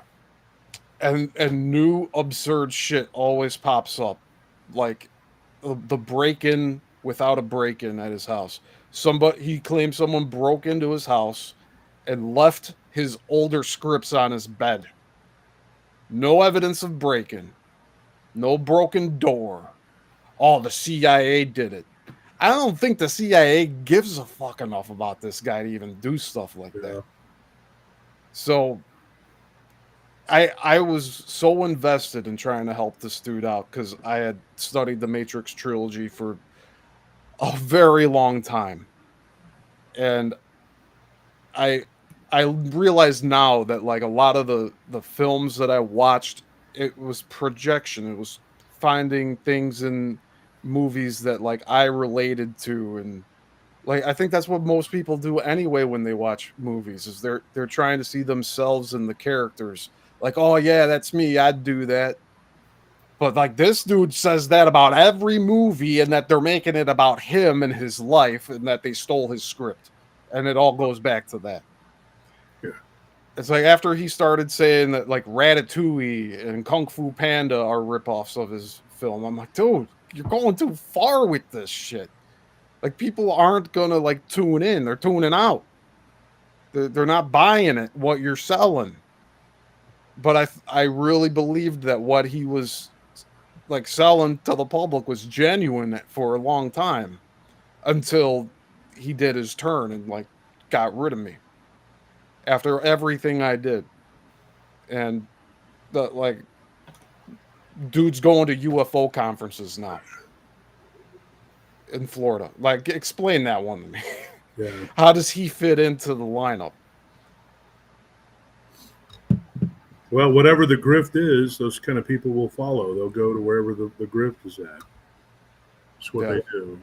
I mean, which concerns me because, like, the ones that the conferences he's gone to, it had, well, Carrie Cassidy, which I already warned about, and then one that concerns me is David Hatcher Childress, that he's involved with all that BS too, because he does the anti-gravity and world grid stuff as well that I'm starting to dip my toes into with.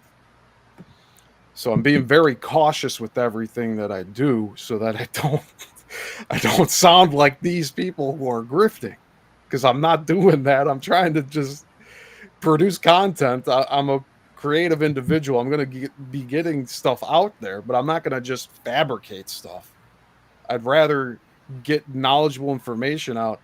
Yeah, 3 people are going to watch my show when it's live, but eventually I get 30, 40, 50 views after that.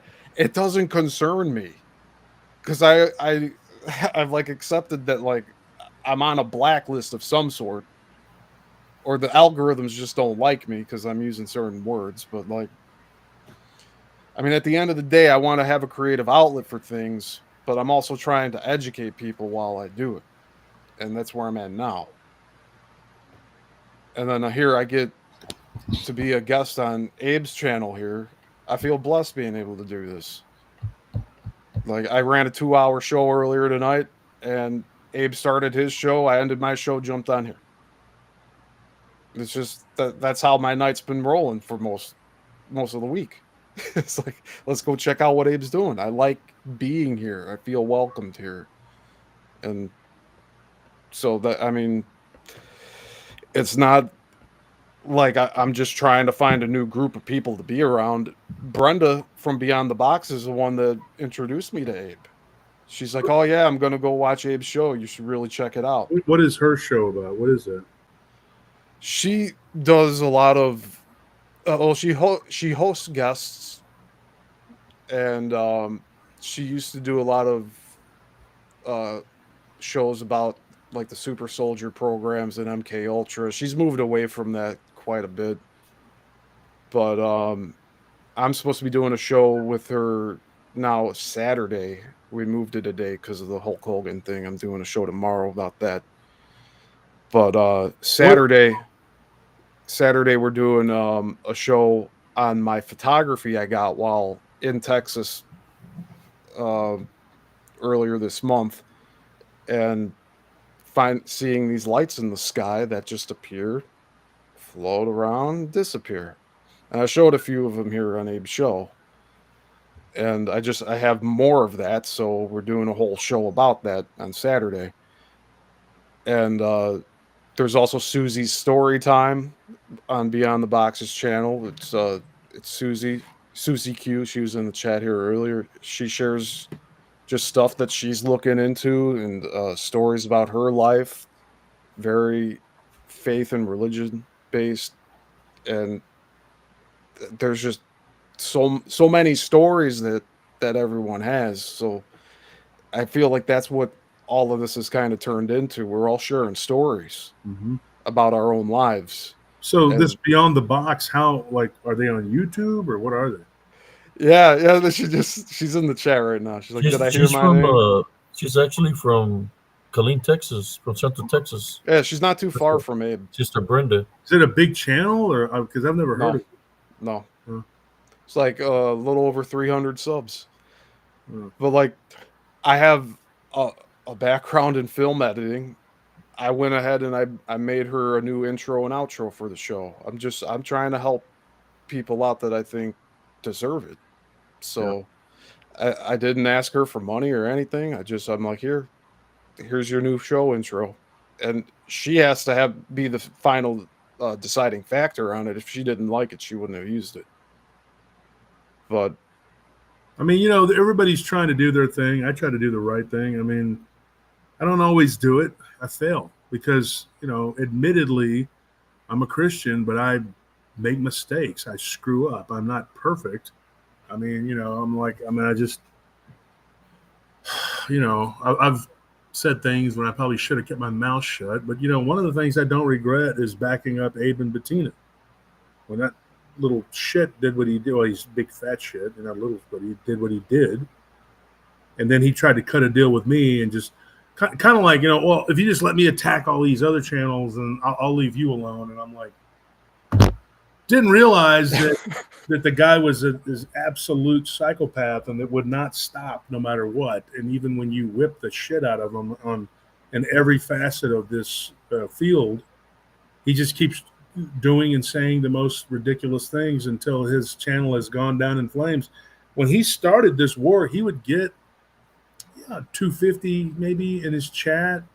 You'd see numbers like that, and you probably figured maybe 150 of them are real, right, Abe? Maybe, and now he's got 100 people in his chat, and you'd be lucky if 20 of them are real.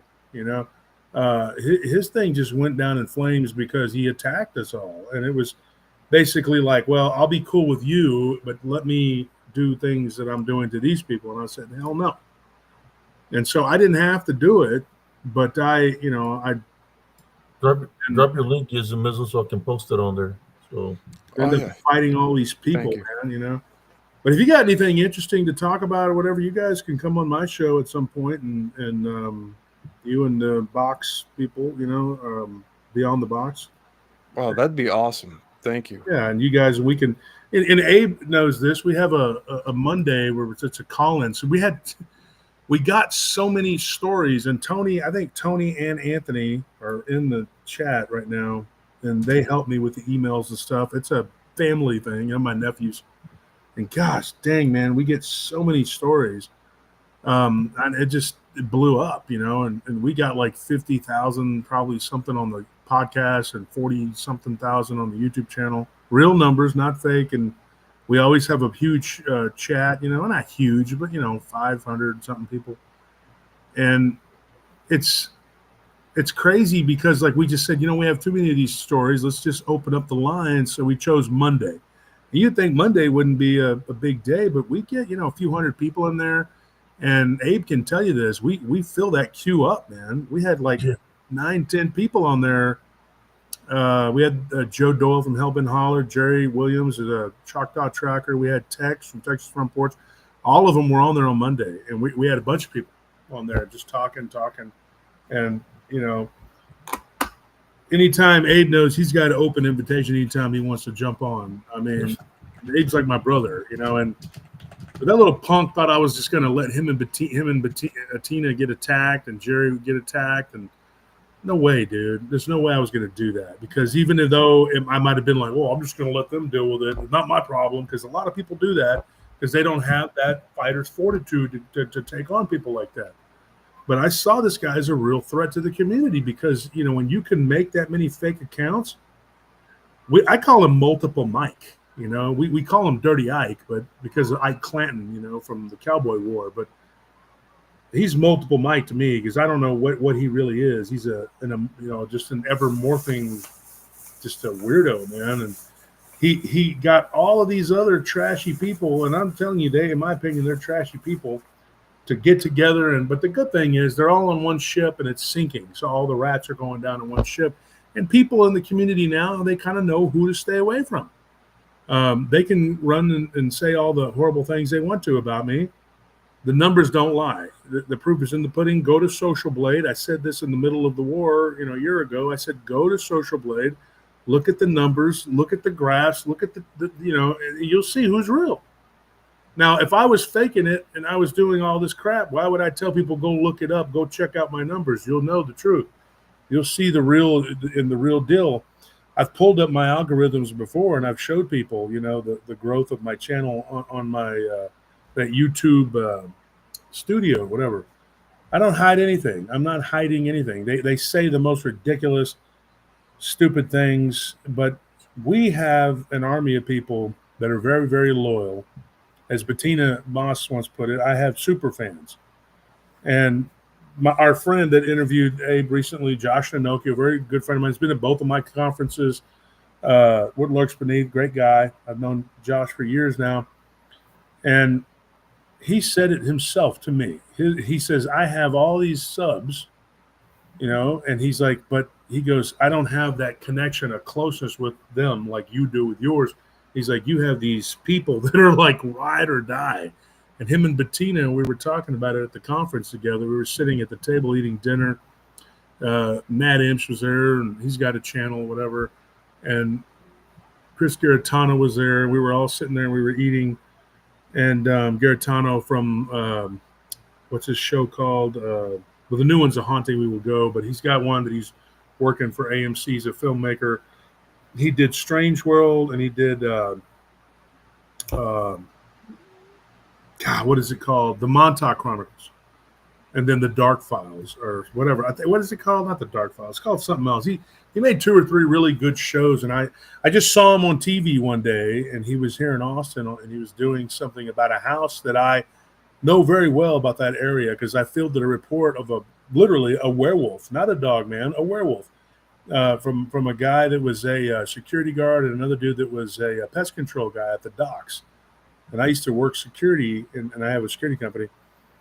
And I just messaged the guy on Facebook and I said, look, man, I know exactly where you were at. Look me up. I'm not no bullshit person, you know. And so Gaetano reached back out to me. We started talking. We hit it off. He showed up at my second conference. He kicked off the first set on a Saturday. It was a 2.5 day conference. It was Friday night, Saturday, and Sunday, and we packed the house. And Abe was there. He knows this is true. We had over 600 people there. A who's who of the cryptid and paranormal community showed up. I mean, we had 20-something speakers. And what's funny is this guy from Oklahoma talking about, oh, he was mad because I didn't want to go to his conference. Who are you that I wanted you to go to my conference? I had everybody you could imagine there. Why would I be mad because this charlatan didn't want to go? Him and this other guy, DA, said, oh, he was mad because they didn't want to go to his conference. What the hell are you talking about? They wouldn't have had a place. I wouldn't have had a place for them. There was nobody. We had to cut things into panels because we had too many speakers. You know, I mean, they were infiltrating the same people. Yeah, they were infiltrating then. Yeah, and so we did these panels, and we had Ron Moorhead. He was there. He's one of the OGs of this Bigfoot stuff, you know. And yeah, we had Ken Gerhard, who me and him partnered up to make the conference. But he was my partner in the first conference and the second conference, and he was on he was the main organizer of the first one, and it was just him and me really that did the second one. We got our friend Lyle Blackburn and David Weatherly and Chad Lewis. They all showed up, you know, and there was a ton of people there. We had Tony Merkel at the first one. Tony's a good friend of mine. I recognize Weatherly's name. Yeah, David is a good friend of mine. He spent his 60th birthday a couple years ago at my house telling ghost stories about the Devil's Backbone. After we ate dinner, I took him out to dinner for his birthday. He's a good friend of mine, these people. And, yeah, I know a lot of people. And it just, I don't forget where I came from, you know. I go back to my hometown, and I've written a couple books. One of them was on the Amazon bestsellers list for a couple weeks or whatever, maybe longer. I don't know, when it first came out. Werewolves and the Dogman phenomena. And some of my friends would be like, oh, now you're an author. They had an article about me in the paper and in the Austin Williamson County Insider, whatever it is, you know. And they were like, oh, now you're somebody, you know, whatever. But I was already infamous in my town here in Austin because I worked downtown around a nightclub and I was a gangster. I'm just gonna be real honest. I mean, I was not a good guy. I was not living my life correctly. I would pray, but it was like you're praying, but you're doing things that aren't correct, you know. And so I had to change my life, and I did. I gave my life back to God, and it was a couple years there of just really painful.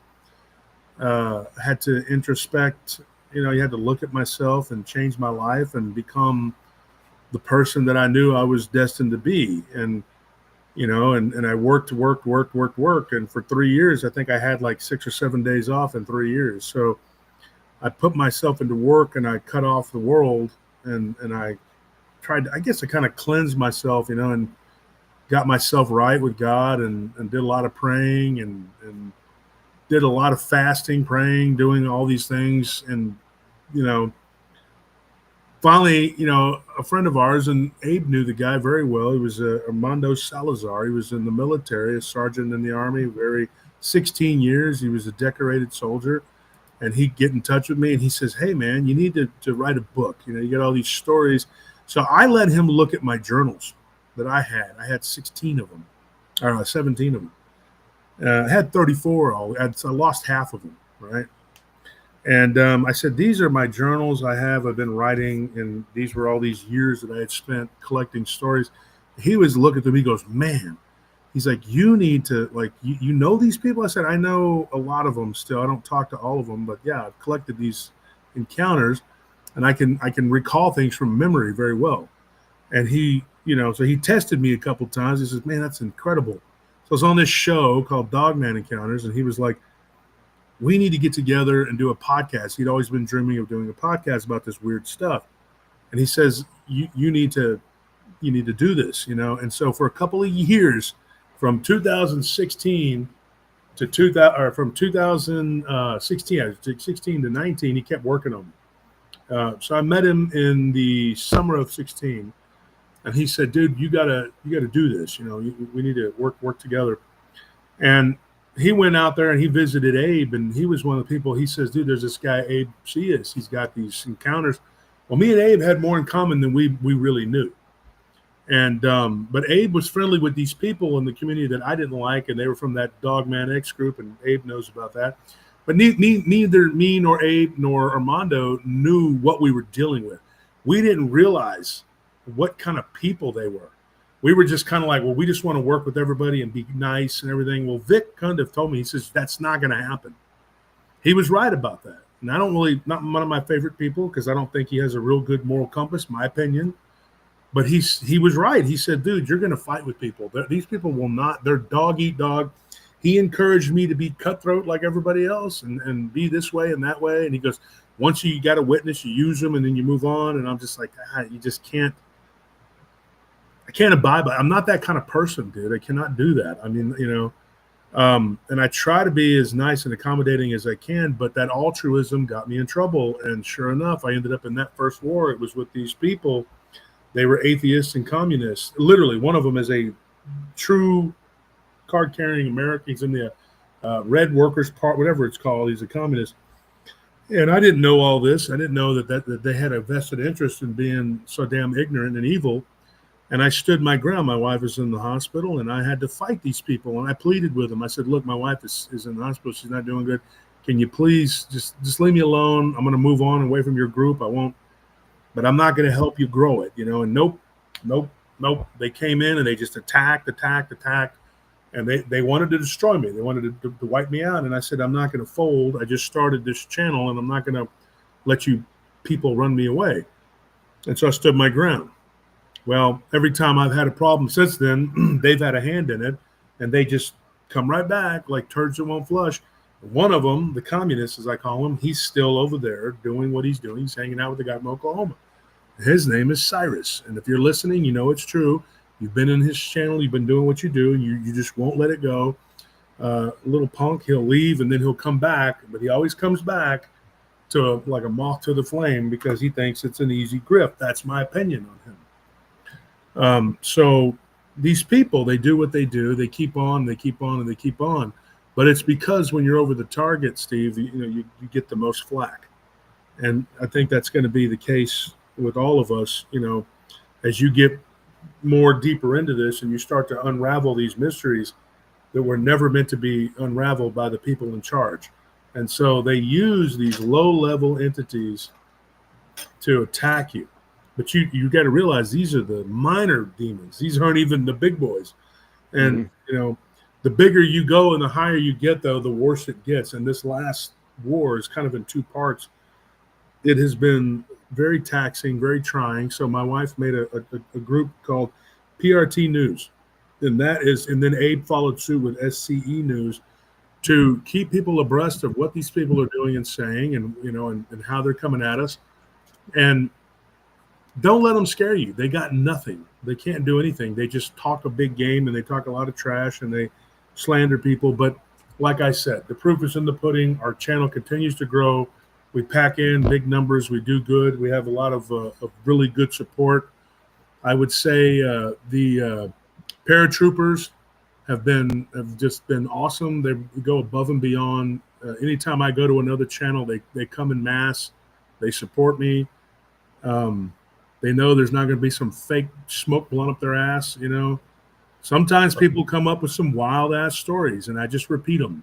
It's not me. It's not my stories. I can't tell you. They say, well, is this true? The person says it is. They can come on my show and say, the moon is made of green cheese. That doesn't mean it's true, but I'm going to let them say what they're going to say. I'm going to give you an example because I haven't showed it to anybody. I seen it. I said, man, that's him with a fake account. So I'll give you an example of what he's talking about. This is from the chat on the show that I did with Josh. And this is a comment that they put. I think it's corn on the cob with a fake account. Corn on the cob. He loves that corn and chicken thing, He loves using those handles. There you go.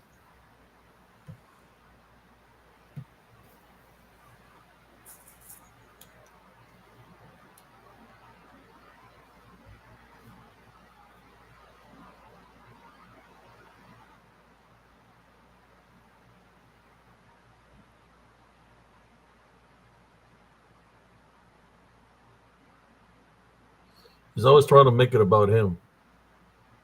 You know, he's always trying to make things about him. You know, this is just trolling what lurks beneath, and he placed that comment in there. And I know it's him with his Oh yeah. either him or Dana Ortega, one of the two.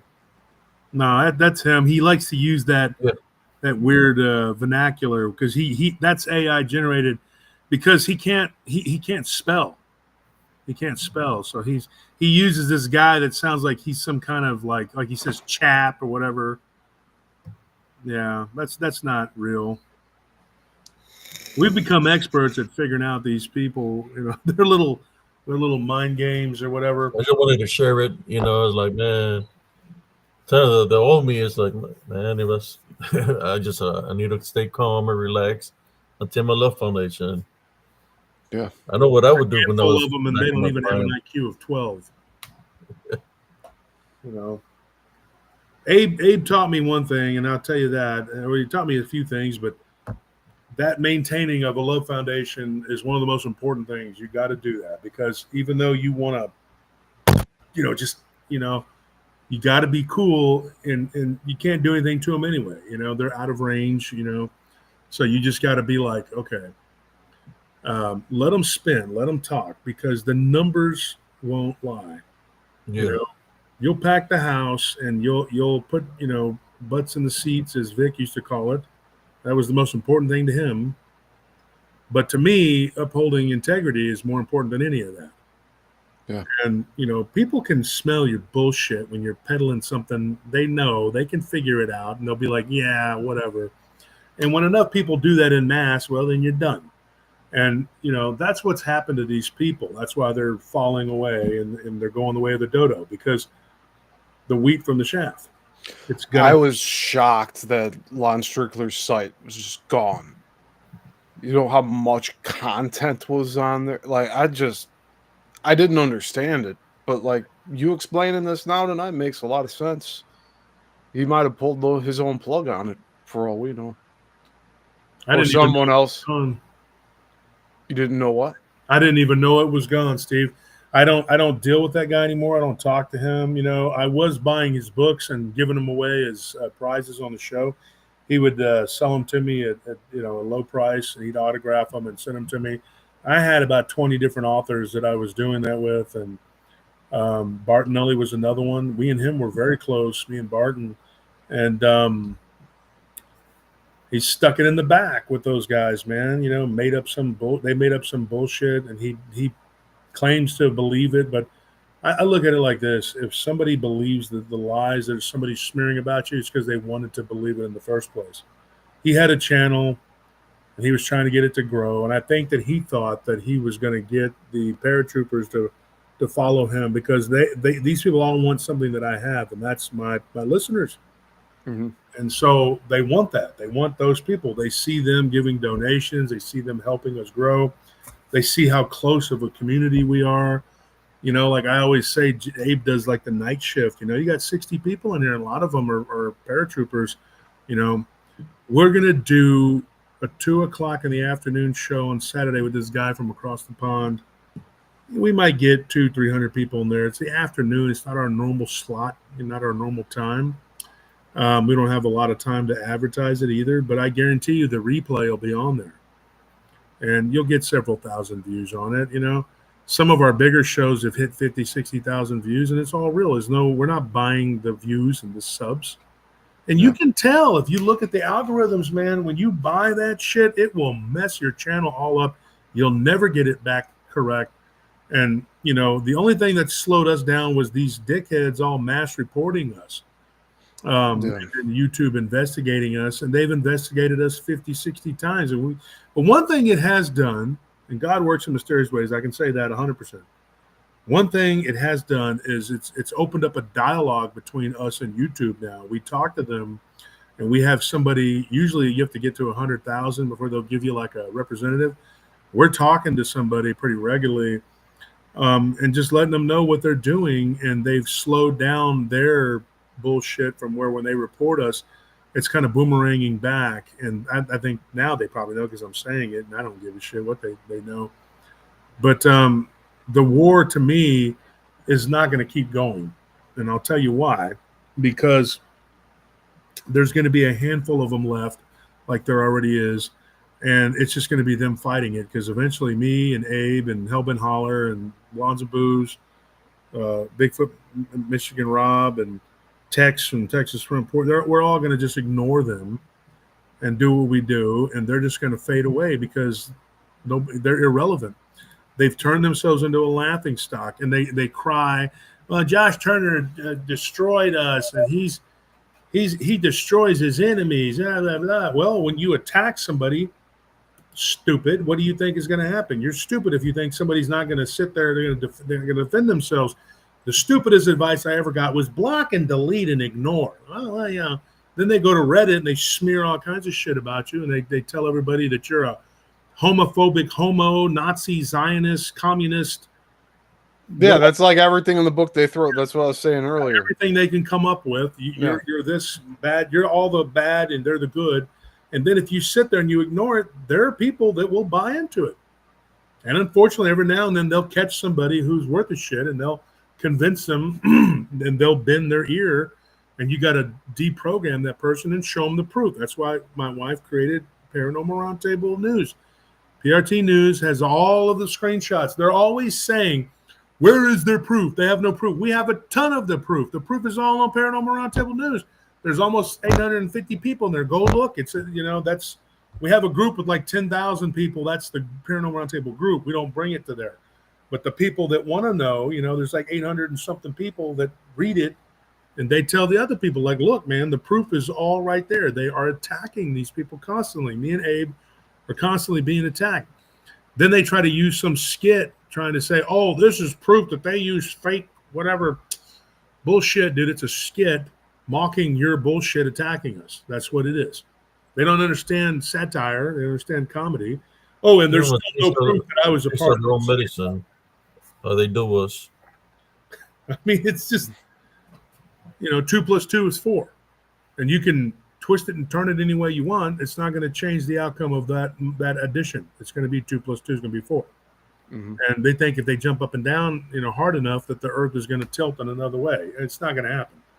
And I just can't, for the life of me, understand people like this. But at some point, somebody in this community had to stand up to this kind of bullshit and stop this cyberbullying and all this other crap and bitch slap them and tell them, look, we're not going to take your shit. I'm not going to take your shit ever. And they just can't, for the life of them, understand how I could get 400, 500, 600, whatever people in my chat. And then when I'm done doing the show, I can make fun of them for 20 minutes and they're all going to laugh. They just can't. They're like, well, don't mess with people. If you don't mess with people and you don't F around and find out, right? Don't mess with us. Leave us alone. Nobody was doing anything to you. And you came over here and you started talking shit. Well, unfortunately for them, I did a lot of comedic shit back in the day, and I know how to make people laugh, and they don't. That's the problem. If you go back and watch the show, I do a lot of funny shit on there, and people love it. They laugh, and they, one lady said that I was Jeff Corwin of the paranormal. Well, I don't know if I'm Jeff Corwin of the paranormal, but, one of the things that made him such a good animal researcher was that he would make everybody laugh, too, because people love comedy. And when they write the script themselves with their own damn stupid ass attitudes, what do you think is going to happen? And so you lay it out there and you nail them to the wall, and then they cry and they cry and they cry out as they strike you. Mm-hmm. That's the funny thing. And you're just like, okay, yeah, just keep swinging and missing, and then complaining that you're being attacked. No, we're retaliating. So, and enough is enough. We've had enough of their shit. But you never stop making content. No matter what's going on, keep producing content. That's something that they can't do. While we were doing the show Sunday, they were over there making a show about us, talking a bunch of shit. And then we made our shows and did very well. So, that's what's going on with that. Whatever. No, I feel you with that. That's why I continue to choose to do my Sunday show covering everything that's happened with Tom Althouse and myself, and seeing what he's up to now and what new lies he's spreading about me and others.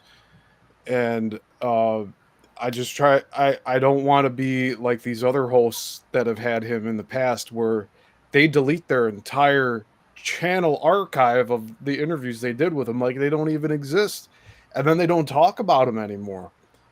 And I'd rather be exposing and be like, no, this is what this dude did, this is what he does, these are all the other hosts that he was on that he's no longer with. And then I have some hosts that I talk to that no longer talk to him either. And we like he didn't want us communicating with each other. So what's that all about?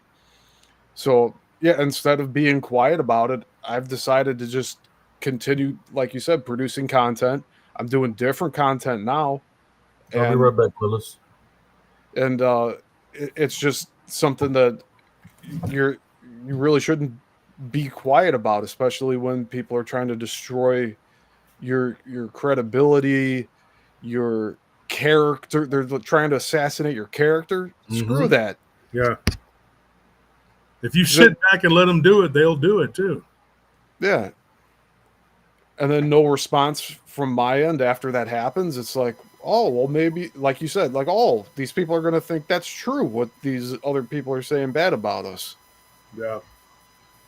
So I'd rather have my content out there where, like, yes, you get to see the beginnings of it, but you also get to see what's going on right now. And there's no gaps. Like, you see everything. It's not like I'm being selective with what I'm showing. Like, I was caught up in the heat of it all. Like, I was fascinated. I was wowed. I was like, oh, look at this. This makes sense because of this. And, like, I was taking my film knowledge and history and background and applying it to what Tom was saying. And I was adding credibility to his grift, unfortunately. But now that I've stepped back and I'm saying, like, this is like what he's doing, and look at what he's doing over here, and look at what he's done over here, I feel that's like the place I need to, that's the role I'm playing right now, but it's genuine. It's not coming from a place of spite. Like, I'm here just trying to help people grow. And I'm trying to get the message out to people, even though it feels like sometimes it's not getting out to everybody that it should. My subscriber count stayed solid. I've lost subscribers. It's bounced up and down all year between 2,000 and 2,100 subs. But I've noticed the growing of, like, the consistent people coming back, the real people watching my show now, especially everybody here from Abe's show and Brenda's show. Like, I see the people coming back and saying hi, and I'm really appreciative of that. And they stick around and they watch different shows that I do. I try to keep it as, like, different as possible for each show that I do. Like, if it's about one topic, I have this whole theme and different intros and different backgrounds. And that's just part of, like, my creativeness, just doing that and trying out the live streaming thing on a weekly basis. I was doing 4 shows a week up until last month. I need to find a new Saturday show. It's going to be Chicago centric, because that's what I was doing before with the Chicago film industry, the 1900s. I was diving into all of that with Edison and these other film studios that were popping up. So it's just more trying to follow my passion still and getting this information out that I find fascinating, but also making sure that it's, like, credibly sourced, which is why I'm sticking so hard to books here. Like, I got the Bermuda Triangle book I'm reading through. Look at this thick thing. Like, I'm making sure that, like, everything's reputable, that, like, this is stuff I can find in other sources. Like, there's bibliographies in the back of the book that I could cross check. But no, I am thankful for like the people that are following us and continue to support us. I really feel that's keeping me going too, because I was talking for a while there about a month ago that like this takes a lot of time and energy to just put content out and create content. It's not just something that we're throwing into an AI generator and having them spit out 50 reels for us to post over a week. It's something that we're spending time here, being here, doing this stuff that not a lot of people do. And it's becoming more obvious as time goes on, like with these AI channels. If you ever need to like research a topic, and this is for anybody out there, if you want to ask me, sometimes I can't always answer everybody because I get a ton of emails and messages on TikTok, what's it called, Instagram, and fake book. I get all these messages or whatever. He said fake book. But you know, if you want to know about a topic, I can give you like literally a bibliography of what I've read. And I've read thousands of books. I'm a voracious reader. Everybody knows that. I had a huge library, and most of it's in storage now. But I still got a ton of books everywhere. I believe it. I read. I got a big, huge library of just tons and tons of. I was thinking about making a video of books with my paranormal books, and I have a huge history and science library too. I'm really into science, math. I do a lot of. I think everything is numbers, you know, But that being said, Charles Berlitz, if you want to start somewhere with the Bermuda Triangle, I would read his book. Berlitz, I think, was probably the best. That's probably the most popular and best book. I guess you got it, right? I got it. Yeah, that's where you start, is the Charles Berlitz book, because that's definitely. That's how I started my deep dive series. Yeah, there you go. Yeah. Oh wow. I would. That's where I would start if I, and they just kind of go from there. It's an older book, maybe a little dated, but it's got a lot of good information, and yeah, that's what I would. So there's probably a book for everything. If you want to talk about Dogman, I would start with Linda Godfrey, Beast of Bray Road.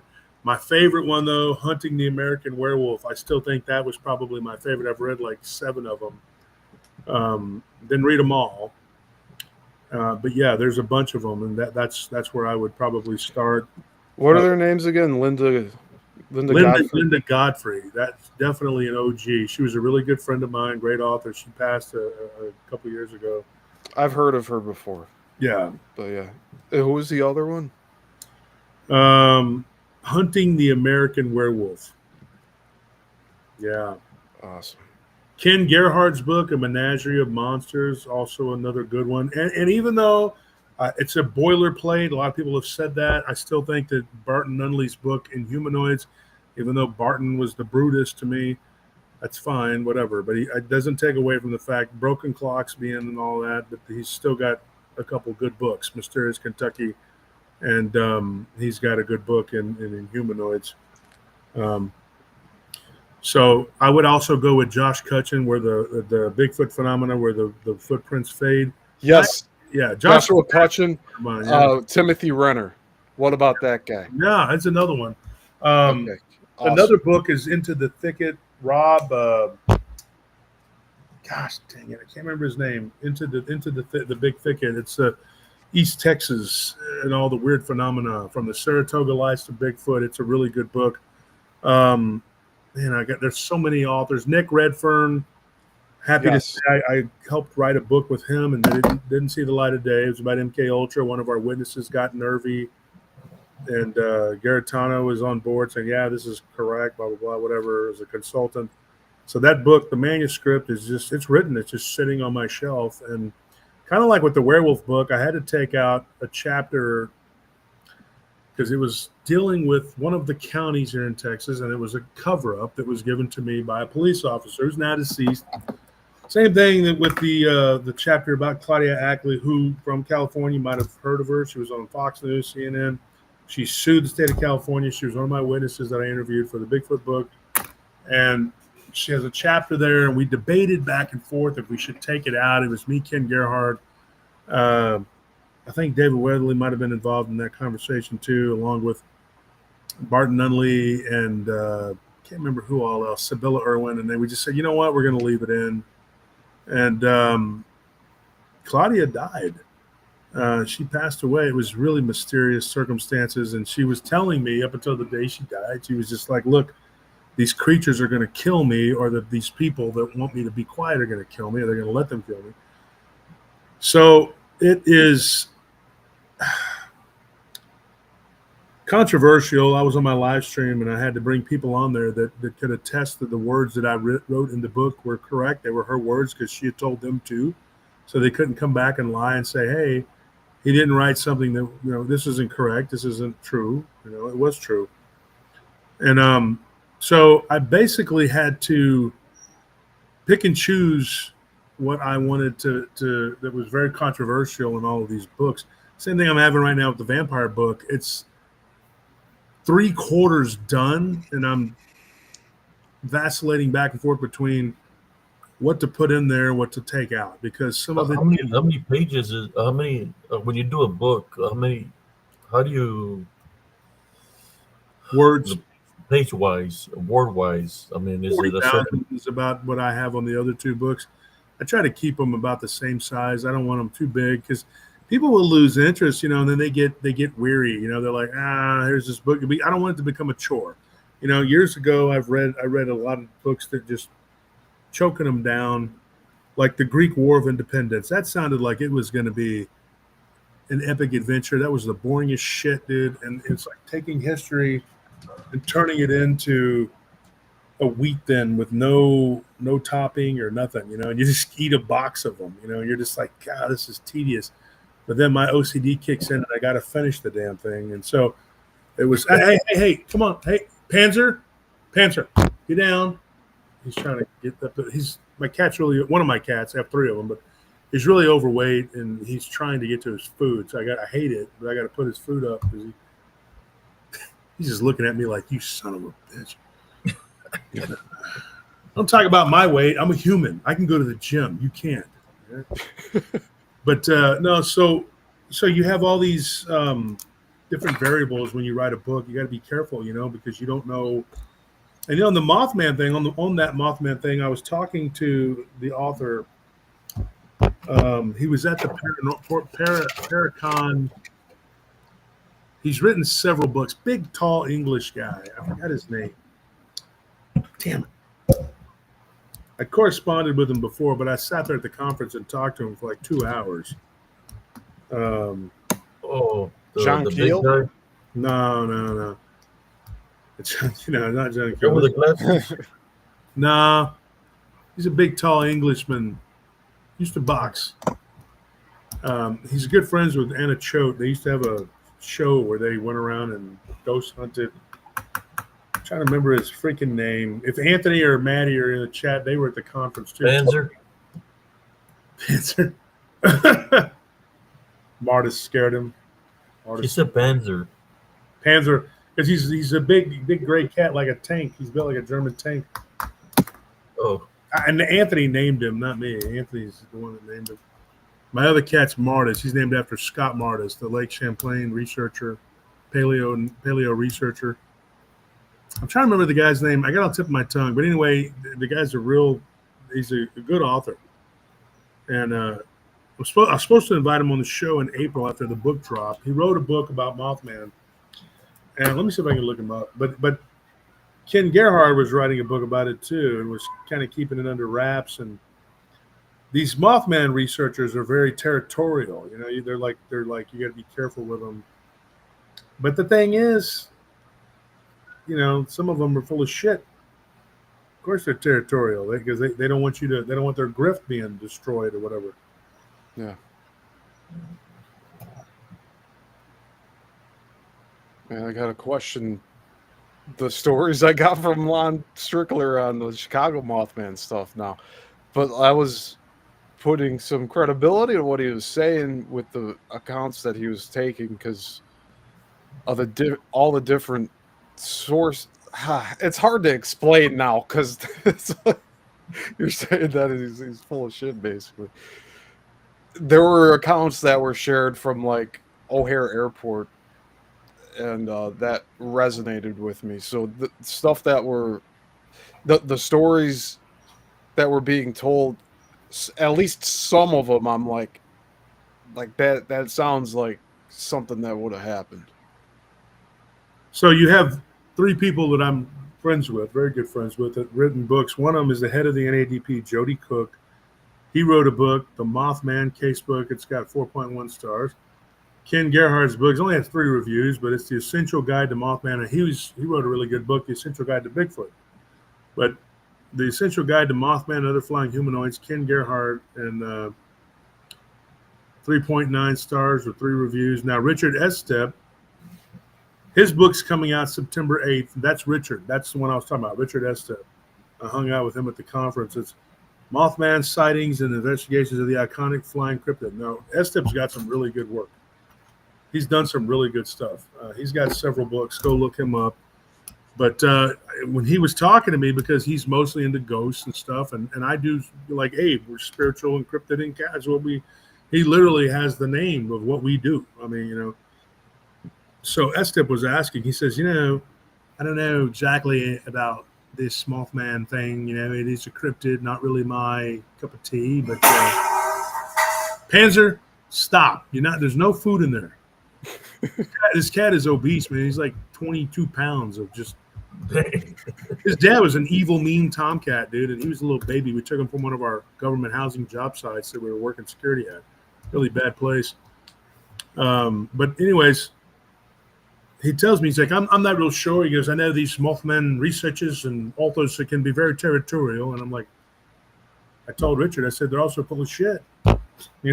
Just throw your hat in the ring. Ken's going to do it. What are they going to do? Beat you up? You're 6'5". You weigh like 270 pounds. You can beat the shit. You look like Tyson Fury. What are they going to do to you? I'm 360. I'm 6'4". I mean, what are they going to do to me? I mean, they're not going to beat me up. I mean, look at my arms, dude. Does that look like somebody that did like I'm some punk? I'm like, dude, I will hit them so hard their mom will wake up in agony. I've broken people's jaws, just like just popping people, like just knocking out teeth, dude. Worked in a nightclub, ghetto ass nightclub for years, dude. Popped the guy's eye right out of his fucking head. If Scorpion and D are in the chat, they can attest to it. They were there. Guy lived. What was amazing about that was that son of a bitch, big old brother. He didn't even go unconscious. He just went like, and he walked down the stairs all, but he was awake. I couldn't believe it. Kudos to him. I mean, his eye was hanging out of his head like spaghetti and a marshmallow hanging out. I'd never seen that before. And yeah. All the other time I heard that was Vader from pro wrestling. He got his eye knocked out of his socket like that. Oh man, it was like hanging down. Yeah. Who knocked it out? I forget. I think it was in New Japan. Oh yeah, crazy. My friend Lance Hoyt. He's been on my show. He went by Vance Archer. He was in WWF or WWE for 4 years. Yeah, he's in AEW right now. Yeah, Lance Archer. Yeah, Lance. He was on my show. He's a good friend of mine. We used to bounce together downtown. Awesome. He was a quarterback at Texas State, and on Southwest Texas. And I used to fight all the time, man. And he came to me one time, and I should have taken him up on it because Chico was a luchador, one of my guys. He fought down in it was called Mexica Lucha or whatever, He used to bounce in Dallas at one point in time. Yeah, he was a Blue Room. Yeah, he was a big, tough guy. He was one of my guys for years, 6'6", just a monster. And he would just stand there at the door, and I'd always tease him. I was so quick, man. I'd come up and I'd swing at those guys, and they'd be like, by the time they put their hand up, I'd already have them, And they all worked for me. And Lance worked over at Paradox, and they had a fight night there. And he came up to me and says, "Hey, man, you like to fight?" And so it was a tournament. You had to win 3 fights. And then I just rolled through it like a hot knife through butter. Knocked out the first 2 guys. The third guy, I didn't knock him out, but I got him down, and he grabbed my leg, and he knew some stuff. He knew a little bit of jiu-jitsu. Mine was Japanese. And I turned, and I got him in an ankle lock, and I almost broke his ankle, and he stopped. And he's like, you should come wrestle. I'm going to go become a wrestler. I laughed. I said, Lance, you're going to be a wrestler? The fuck is that? Like pro wrestling, huh? I said, yeah, Aaron's one of my friends, Aaron Aldice, is a pro wrestler too. And he was just like, yeah, man. He goes, or you can be like those guys over there in Pride Fight. They ain't making shit, So some of our friends are over there fighting in Pride. And I'm not going to say the name because it sounds like I'm name dropping, but there were a couple of them. Rampage Jackson had them on his show. They were at my club. and they were getting fucked around, dude. I'm talking like they were like, yeah, man, we're making like 30 grand a fight, and I'm like, I mean, I was a gangster at that time, and I said 30 grand a fight. What the fuck? That's it. I'm like, I'm making that a month doing shit, you know. And but then I realized, like, you know, there's a price to pay for all of this shit. And when I decided I didn't want to be in this shit anymore, I had the Armenians, the Albanians, the Italians, the Russians, the Lebanese, and 3 or 4 different sets of black gangs, Mexican gangs. They all came to me and they were like, "Hey, people down on the coast, people in El Paso, you're gonna do what?" And I said, "I'm not gonna do this anymore." And they're just like, "Mm-hmm." That could be a problem, you know. And I prayed and I prayed and I prayed, and I was like, if it's God's will, then I live. If it's not, then I die. And ever since then, every day I say, by His will I live, by His will I die.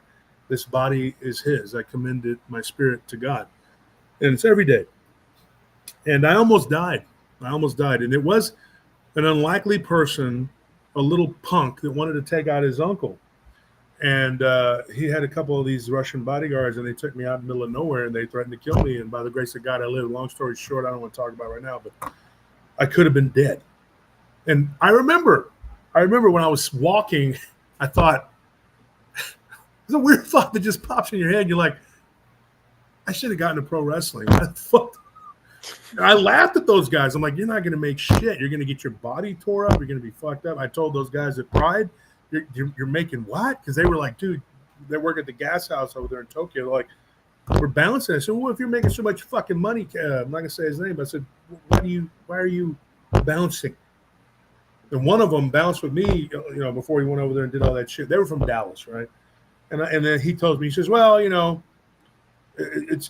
you'll make more as you go up higher. You know, he goes, I'm going to be making about 40 next month or whatever. And I said, like that, man, to do what? You're going to fight every few months or whatever, and then you make 30, 40 grand, and then you got to go back to your regular job like Raleigh Fingers. You know, you're doing the stocking the shelves, and then you go and you fight, and you get all beat up, and then you come back and you win. Or if you lose, you only get 10 grand.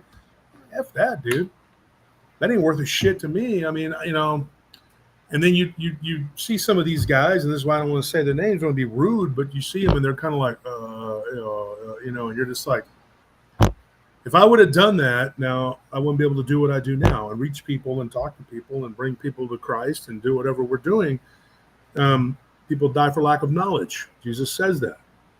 The cult of ignorance leads to the cult of death. And, you know, and young man at that time, I weighed the balance, and I said, well, I'm making X amount of dollars.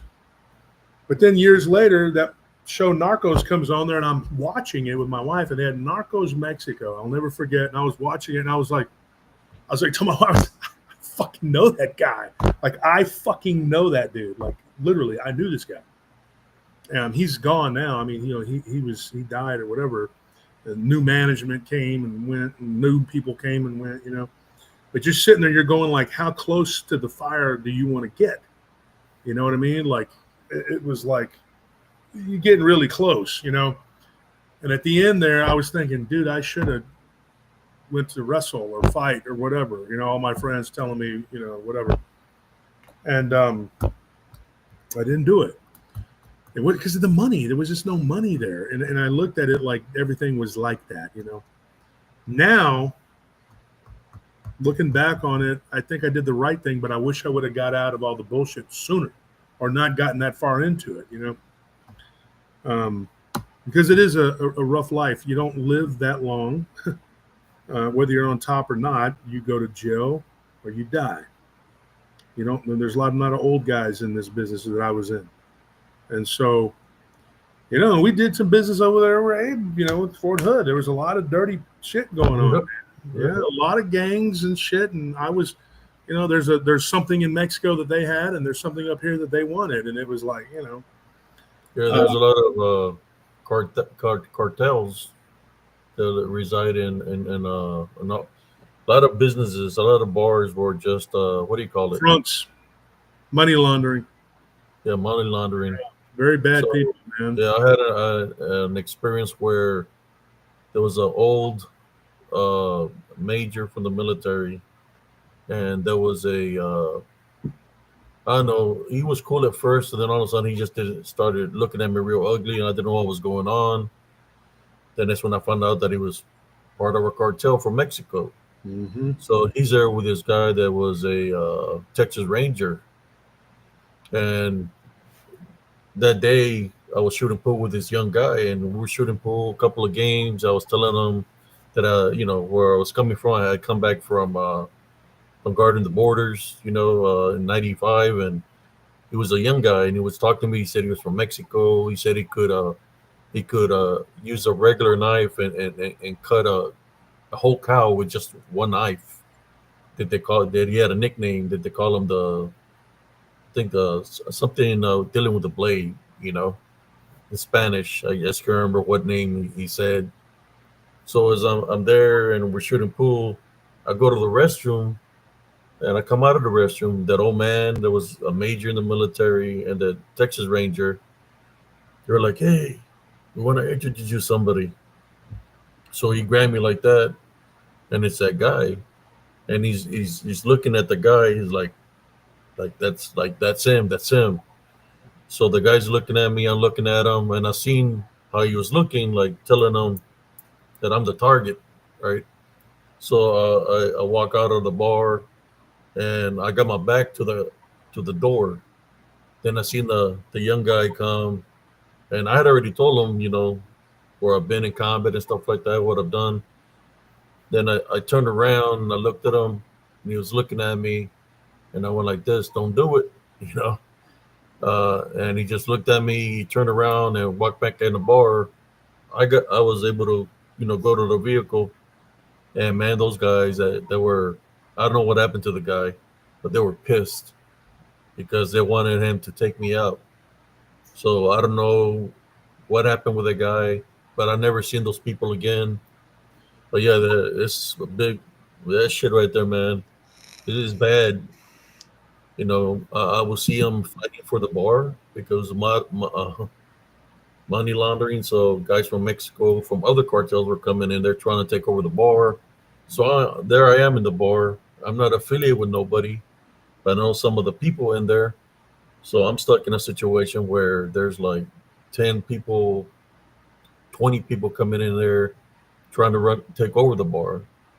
So I defend because that was my hangout. So I would defend the people that were there. I didn't care who was affiliated with who or who was what. I just had to protect the people that I knew because I was a regular there. But then I said, "Fuck this." I said, "I just need to stay away from here because you know anything can happen." So I just started focusing on my son. When I got out of the military. But yeah, it's pretty hectic, man. There was one time where one came up to me. There was some people that asked me for some advice. They asked me, they said, what do you do? Because they see me with my veterans hat. They asked me a question. What would you do if? I have a question because I have a problem. There's an NCO or sergeant that's messing with my nephew. What's your advice? That you were telling us, well, what is he doing? Well, he's doing messed up stuff, like racist stuff and stuff like that. I said, between me and you, I said, tell your nephew to catch him on the down low, follow him around or whatever, and just beat the crap out of him. So that's what I told him. I said, maybe if you beat the crap out of him, he'll change his ways. Like that's normally what happens, right? So like a week or two passed by, and then this time he comes around and he's got like 6 people with him. And he's telling me, hey, I just want to say thank you for the advice. And he looks at me and he said, you might never know who you run into. And then he said, Cetas. Mm. He was, I guess, the leader of the Cetas, which is a cartel. Yeah. And he just walked away from me, you just got to be careful, man. Those people over there, they don't play, man. Like, if So you're the target, too, man. You get in. It's you can't just walk away. You know, they're not just going to be like, hey, you know, and they don't, you know, what do you know, and what, you know, there's no telling. I mean, and they just,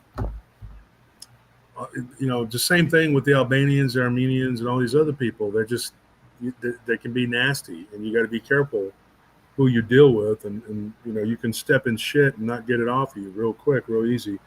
Yeah, I lost a cousin, man, to that kind of stuff, man. Dylan, you know, he'd been to prison and stuff. I lost him in Killeen. A cousin of mine got murdered.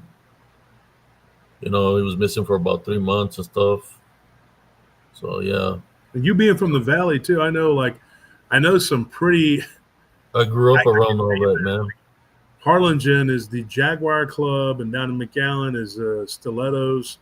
Those are some infamous places. You know, I used to hang around. You know, I wasn't like a big frequenter, but that's where you would meet up. You know, when you were down in the valley. You know, you would go there. The corner store. I go to the corner store when I was a kid, like 4 or 5. My mama sent me to buy a loaf of bread, and there'll be people shooting up right there in front of the corner store. The corner store belonged to a World War II vet. His name was Benjamin, and I would tell them, "Hey, they're doing this outside," and they'll go run them off. But those people, man, they'll be high as fuck, pull out fucking knives at me, trying to fucking stab me. And my mom would tell me, she said, don't bring the bread squash to the house, because if you do, that's ass whooping. So they are these guys that are shooting up high as fuck, trying to steal my loaf of bread and trying to freaking knife me, and I'm dodging everybody. I get home and my mom's looking at the bread. It's like, oh shit. It's like, but you know, always having a Mexican mom. Believe me, I know. It's normal, you know.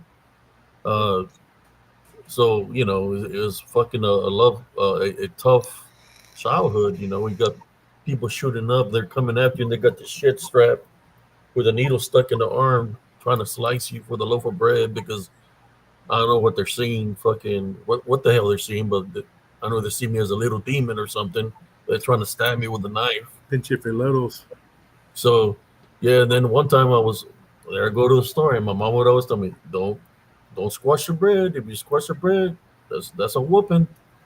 So I said, "Okay, mom." So there I am. This is how, because they be hot as fuck. Excuse my language, in the Rio Grande Valley. So I just go in shorts. I got no shirt. I'm barefooted. Go to the store. I grab the little loaf of bread, and I'm going like this, and I grab the loaf of bread. Next thing you know, I see this black limousine. You know, the limousines with the tint windows. I see 2 guys get off, dressed all in black, mafiosos. They got freaking shotguns. They go to this person's house. They're breaking the freaking front door, and you hear boom, boom, boom, boom. And I'm just standing with a loaf of bread like this, man. I'm not moving because I'm just like freaking out what I'm seeing, you know. So then they get out, get in the vehicles, and I'm seeing their faces, you know. They got the shades, and then I'm just standing there with a loaf of bread, not moving, because I'm like just witnessing everything, you know, like in shock. And then you see the window lower down. The guy looks at me. He tells him, "Hey, should we kill him?" And he said, "No, we don't kill little kids." And then the guy looked at me and he said, "You're lucky." And then the other guy said, "Man, he's just looking at us like he's not afraid of us." And they raised up the window and took off. So I guess fear has been out of the equation me for a very long time. But yeah, I think they killed somebody, man. I was a witness to that. You know, I was only like around 6. Yeah. So I've seen a lot of fucking shit, man. But that's how I grew, and it just made me stronger. You know, I started beating up kids when I was like 11 or 12. I was fighting kids that were like 16, 17 because I had a beautiful aunt, and everybody wanted to date her. So my mission was, she's gonna go on my mom. You're gonna go with her. You're gonna be her chaperone. If the guy gets his hands like an octopus trying to touch her or anything, you interfere. So there I am, that he acted good in the theater and walking home. All of a sudden, this guy is trying to grab my aunt and trying to kiss her and stuff, and she's screaming and like telling him to leave her alone, and I'll be like, "Hey, leave her alone." And then he's like, "You push me." I was like, "That's it, man." I start throwing fucking haymakers on him, man. Freaking lets her go, and she takes off running to the house. Then, by the time I get home, my mom just got a smile on her face, and she's telling me, "Good job." But I'm 11 years old fighting guys that are like 16, 17. It's like everybody knew who I was already when I was in junior high, because most of the guys I had gotten in fights because of my aunt. High school people from high school already knew who I was, but the reason I fought is because if I didn't protect my aunt, the ass whooping I was going to get from my mother was a lot worse. But yeah, man, I've seen a lot of messed up stuff, man. That's why when like these people that keep on trying to get underneath my skin, want to disrespect me as a combat veteran and stuff like that, man, they just don't know what they got in store for them if we ever cross paths, man. All that receipts are piled up right now, man. But like Brother Josh says, what I say, I always maintain the Heavenly Love Foundation. That's the key. Because I'm not worried about them, because there's other things that are around that are unseen that are just waiting to attack. And that's why I maintain my Heavenly Love Foundation, is of the unseen. Very important. Those fools, we can see them coming a mile away, but it's an unseen that you have to worry about. And remember, Mr. Mizzle, you said that the voices in the Bermuda Triangle say people to jump in. Mm-hmm. Demons can do that. Mimic voices. It's one of the things you hear with the goat man. The Anunnaki and all that. That there were some that were from the ocean. So the Watchers, there was some that were like birds, some that were like fish. Well, Brother Josh knows a lot about that, the Anunnaki. But I think in which they're demonic, so they have those characteristics to be able to call somebody, just like when people get alert in the woods, that they hear somebody calling, "Hey, come over here," or whatever. You saying that they're telling people to jump in the water. That's no difference, like from the heartbeats and the sirens. They have the same characteristics of luring people. Mm-hmm. Yeah, I can see how it's similar. Like the patterns are there, especially like with Bigfoot. It sounds like, for some of the accounts I've heard, they're mimicking like women's voices crying out for help, or children even crying out for help. And it's like they're trying to get to our core instincts to like help other people, but it's really a lure into their trap. It's freaky to think about for me. Yeah. Hey, doggy. This is Beans. We have two border collies that are, how old are they? April, May, June, 4-month-old. Then we got Beansy here, and then we got Banjo, who's Tony's little. He's been on the show. He's our little Chihuahua. Then we got Baby, who looks like a little gargoyle. She's so ugly, she's cute. And then we have my town was corrupt, man. Like the cops were crooked, everybody in power crooked. It was drug affiliated. There was this guy that I met up here like a couple of months ago that he said he was locked up in my town, in my hometown. And he said, "Man, this is what he told me. Your town is la mera planta." Like saying that's the main place where the drugs go through. Yeah. And that's where I grew up. A lot of crooked people, crooked cops, crooked sheriffs, you name it. That's why I moved out of there and I never went back. They're probably hearing me talk out the stories that I'm saying here on the podcast. They're like, "Oh, they'll send somebody up here." That they did that one time already. Try to send somebody to come for me. Because I said something about somebody from back home. It's not to send like two guys to come for me, but when they see me, they're like, "Oh shit, let's leave them up." They left me alone. Joe Breezy said paradoxes. He didn't know it was still. It's not open anymore, Breezy. It's been closed for over a decade at least. So no, it's not still open. I'm surprised you're still up, Joe. Me and Joe used to be on a show with Abe on my channel on was that Saturday nights? Fridays. Fridays, yeah. We used to do one on Fridays. I think we did Saturday too. No, was it? Yeah, Friday nights. It was. We were doing Friday nights and with his co-host. You see yourself? You don't see yourself here. Bye, darling. Have a blessed day. Uh-oh. You got a little besito. Watch it. You don't want to go down, do you? She hates little sugar. Little baby, I'm diabetic. Don't give me too much sugar, please. Bye, darling. Have a blessed day. Yeah. You see, there you go. A dirty Ike.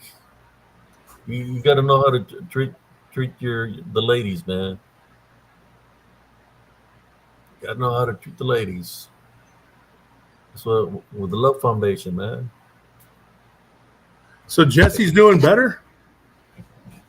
That's awesome. Yeah, he's still doing rehab and everything. One of his brothers had come on the show yesterday, and he was saying that it's going to be a long journey on his rehab, but that he's hanging in there. So yes, cousin Jesse's a fighter, man. He don't. Yeah, I like Jesse. He's cool. If he can set it in his mind, he's going to do it. You and got I'm a just good thing, man. You got a good thing on this.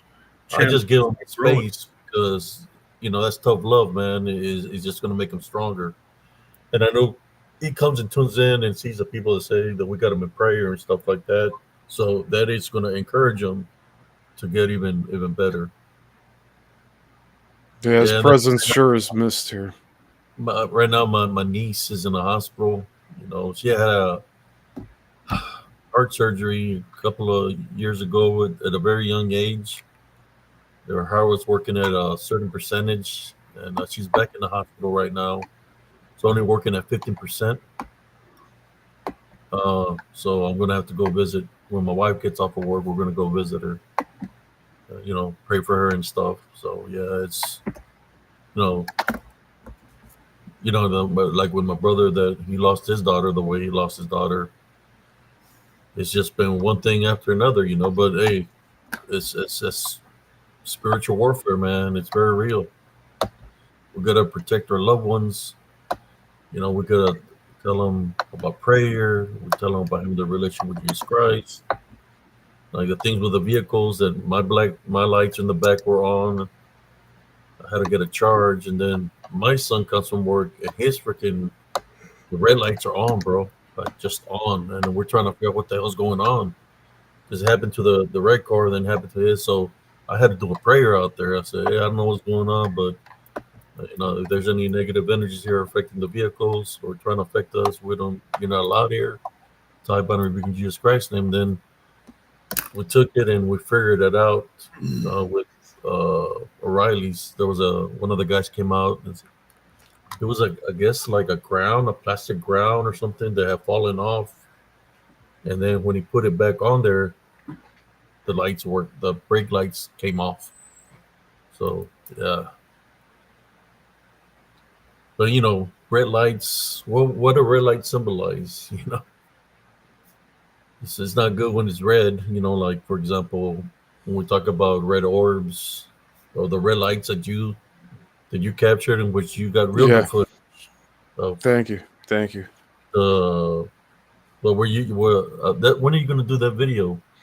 We were going to do it tomorrow night, but I told Brenda I wanted to do the Hulk Hogan tribute show. So we're doing that tomorrow night. And then Saturday is when we're doing that show with all of the footage I picked up. If I don't got nothing to do, I'll be checking out both of y'all's, Brother Josh. And so sometimes my wife, she's like, hey, you need to take me out dancing. Okay, there we go. No, thank you. I appreciate that. Yeah, we were going to do this on Friday, today, at 8 o'clock, yes. 8 p.m. Central.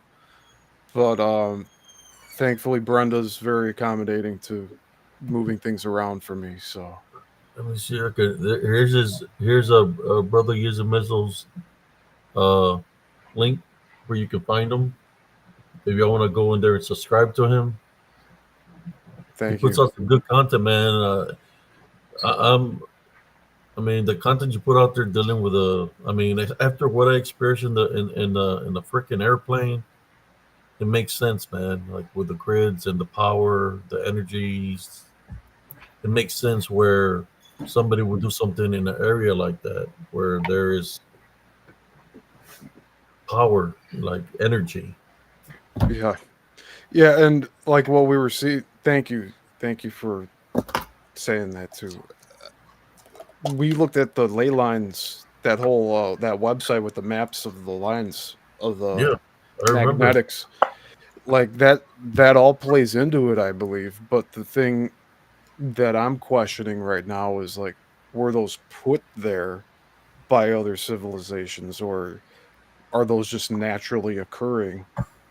It might be a bit of both for all we know. Like I don't have the answers. I'm just trying to figure out. I'm trying to put the pieces together. Is what I'm doing. And thank you for telling me that you appreciate Yeah, what I man. put out.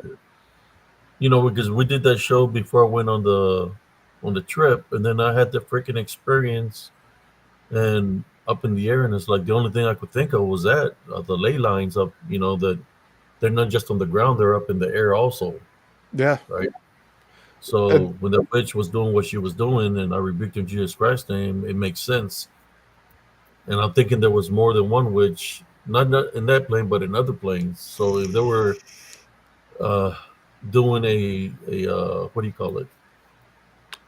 Something in the air a to ritual. control certain events, which is when the flood happened in near Austin, in Kerrville, when all that happened, when the confrontation I had in the air. Then when I went out last weekend, there's this female that came up to me and she looked at me and I could see her freaking face shift where she has a negative attachment and she looked at me and she tells me that the weekend that I was up in the air, that she was up in the air also, and she just looked at me and then she walked away.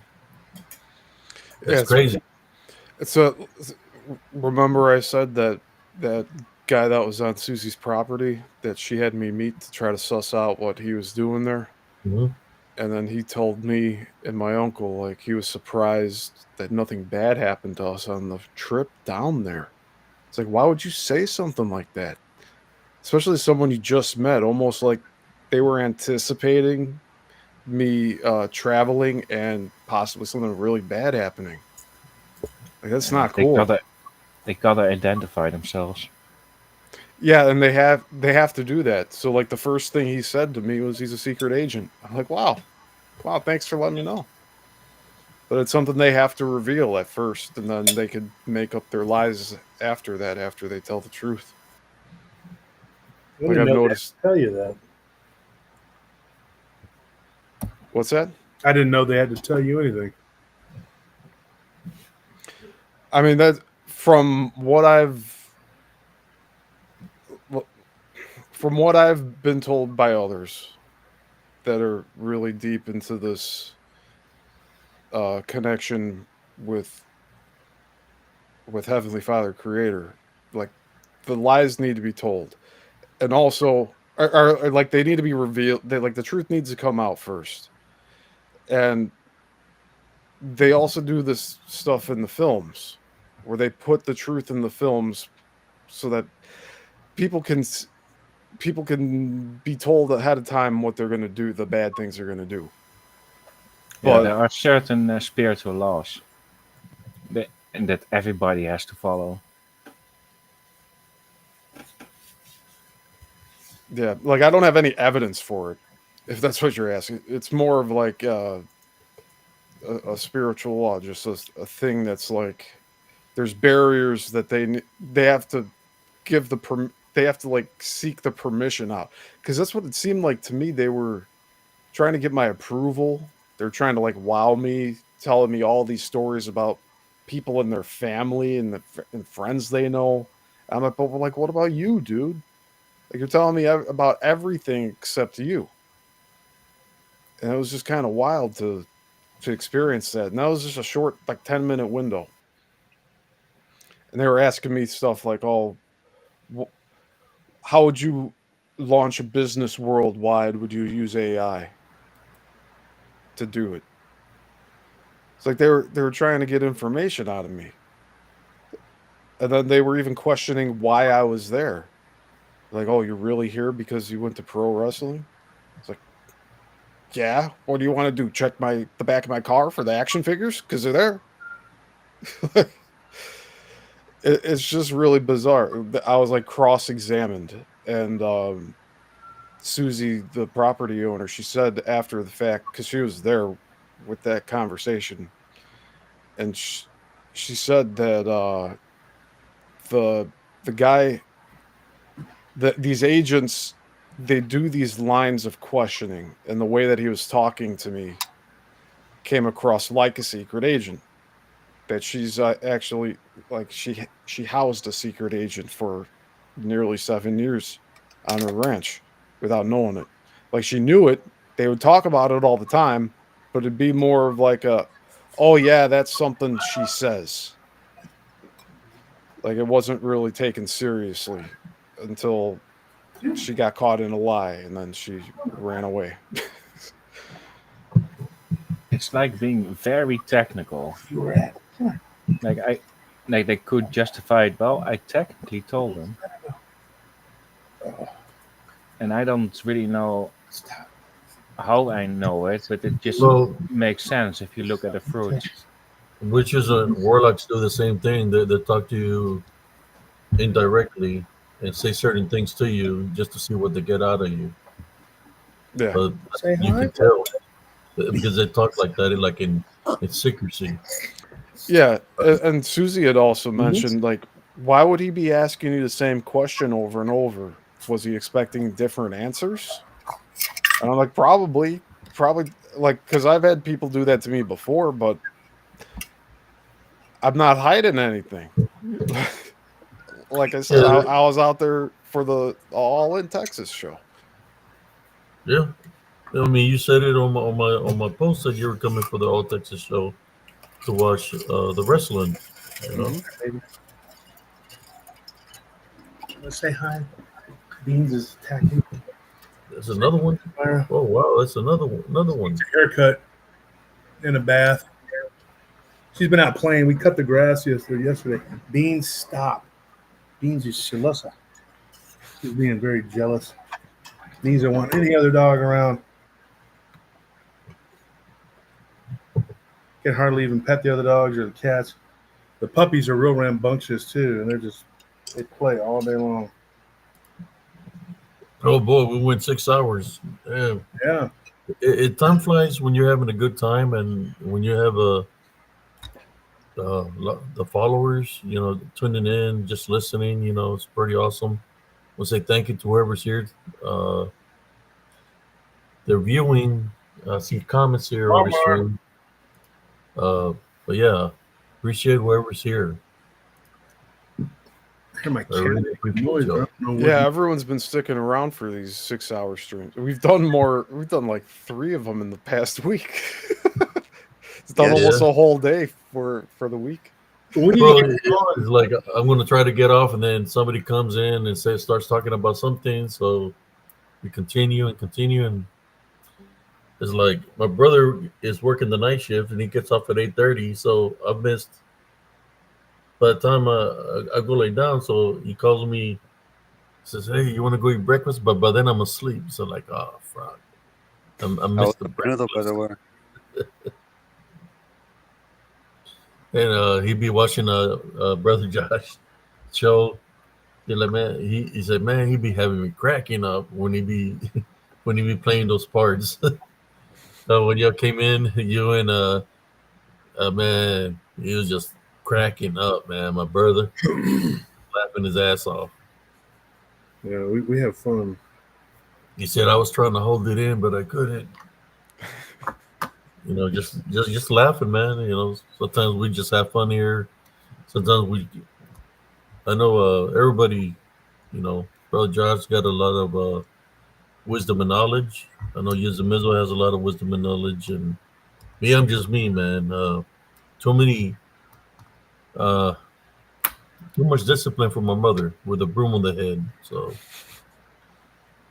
I got used to it. Like anything, you get used to it. I don't know how many brooms I broke with my head. And she would hit me, and I just look at her. I wouldn't even cry, man. And she'd be like, "Look what you did to my broom." I said, "Go give me another." So make sure it's sturdy. I'm talking about the big, thick brooms, not the little skinny brooms. The wooden brooms, the thick ones. Man. I've had a cooking spoon broke on me. Oh man, it's something I deserved, but I know that type of punishment for bad behavior. Yeah, well, back Italian in the day, shit. in the 70s, discipline was they could paddle you in school. They had permission from the parent. If you act up, you go get your licks at the principal's office. 1, 2, or 3 licks. There was this little freaking guy. I call him freaking Tattoo because he's a midget Mexican, and freaking he was the assistant principal. That motherfucker, man. I hated him because when he hit you with a paddle, he was swinging like a freaking bat. I don't know if he was trying to make up for his height, but man, he would take it out on everybody's ass with that fucking paddle, man. Short guy. You're fucking echo through the hallway, dude. Oh, Hit me man. 3 times. We call him Tattoo. His name was Mr. Silva. This is Panzer right here. Say hi, buddy. Hi, Panzer. So he would get mad when he'd be walking down the hallway, and then this is what we'd be doing. The plane, the plane, the plane. You look around to see who's saying it, but we would all be like, he'd get mad because we'd be saying the plane, the plane, the plane, boss. Like Tattoo from Fantasy Island.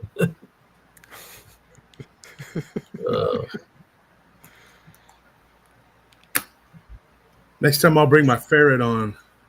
Your ferret? Yeah.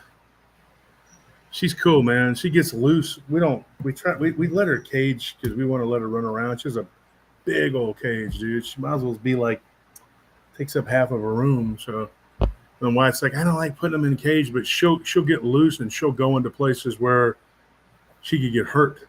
Like if the recliner or something's up, she could get underneath it. So you gotta be careful. Her name's Story. And she's a sweetheart. Got a whole bunch of animals here. I also have a pig, but he lives out at the ranch now with Honey Butters, the other cat. Beans is bigger now. Yeah, he's bigger, man, but he's not huge. He's like 100 pounds. Beans is one of his buddies. She hangs out there with him. We have to take her out there to visit him, or they'll both get depressed. And he lives with Honey Butters. She's the cat out there. We got some roguish wild cats that live out there, dude. And they will F you up, dude. I'm telling you. Our cousin's dog got into a fight, and one of them tore my arm all up. I was trying to break it up, man. Was it bobcats or? No, they're domestic cats, but they're not. They're just they're wild. And like a couple of them will play with me. Like I can pet them. You can't really pick them up, but you'll get them to pet. You can feed them or whatever. But you gotta be careful because what if they might have rabies, man? Yeah, they don't have rabies, but I knew this cat lady that she would take in pet cats, and there was one that I was helping her clean cages. Come here, Marta. Helping her Come here, Mama. because I volunteered to help her. And when I went to this cage, the cat was hissing at me real ugly, man. And I told her, ma'am, I think this cat got rabies. And said, oh no. And I guess the cat scratched her or bit her, and she got rabies. So they came and took all the cats out of her house. I mean, she had a huge house. It was nothing but it was full of cats in cages. I mean, There was cats roaming. There were all kinds of different kinds of cats. I'm Oh. talking about they literally nicknamed her the cat lady. Lots of cats. The cats took over the home, so it smelled like piss and you name it.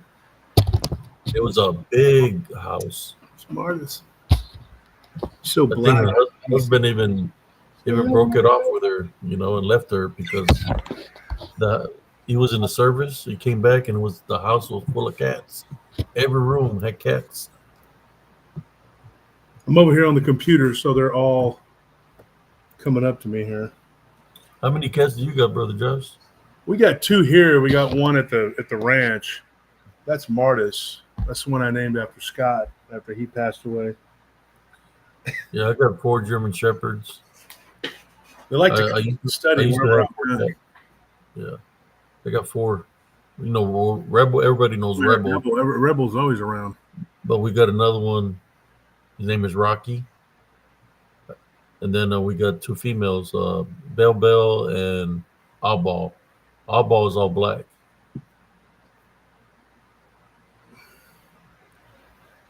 Yeah, four German Shepherds. Martis was. They're not full German Shepherds, but the mother's German Shepherd.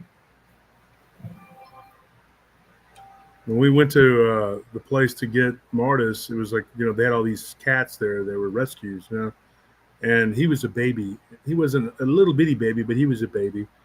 And the guy was trying to clean. He was trying to scoop up the cat food and everything that was laying around. And Martis kept trying to get into the dustpan. And I said, that's the one I want right there. Plus, it was October, and I didn't want. I know that some of these weirdos, they'll take black cats and they'll unalive them for Halloween. And so I was like, I don't want anybody doing that. That poor black cat, Those people at the shelter probably didn't realize, because they were telling us that some weird people had gone in there looking at him, and I was like, yeah. So he's cool. I like Martis a lot. Yeah, I've seen that, man, happen when I was growing up. Them La brujeria. They would the brujas would the cats, man, my neighbor's cats. She had a lot of cats. The cats would be hanging from the fence, and they would be gutted down the middle with all the guts sticking out. Mm. We'll get rid of the cat. Well, I will go tell them. They'll come get their cat, and they will bury it or whatever. Then the following week, the same thing. There will be another cat hanging from the fence. Like somebody was doing plead that. the blood of Jesus over your pets, man, and name them, because that's the only way. People ask me how Bigfoot and Dogman and all these creatures are able to do what they do to your pets, and I tell them, because so many times people will talk about their pets being attacked by these beasts, and I'll tell them the only way to stop that is to plead the blood of Jesus. You have to. Yeah. Are you a person of faith, Steve? Yes. Yeah, I went to Catholic school for 10 years. And I'm more focused on following Jesus Christ and praying to Heavenly Father Creator. Yeah. And it took a while to be able to vocalize that, because I wasn't sure because there's different names for Jesus. So there's what, Yahshua. I've heard Yeshua. I've heard all these different versions of it, but like we were saying earlier, it's the intention behind it. And I got comfortable with saying Heavenly Father Creator, because Yahshua is actually Joshua, but in Hebrew. Yeah. Yeshua is I don't. Isus is what his name would be, not because they're saying versions of my name, which is Josh, Joshua. Jesus. Well, Jesus is Christ, but it's Isus. In Spanish, they call him Jesucristo, Jesus Christ. Yeah. if you say the name Jesus in true faith, the power that comes out of your mouth is just, you feel it. Yeah, and if you're saying it and putting emotion behind it, that's all that matters. It's intention. Everything really is intention. And so it's not like if you say, his name not exactly like it was spoken in Aramaic or Hebrew, it's going to be any different. It really is just a matter of intention. And so, that's what that is. You are referring to him in true faith, so it works. Man, I remember the day that the last time that I walked my last walk around the big quad in Elms Grove. I was walking and I seen something in front of me, pass in front of me, and I said, "It's just my imagination." But then there was another one that passed, and it made this cat-like sound. So I freaked out, and I seen the eyes looking at me, and it was like on all fours. So I backed up a little bit, and then it turned around, and he had like a long body. And I said, "Is that a bobcat, or it's too big to be a wildcat?" So it's looking at me, and they make this cat-like sound, but it sounds freaked out. The way the sound was coming out of his mouth. So I made the mistake of uh, I shined the light on it. Man, when I shined that light on his eyes, he got freaking pissed. And he goes, makes that sound, real ugly sound. And he takes like 3 steps towards me real fast. I was like, oh shit. And I start backing slowly away from it, not showing no fear, along the fence. And then it makes a sound again. It takes 2 more steps towards me. So I back up slowly, and I see the embark. It's got the light on. And I go over there and put my back by the wall where the light is, and I'm banging on the door because there's a janitor working. And I could hear it making that sound, and there's a van. And the only thing I had was a little pocket knife. I pull out the little pocket knife, and I said, "Fuck, I'm on the blood thinners." I said, "Man, if this freaking cat scratches me, I'm done for." So I called my friend Steven. I said, "Steve, I need your help, man. So there's this cat trying to attack me. It's a wildcat. Where you at?" "I'm by the embark, by the entrance of the embark." He said, okay, I'll be right there. And I got the little pocket knife, and I'm waiting. I don't know if it's gonna jump from on top of the freaking the van, if it's gonna come from underneath or come around the corner. So I got my little knife. It's like, now in my mind, I'm hearing my mom's voice say, "Puerco pendejo," That's what I'm imagining, pendejo. So I got my little knife like this, and I was like, fuck. And I'm waiting, and after like about 20 minutes waiting, here comes Brother Steve real slow. And he pulls up. I got my little knife out. I said, "Hey, you okay?" I said, "Yeah, man, why it take you so long?" But the cat, I guess, it took it off. The only thing is that I don't know if what I witnessed was a wildcat, a cougar, or it was a shapeshifter skinwalker. But it was coming at me, man. Like it wanted a piece of me. It was huge, and this after that day, I stopped walking. I stopped doing the exercise around the quad, and I didn't go back out there at nighttime. I would just walk early in the morning or before the sunset. Law Morgan said something interesting. He's talking about the translations of Jesus' name. And Isis was not to be confused with the Celtic deity Isis. What I was talking about was the Greek transliteration, which is where a lot of our biblical whatever authority comes from. And it was from the Eastern Roman Empire, from Byzantium. And they did a lot of changing stuff around, but they translated it into Greek, and that's where that comes from. But I mean, you have the Pentateuch and the Septuagint, and those are all Greek based, so you can whatever. But I don't know if it's the first bad translation. It's just the Greek translation. But yeah, I think it's Yeshua. I forgot how you say it. And he said it here like Yahushua. Yeah, Yahushua. It doesn't sound correct, but if you're saying it is, I mean, I'm not gonna. I know the drink. Challenge. I don't know enough about it. Yeah, I don't know. That's why I'm saying, like, and we agree, the intention behind it's what counts, and it's got to come from the heart, from true faith, and believing it. I know when I got dropped, I still have problem with my neck, man.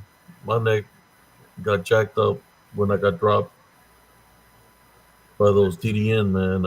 Where I was walking early in the morning around 6:30, and I just felt a lot of weight on me, and I got dropped to my knee.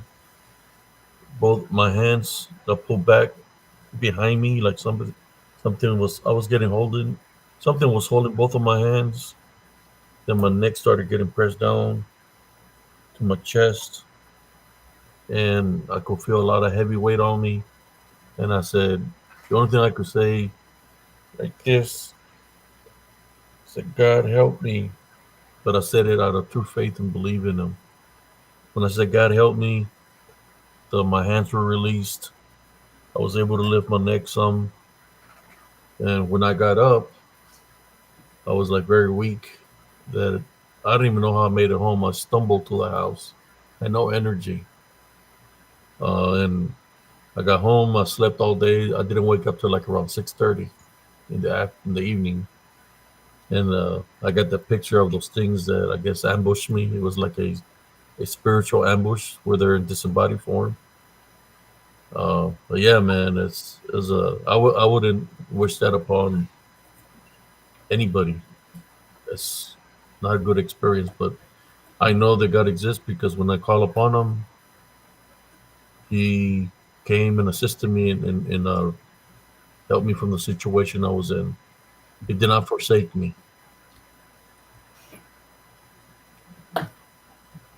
So, if you, Morgan, if you said your face heals up, you can come on and we can talk about it. I know what you're talking about with the translation or whatever. It's Yahushua Mashiach, Hamashiach or whatever, Hamashiach. I don't know how to say that exactly. I've only heard it said a couple times, and I don't know if they translated it correctly. But that's the Hebrew way of saying it, and it means like Hamashiach means Messiah or anointed one. Yeah. Yeah. Different name. Yeshua is his Hebrew name. But the thing is, Jesus would have been using Aramaic. So, but that's what Messianic Jews that have converted to Christianity, that's what they say. Yahushua Hamashiach, Hamashiach, whatever. That's how they say it. Like that's,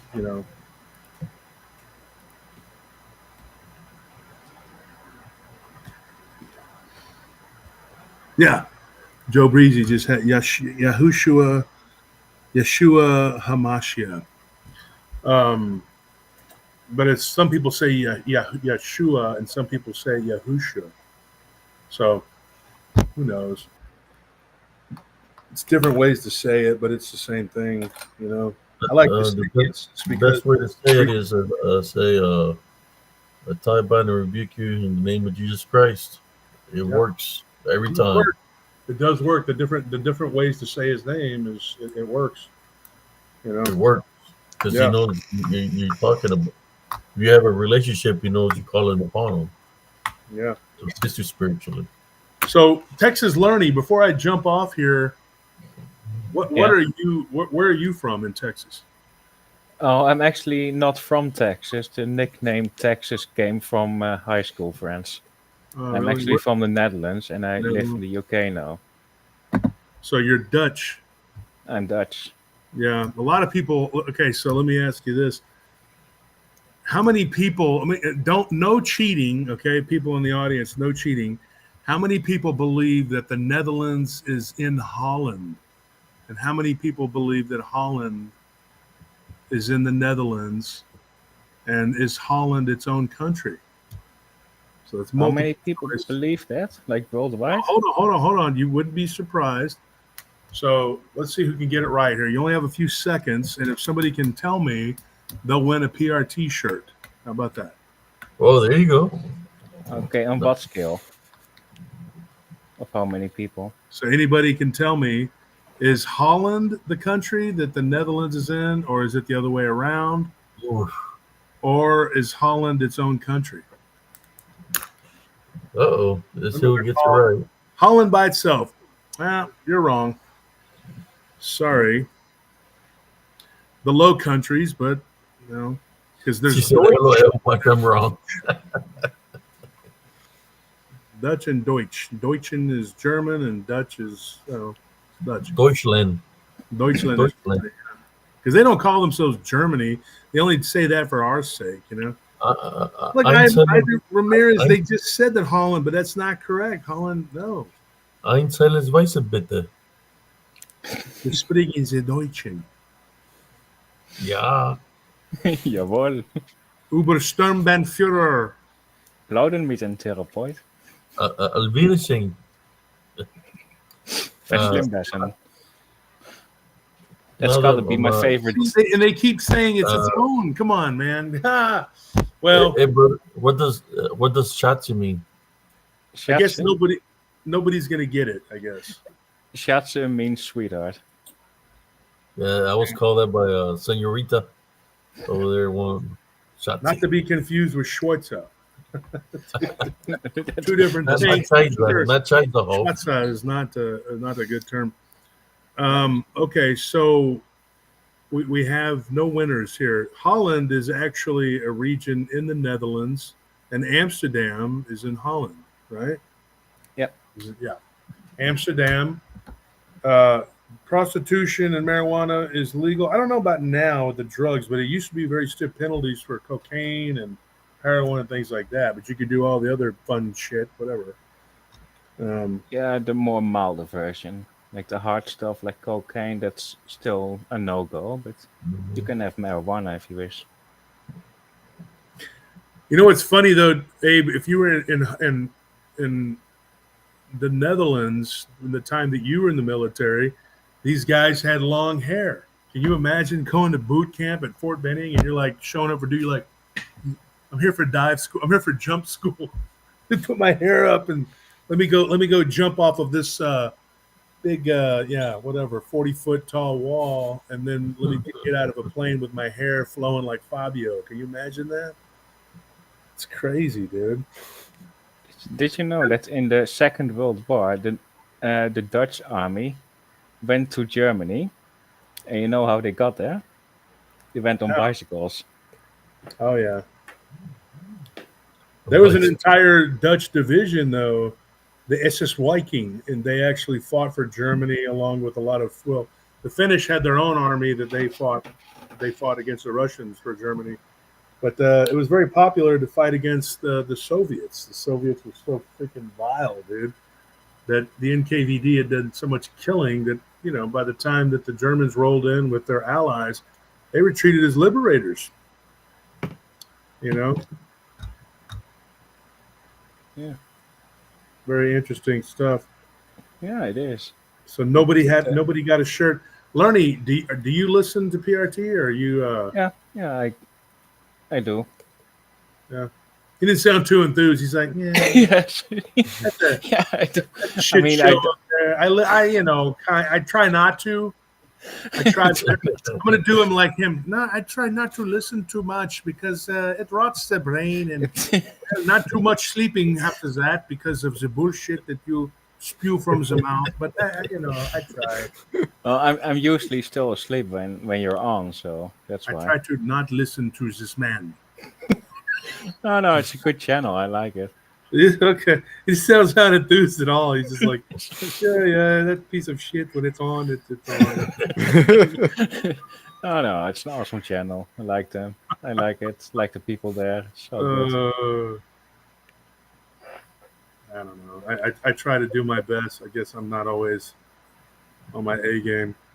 Like on Wednesday, and I look up 2 hours. It's like maybe 2 donations or something. I'm thinking, man, I must suck ass. I'm not doing very good. Maybe the story wasn't captivating, but we had 500 some people.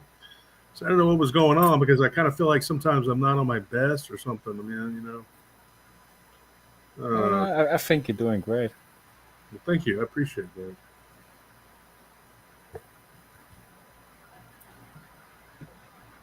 So yeah, but I do watch PRT. What time is it where you're at right now? It's currently 12:28. So it just broke into the afternoon. Oh, it's daytime over there. You say you're the same time zone as Britain, as England? Yeah, I live in the UK now. I moved to the UK Okay. about 5 years ago. Britain's time zone. Yeah, it's the Dutch and German time zone is it's 1 hour later now. It's 1 o'clock or 1:30. Yeah, and Dutch is actually not. I think it's probably easier to learn than German. There's many run-on words. Sweden has a lot of run-on words. Well, the most difficult thing about German is the whole der, die, das, in, and that. You got like 16 different ones, and it's really confusing. Yeah, like der, das, yeah. Yes, exactly that. So that's kind of difficult. Because like in Dutch, it's easy to say like good day, whatever. It would be like good dag, right? Good dag. Goeiedag. Yeah, good dag is good day, and like good day, good dag mensen. Would that be how you say it? How would you say it? Goeiedag mensen. Goeiedag mensen. Yeah. Goeiedag mensen. Yeah. Goeiedag. Yeah. Because it's weird. If you say good, it's like goeie. And then in German and in Dutch, I believe that the W is like the V is like a W, right? Das Wade. That's how you would say it, right? Never really thought of it. Yeah, I think so. Because like yeah, you would say they, but like Viking would be like Viking. And we say Viking, but the Dutch is also known for the G. The way they pronounce G is like. If you say, yeah, if you say 88 is 88. 88, yeah. And that's kind of how you say it. Like when you get into Arabic and Hebrew, it's the same thing with that. The only time I understood what the Germans were saying is when I was drunk off my ass. Well, they can all speak English too. No. Yeah. I'm talking about I could understand what they were saying in German when I was drunk. Yeah. What about the Turks? There was back then. There was a lot of there's a lot of Turks. I could understand what they were saying. Yeah. And I'll be like, man, I'll be looking at the beer like, what the fuck is in this beer? I can understand. I went up to some people that were literally talking shit about me. So I went up to them and I say, hey, why are you talking bad about me and stuff? And they're like, how do you know we're talking bad about you? We're talking in German. So because I couldn't. I told them what they said, and they're like, how do you know that we're saying this? Hot beer too. But it was I don't know. It was a beer. I was feeling good, but. You ever drink the Spatzenmunden? Maybe it was a Heavenly Father letting me know, hey, they're talking bad about you. You ever drink Spatzenmunden? You ever drink that? Spatzenmunden? No. Yeah, Spatzenmunden is German. Yeah, it's a German beer. Yeah, Spatzenmunden. I used to drink Helles Bison. Oh, that's a good one. Yeah. Helles Bison. Those Belgians and Dutch like to drink that Heineken. And Uso. Yeah, Heineken is pretty popular.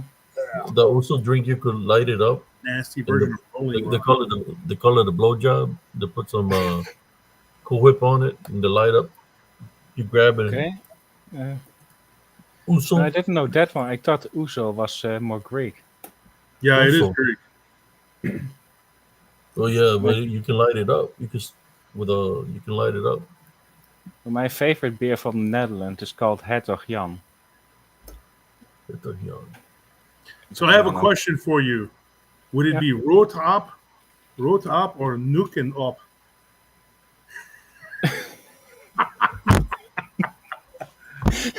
Neuken in de keuken. Nuken in the garden? Huh? Yeah, it means having fun in the kitchen. Yeah. Not explaining what type of fun, but Yeah. So it would be nuken, right? neuken. Nuken, yeah. But you could say root up, another way. Basically, the slang. It's like in Italian, I can say pinza di merda, pinza di figa, ele messa puttana. You could say a lot of, you could, really get in there, and I know some Polish and some Russian. I know dani ribi pista suka. And if you're a Polish person, especially a woman, they'll slap the shit out of you if you say that to them. Not sure what it means, but Well, it's a dirty thing. I don't want to give it away, but I got tricked. My friend, we called him Ski, Olofsky. He used to work for me, and he came to me, and they tricked me into saying this to these Polish girls because there was one that was really pretty, and they were all in there dancing. And my friends, these guys, they were in Fort Hood. These guys, they were this guy Max and Louie, and they go over there. They tell Ski, they tell him, hey, go over there and tell Wolf, to talk to that girl he likes over that Polish girl. And Ski was over there talking, and the one girl liked me. She was like, he's tall, he's good looking, like 6'4", and so I go over there, and this is about 100 pounds ago, when I was lighter, sting like a bee, float like a butterfly, sting like a bee, whatever. Yeah. I go over there and I tell her, "Dame riba pista shuka," and she's like, and she just went like she was gonna slap me. She just did the motion like that, like get away. And I was like, what the hell did I say? I was like, did I say it right? Did I say it? What did I say wrong? So I said it again. And the other girl comes to me. She goes, no, that is not a good thing. Why you say these things? And these guys over there laughing. And she goes, they tell you this. And I said, yeah, I thought it meant, hey, what's your name? And she's like, no, that means, hey, baby, you give me some. You give me some of that, and I'm like, what the freaking heck am I doing? I had two Polish co-workers, just two guys, and one of them said to me, "Oh, can you just say to the other guy?" And he said something Polish I don't remember, so I said it to him. The other guy started laughing. The first guy came in, started laughing. He said, "Okay, what did I say?" Well, apparently I was inviting him for, how do I say it? Inhale a rooster. Yeah. To put it that way. Yeah, exactly. What does "niet" mean? Niet means no. No. No. Niet. And means tak. no. So I guess the way to say it in Dutch would be, hey schatje? In Dutch, if you say hey sweetheart, is hey schatje. Yeah, okay. Hey, how do you say it? Hey schatje? Hey schatje, give me what? Hey schatje, give me. Is that how you? Is that close enough, or would you? If you say hey schatje, it means hey sweetheart. Yeah, hey schatje, yeah. That's how you say it. Hey schatje, because it's Schatje. In German. How would you say it in German? Because I know it's very close. Yeah, in German you say Schatzel. Yeah, I knew it was the two were very close. I have a pretty good language skills. I have a pretty good grasp of linguistics. Or mein kleines Kuchen. Yeah. Mm-hmm. I'm married now, so I have no reason to go up to some girl and say, "Hey, shit, there." Shut that. You know? Not sure how successful those pickup lines will be. If you say, "Hey, schatje." Hey, Schatze, give me what? What? It would say what, right? What? What? Because yeah, you would say what, right? Some? What? Yeah. Yeah. I mean, would it's Just say, mix it up, man. Say, ein chochon. I used to shown. Like blood in blood, chochon. Give me that chochon. Like chon chon.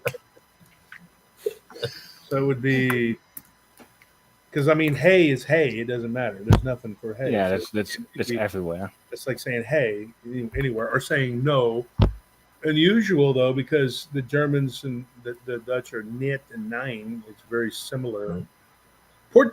Dutch is to Germany, or Dutch is to German what Spanish is to Portuguese.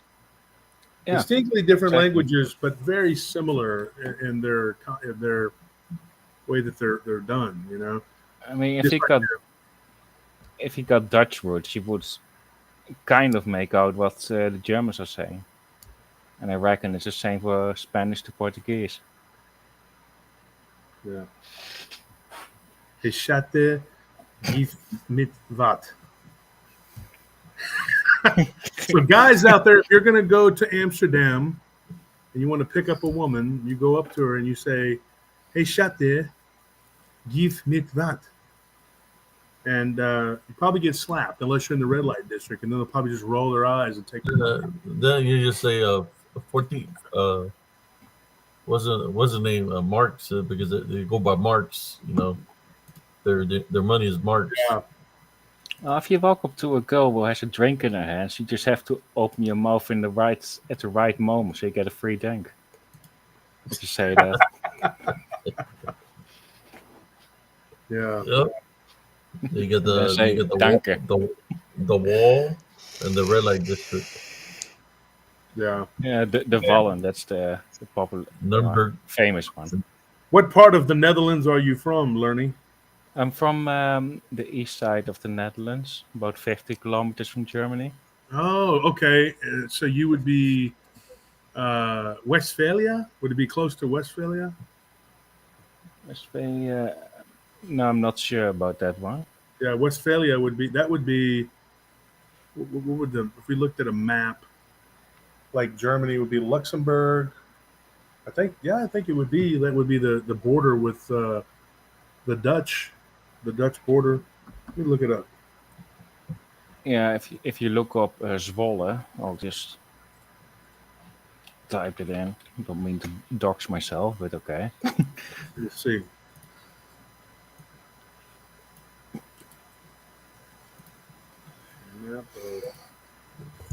You know, New York was originally called New Amsterdam.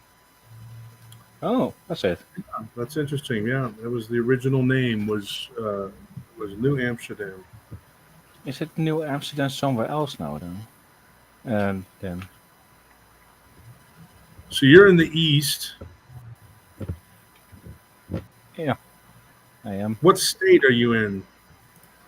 Well, Gelderland? province Overijssel, which I'll just write down here. So you're in Gelderland, right? Very close. I'm right above Gelderland. Hmm.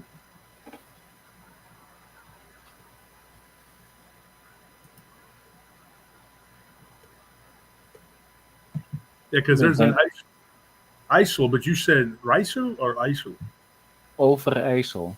Overijssel. Oh, It's on the it's on the private chat. That's in the northeast. Yes. OVRIJSEL.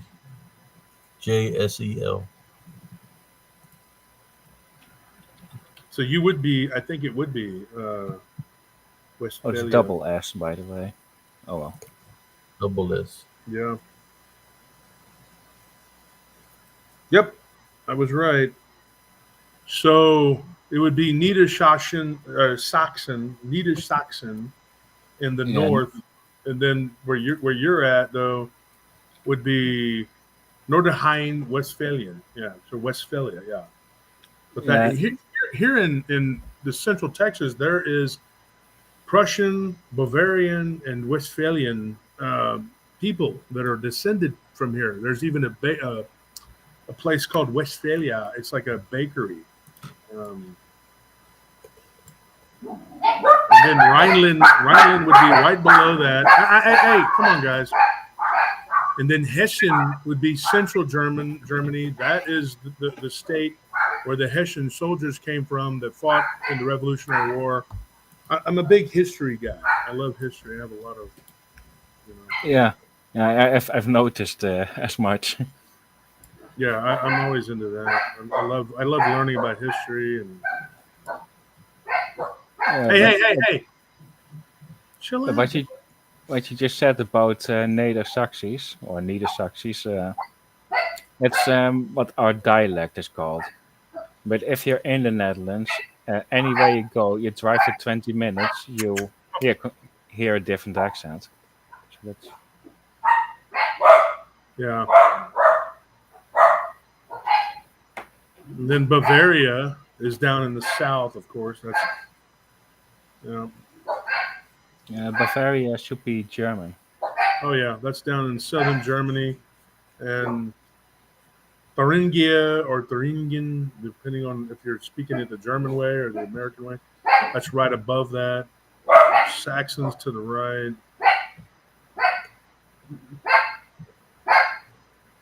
It's interesting. Rhineland and Luxembourg. Luxembourg's a weird little place.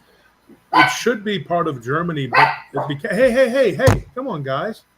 There's no reason for all that. But now Luxembourg is its own country after World War II. As much land as possible they took away from Germany. And if you look at Germany, it literally looks like there's been a bite taken out of it by the Czech Republic, which used to be Czechoslovakia. That's because they literally annexed a big chunk. Germany like this. Now it's got this big chunk taken out of it. And part of the land in Poland was taken and annexed. So what essentially happened was the Soviet Union moved over like 100 to 200 miles. Poland moved over. Czech Republic moved over. And all that land got taken away from Germany after the war. So you end up with Berlin, which is a lot closer. Now, somebody had asked me this in history because I was really good in geography, and they were like, why is Berlin so close to the border, with Poland? Why would you have your capital there? I was like, because it wasn't. It became that. And Prussia is now pretty much Polish. So you end up with people like Dirk Nowitzki that played for the Dallas Mavericks with a Polish last name. But he's actually... and his last name is with that I, that when it ends in I, it's Polish. If it ends in Y, it's Ukrainian or Russian.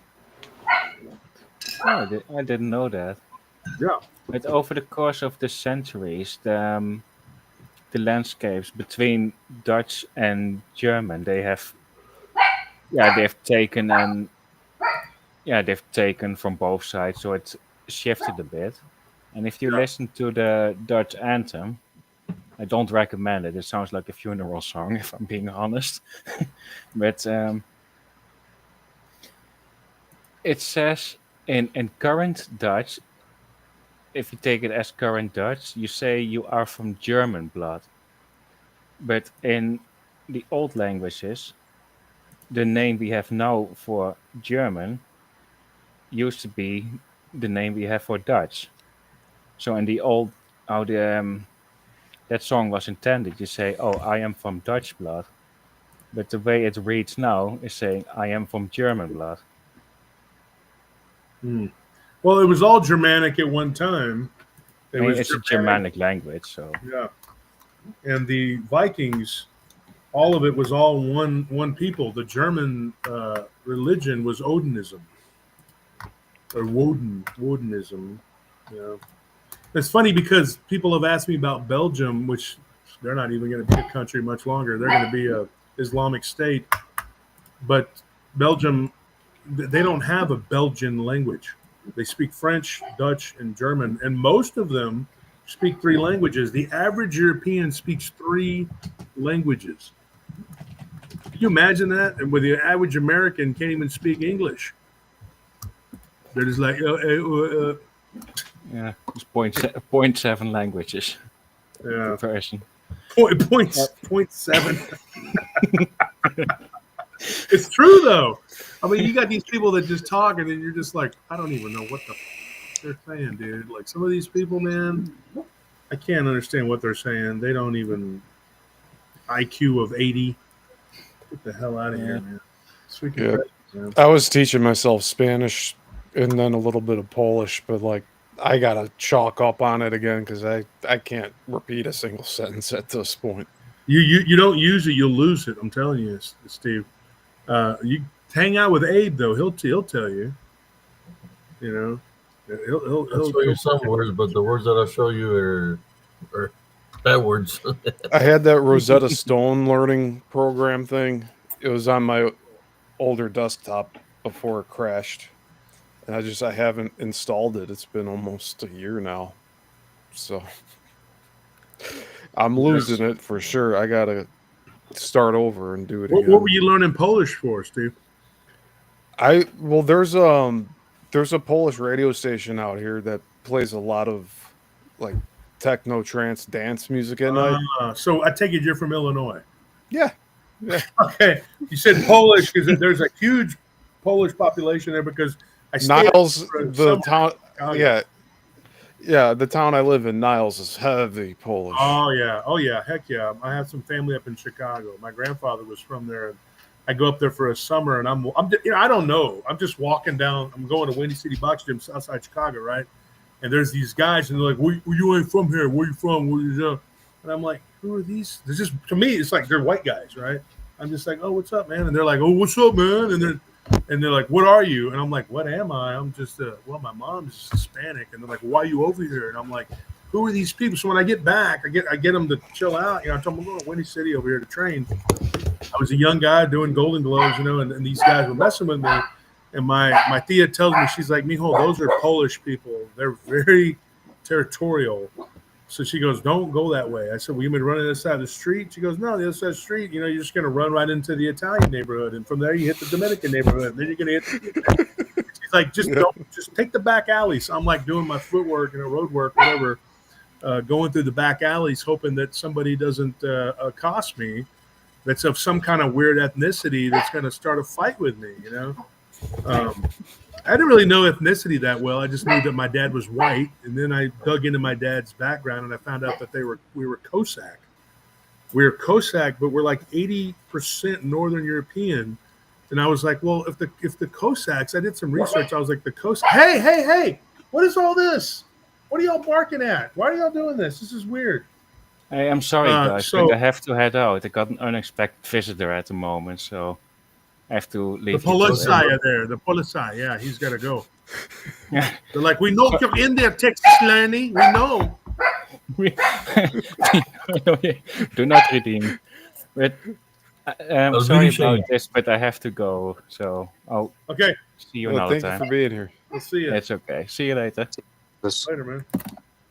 So I did some research, and I found out that the Cossacks, even though they're living in Slavic region, their blood is like Viking because they had come to that region and just kind of killed everybody and said, well, "We're just going to live here. We like it. It's warmer here than where we came from, and the land is more fertile." And so they just kind of, that's what they did. And then they interbred with a lot of Germanic influence, you know, and then they just kind of, it's all really just Northern European, you know. And so my dad did that stupid test or whatever, which is dumb. I'm that DNA thing, and found out that he's like 80% Northern European, you know. So yeah, there's bakeries around here. When it gets to that time of year, we get punchkis, jelly-filled donuts, basically. Yeah, kind of like kolaches. Yeah, or kobaniszkis, which are like the Polish sausage inside of the bread or whatever. Yeah, that's what that is. Those are really good. Yeah. We have a lot of Czech influence here in this area. Czech and German, very, very big here, along with the Anglo. What state are you in? I'm in Texas. Oh, man. Okay. Yeah, we got Schulenburg, Fredericksburg, New Braunfels, a lot of freaking German cities here. Schurz, Schurz is another very Germanic city. Yeah, it's there's a lot of them, dude. And then Kerrville, which is another very German city, and it just got flooded recently. Trying to think, man. There's another one. New Braunfels, or to them? New Braunfels, and then what is the one with the RV park outside of Buda? The Niederwald. Yeah, Niederwald is another one. Very German, a lot of Germanic influence. But there's a ton of them, ton of German cities here, man. And the people there, you can tell like the German influence is strong, and you can see which regions they were from by their the way the houses are made. I mean, at least I can. When you're in New Braunfels, you can see the Bavarian influence. You're like, oh, and then there was this waiter at the restaurant, and he was at this place we like to go to called Alpinhaus, and he was speaking German to the other lady, and he didn't know I could understand him. And I started talking to him, and he was like, "Oh shit, guten Tag," and I started telling him. He told me where he was from. He didn't think I wouldn't know where that was. And I told him, yeah, I know where that is, and that's in East Germany, whatever. And he's like, yeah. I became, a full-on German when the unification of when the wall fell, and it was telling us all about how he came over here and blah, blah, blah. And I have an unexpected visitor. No, actually, they're expected, but I think Scorpion and Tony. What's up, Scorp? What were y'all outside earlier, or did y'all just get here, dude? Then what the heck were they barking at, dude? These. No, I'm talking about they were barking 15 minutes ago, 10 minutes ago, I guess maybe, right, folks? So they were barking before they show up here. This is weird. They do this when in the morning. They start barking about 10 minutes before the guys come in. Yeah, and they stop now. Yeah.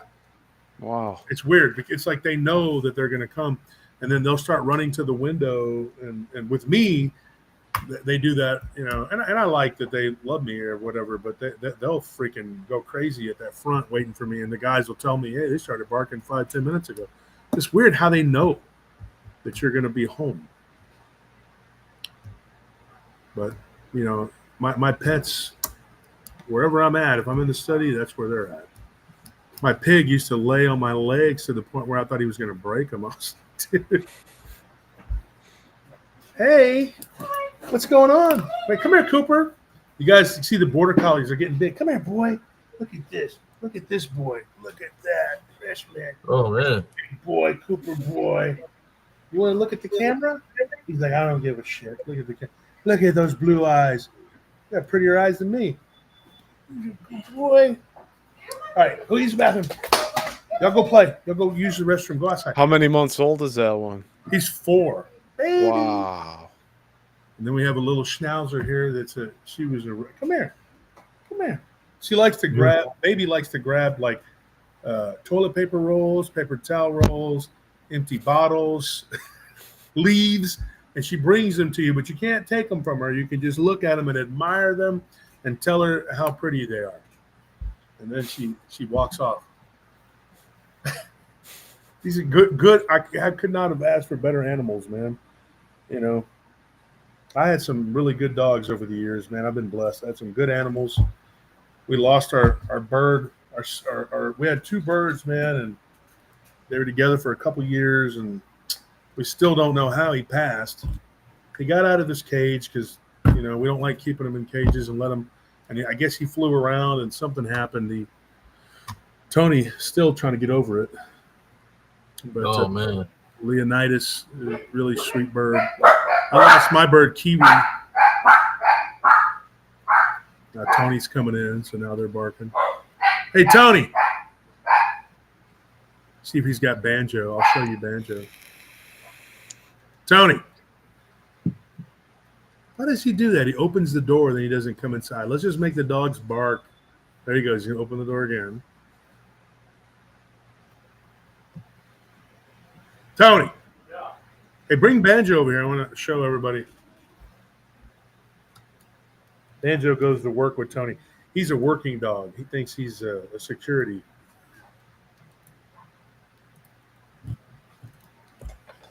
security. He's got a little uniform, dude. Hey, do you got Banjo's uniform? Your uniform? He gets all excited. He loves going to work. When Banjo gets ready, come here, buddy. What's up, buddy? He don't like everybody. Banjo's picky about who he. What the hell? What's up, buddy? What's up, buddy? Look at that little ghost face. Ghost face killer. That's Dee's nickname from. Yeah, me and my brother call him Ghost face killer. Look at that. Who you trying to get crazy with, ese? Don't you know I'm Banjo? Quiero Taco Bell. So he was working the night shift? Yeah, he goes to work with Tony. He's my canine unit. He's just canine. They're a unit. Elvira's the one that Beans can't really ride because she gets sick and she'll throw up. Her and Cooper are like throw up babies, man. Elvira though, she's my little riding dog. She'll ride with me. She'll growl at anybody who comes up to the window. And then they see her and they want to pick her up. You know. But I gotta jump off, guys. It's been fun, man. I had a good time, man. Alrighty. Man, it's like 6 something in the morning here, and yeah, dude. Yeah, it's been fun. Thank you. Yeah. So you guys got to get on the show with us, man. Come on Monday if you're not doing anything. When we have people come on and tell their encounters, and Steve, you just come on, and you and Abe can hop on with me and Richard. You know, Dick Richards. He comes on and we just have people talk, and we talk about all kinds of stuff. I think it was mostly Bigfoot last Monday. I can't remember what else we were talking about. Bigfoot and Dogman, you know, and we had lead tracker Jerry Choctaw Tracker and Tex from Texas Front Porch, and had a very friendly debate going. You know, a spirited debate like the ops try to say that they have when they just really attack people. We actually have those. Awesome. I made a note in my planner. Yeah. You have a planner? Yeah. Just a tiny planner thing, just to make sure I remember stuff. I need to start. I need to start. Man. I got a whole page of stuff to do. It's like that's when he has the open mic night. Or open lines. Yeah, people could just jump on and talk, and we always get a bunch of people in there. Weird stories, man. I'd say a couple weeks ago. So it would have been about 5. It started about 5 or 6 weeks ago, but for 3 weeks in a row, we had some really crazy stories. People were telling stories about vampires. It was like boom, boom, boom, one every week, and yeah, we've had some really crazy stuff. Do you do much cryptid work or ghosts, or what do you do, Steve? I've done it in the past. I've shared a few stories here on Abe's channel about all that. I've had a UFO experience, no interaction, but like close to it. And then I've gone to cemeteries to do investigations. Yeah, there's places out here, Cuba Road, where Babyface Nelson flipped his car and died. And there's also Bachelor's Grove Cemetery out in Midlothian, that's further south. And along the way there too, I've gone to other places. And I now frequent cemeteries whenever I'm going on road trips, just to see if there's any Civil War soldiers buried at the cemeteries. I find them every time I go.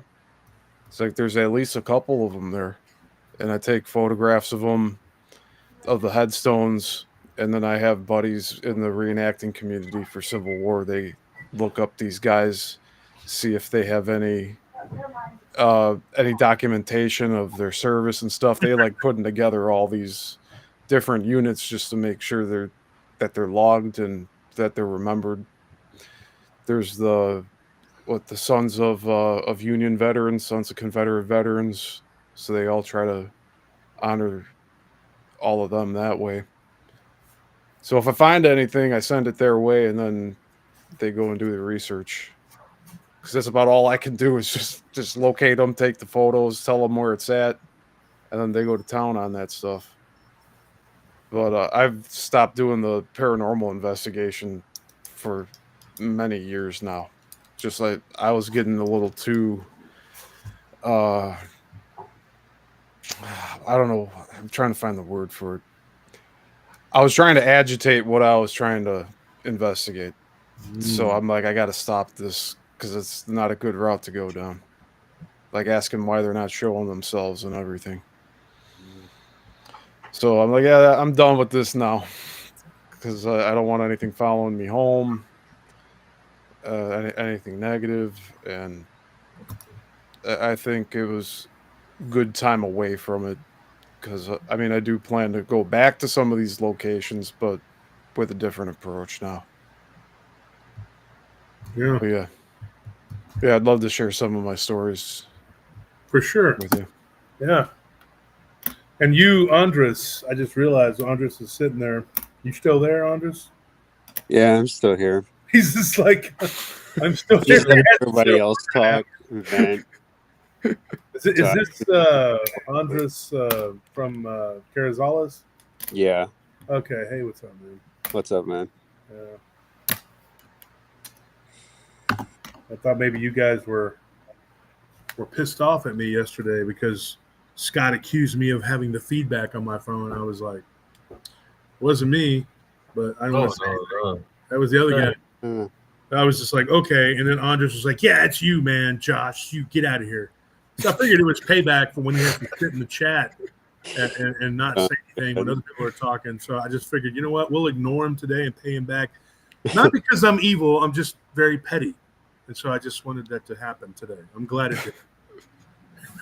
No, I didn't fall asleep, Rain. I stayed up like at least a full day, at least when I was younger. I'm talking to Rain in the chat. She thought I fell asleep. I didn't. I've been awake the whole freaking time. I did want to sleep though. He wants people to know. He's like, I want people to know y'all abuse me over here at Abe's channel, the House of Horrors over here. It's my fault. Well, I just sit here. It's our fault over here. They know that they're not doing nothing wrong. They're just tuning in. You know what you could do, Steve? Like John C. Reilly on your show. I've always wanted to do this. Invite people on the show that you don't like, and when they start talking, just start going. Sure, and then kind of like scratch yourself and look around. But you got to do the glasses, those Steve Brule glasses, like John C. Reilly, like. You're still talking? UFOs, huh? Put your head down while they're. I had a dude invite me one time to There's his a show. couple people, man, I'd like to invite on the show, but they already know I don't like them, so it's too late. There was this guy, man, all he do this. kept doing is spitting in the cup, man, all throughout the show. I don't want to gross my audience out. I just want them to understand that I'm visibly not into what they're saying, or just be like, hold on, excuse me. You just kick back and be like, while they're talking, and you know they're probably gonna go, just kind of keep going uncomfortably, and then just be like, just wake up like in the middle of it, just go like, oh.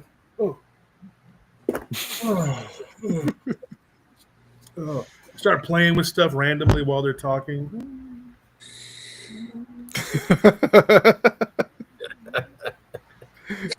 Thought about that. I really did. A couple of them too. And then when they leave the show, I'll be like, "Oh, we finally got rid of them."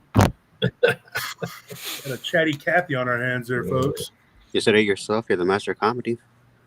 Yeah, if we can roast the shit out of these people. Well, that's what the Oklahoman roach is so mad about, because we roasted our hibachi. We got it nice and toasty. We put his balls in there, and then they just got nice and warm until they popped. And then he wants to play the victim, like he's a victim, but he's the one that trolls us all the time.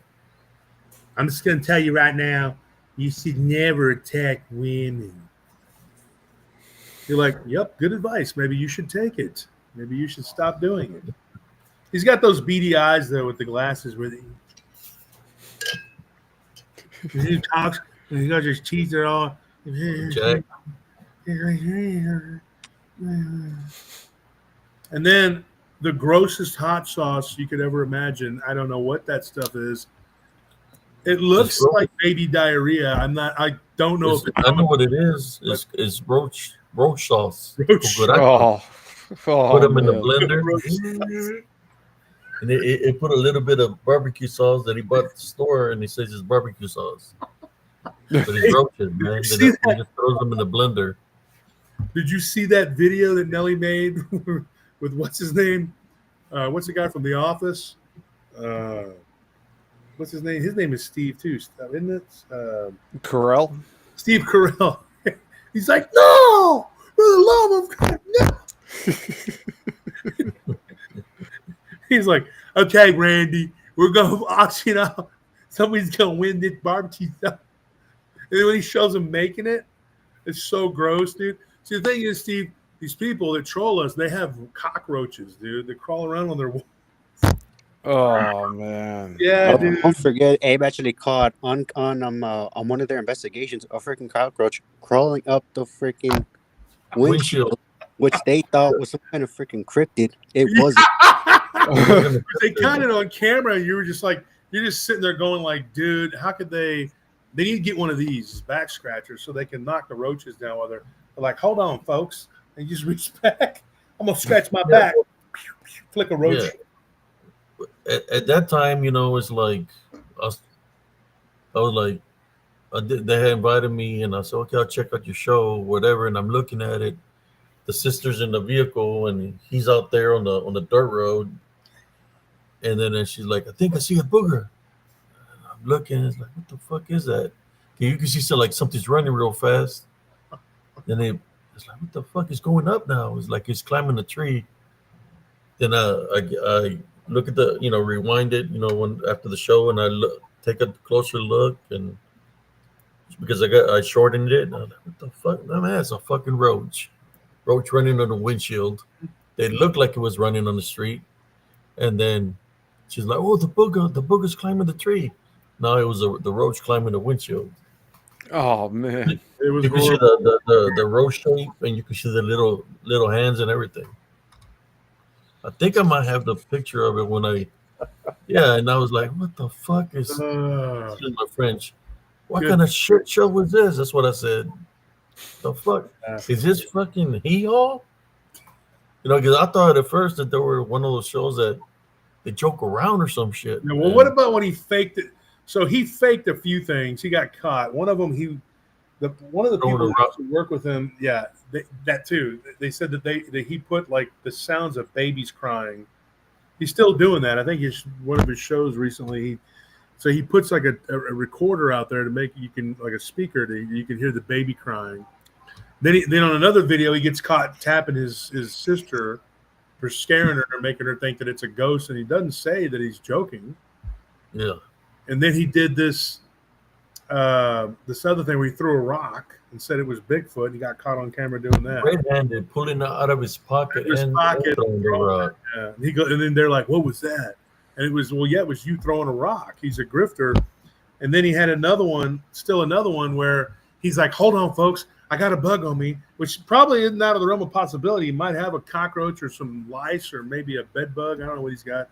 Probably got a whole ecosystem there. But he was like, I got something on me. So he moves his body like this, and you can see behind him there's a light, a big light there, and this person in a bunny suit, like clear as day, a bunny suit, walks out in front of the camera, and you're like, then he has a whole show analyzing it the next day. Like, and he wants to laugh. He wants to laugh because he already knows what's happening. Yeah, it was Sarah, obviously his sister, in a bunny outfit. You're just like, dude. Wow, man. Now he's already made himself look so stupid now, but he used to just cause so many problems, dude. God, so much hell and grief for everybody. Wasn't there one where he's doing a show in the home and you can see the roach crawling on the wall? Yeah. There was another one where the roach was crawling on the couch. So then after that, they put up like this blanket or tapestry. We're talking about Mike. This blanket or tapestry or whatever, and it was like, dude, that guy. And if you ever start finding yourself feeling bad for him, don't, because you just think about all the horrific shit he's put everybody through. He ran Bettina off, and just attacked so many of my friends, my family. I mean, that guy just, man. I mean, these people went through the community calling people up and just saying shit about me and Abe and everybody else, and made up so many lies and so many rumors about my nephews and especially my wife. And my business partner had a heart attack last year, Steve, and they were harassing him, calling him up and messing with him. He nearly died. He's an older guy. He's in his 70s, like a dad to me. And they just kept calling with different numbers, harassing him, messing with him. It's unbelievable the lengths that these people will go, the evil that these people will stoop to. There's no limits. Nothing is off limits for them.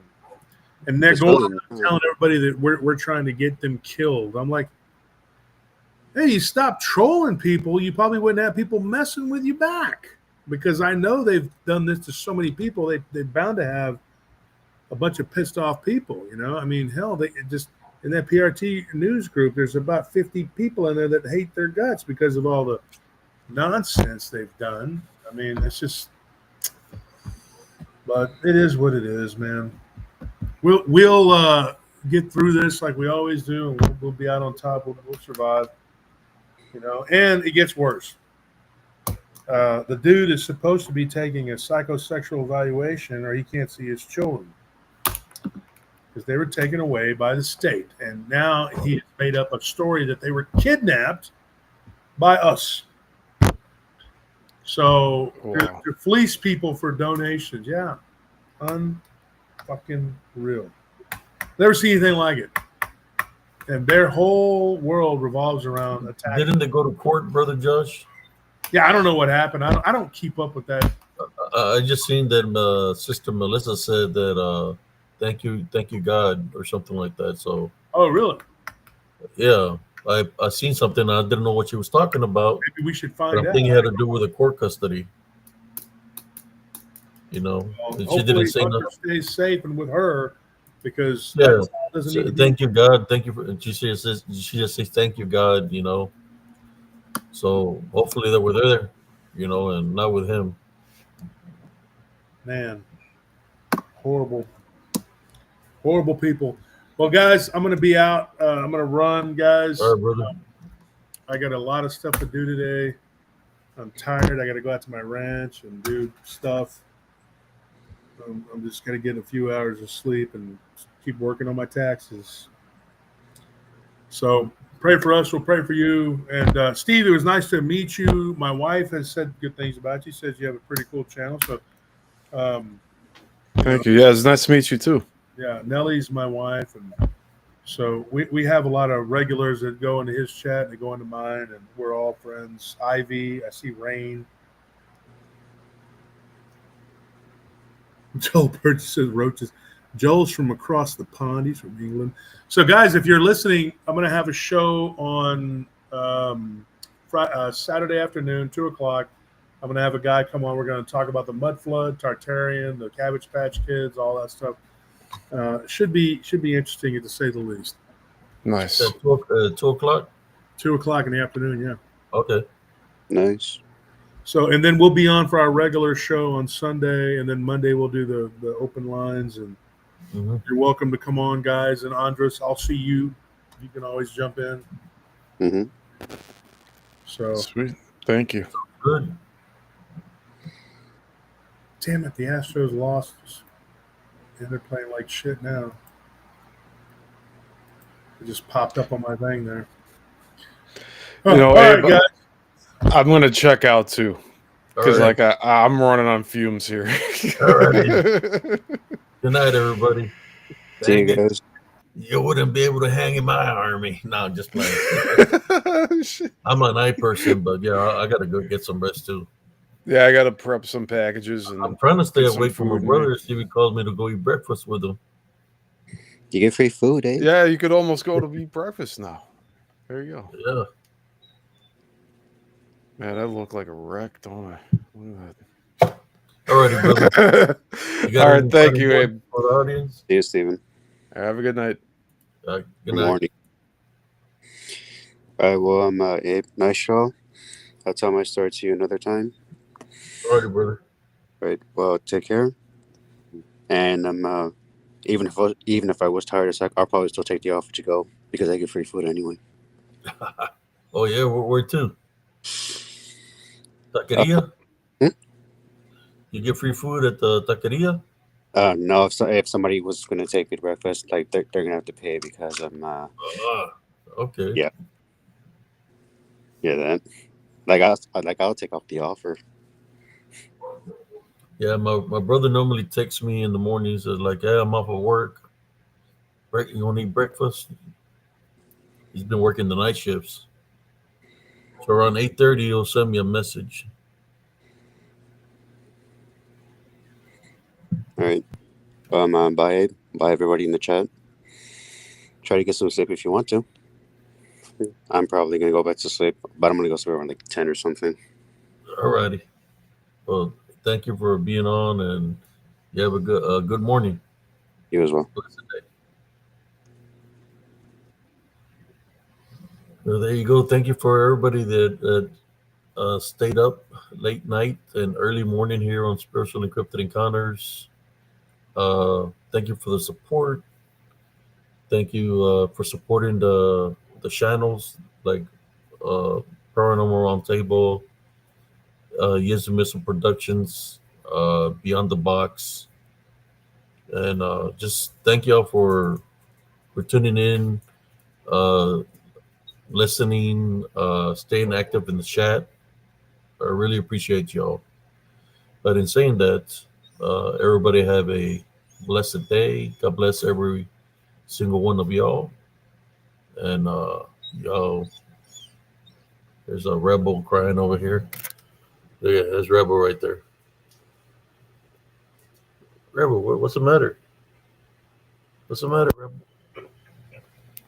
Yeah, he wants me to take him outside.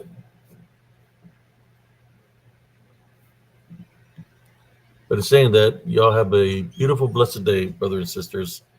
Good night. Good morning. And again, thank you for the support. If y'all haven't seen the podcast I did with Josh on What Lurks Beneath, check it out, brothers and sisters. I think we did some pretty good work right there on that show. If you haven't checked that out, I think it's called What Lurks Beneath.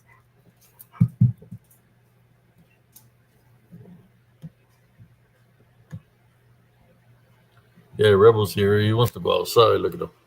Rebel, look. Look up there, Rebel. What do you want? What's the matter? Yeah, Rebel spoiled. He's got a little handkerchief around his neck. He likes dressing up in clothes also.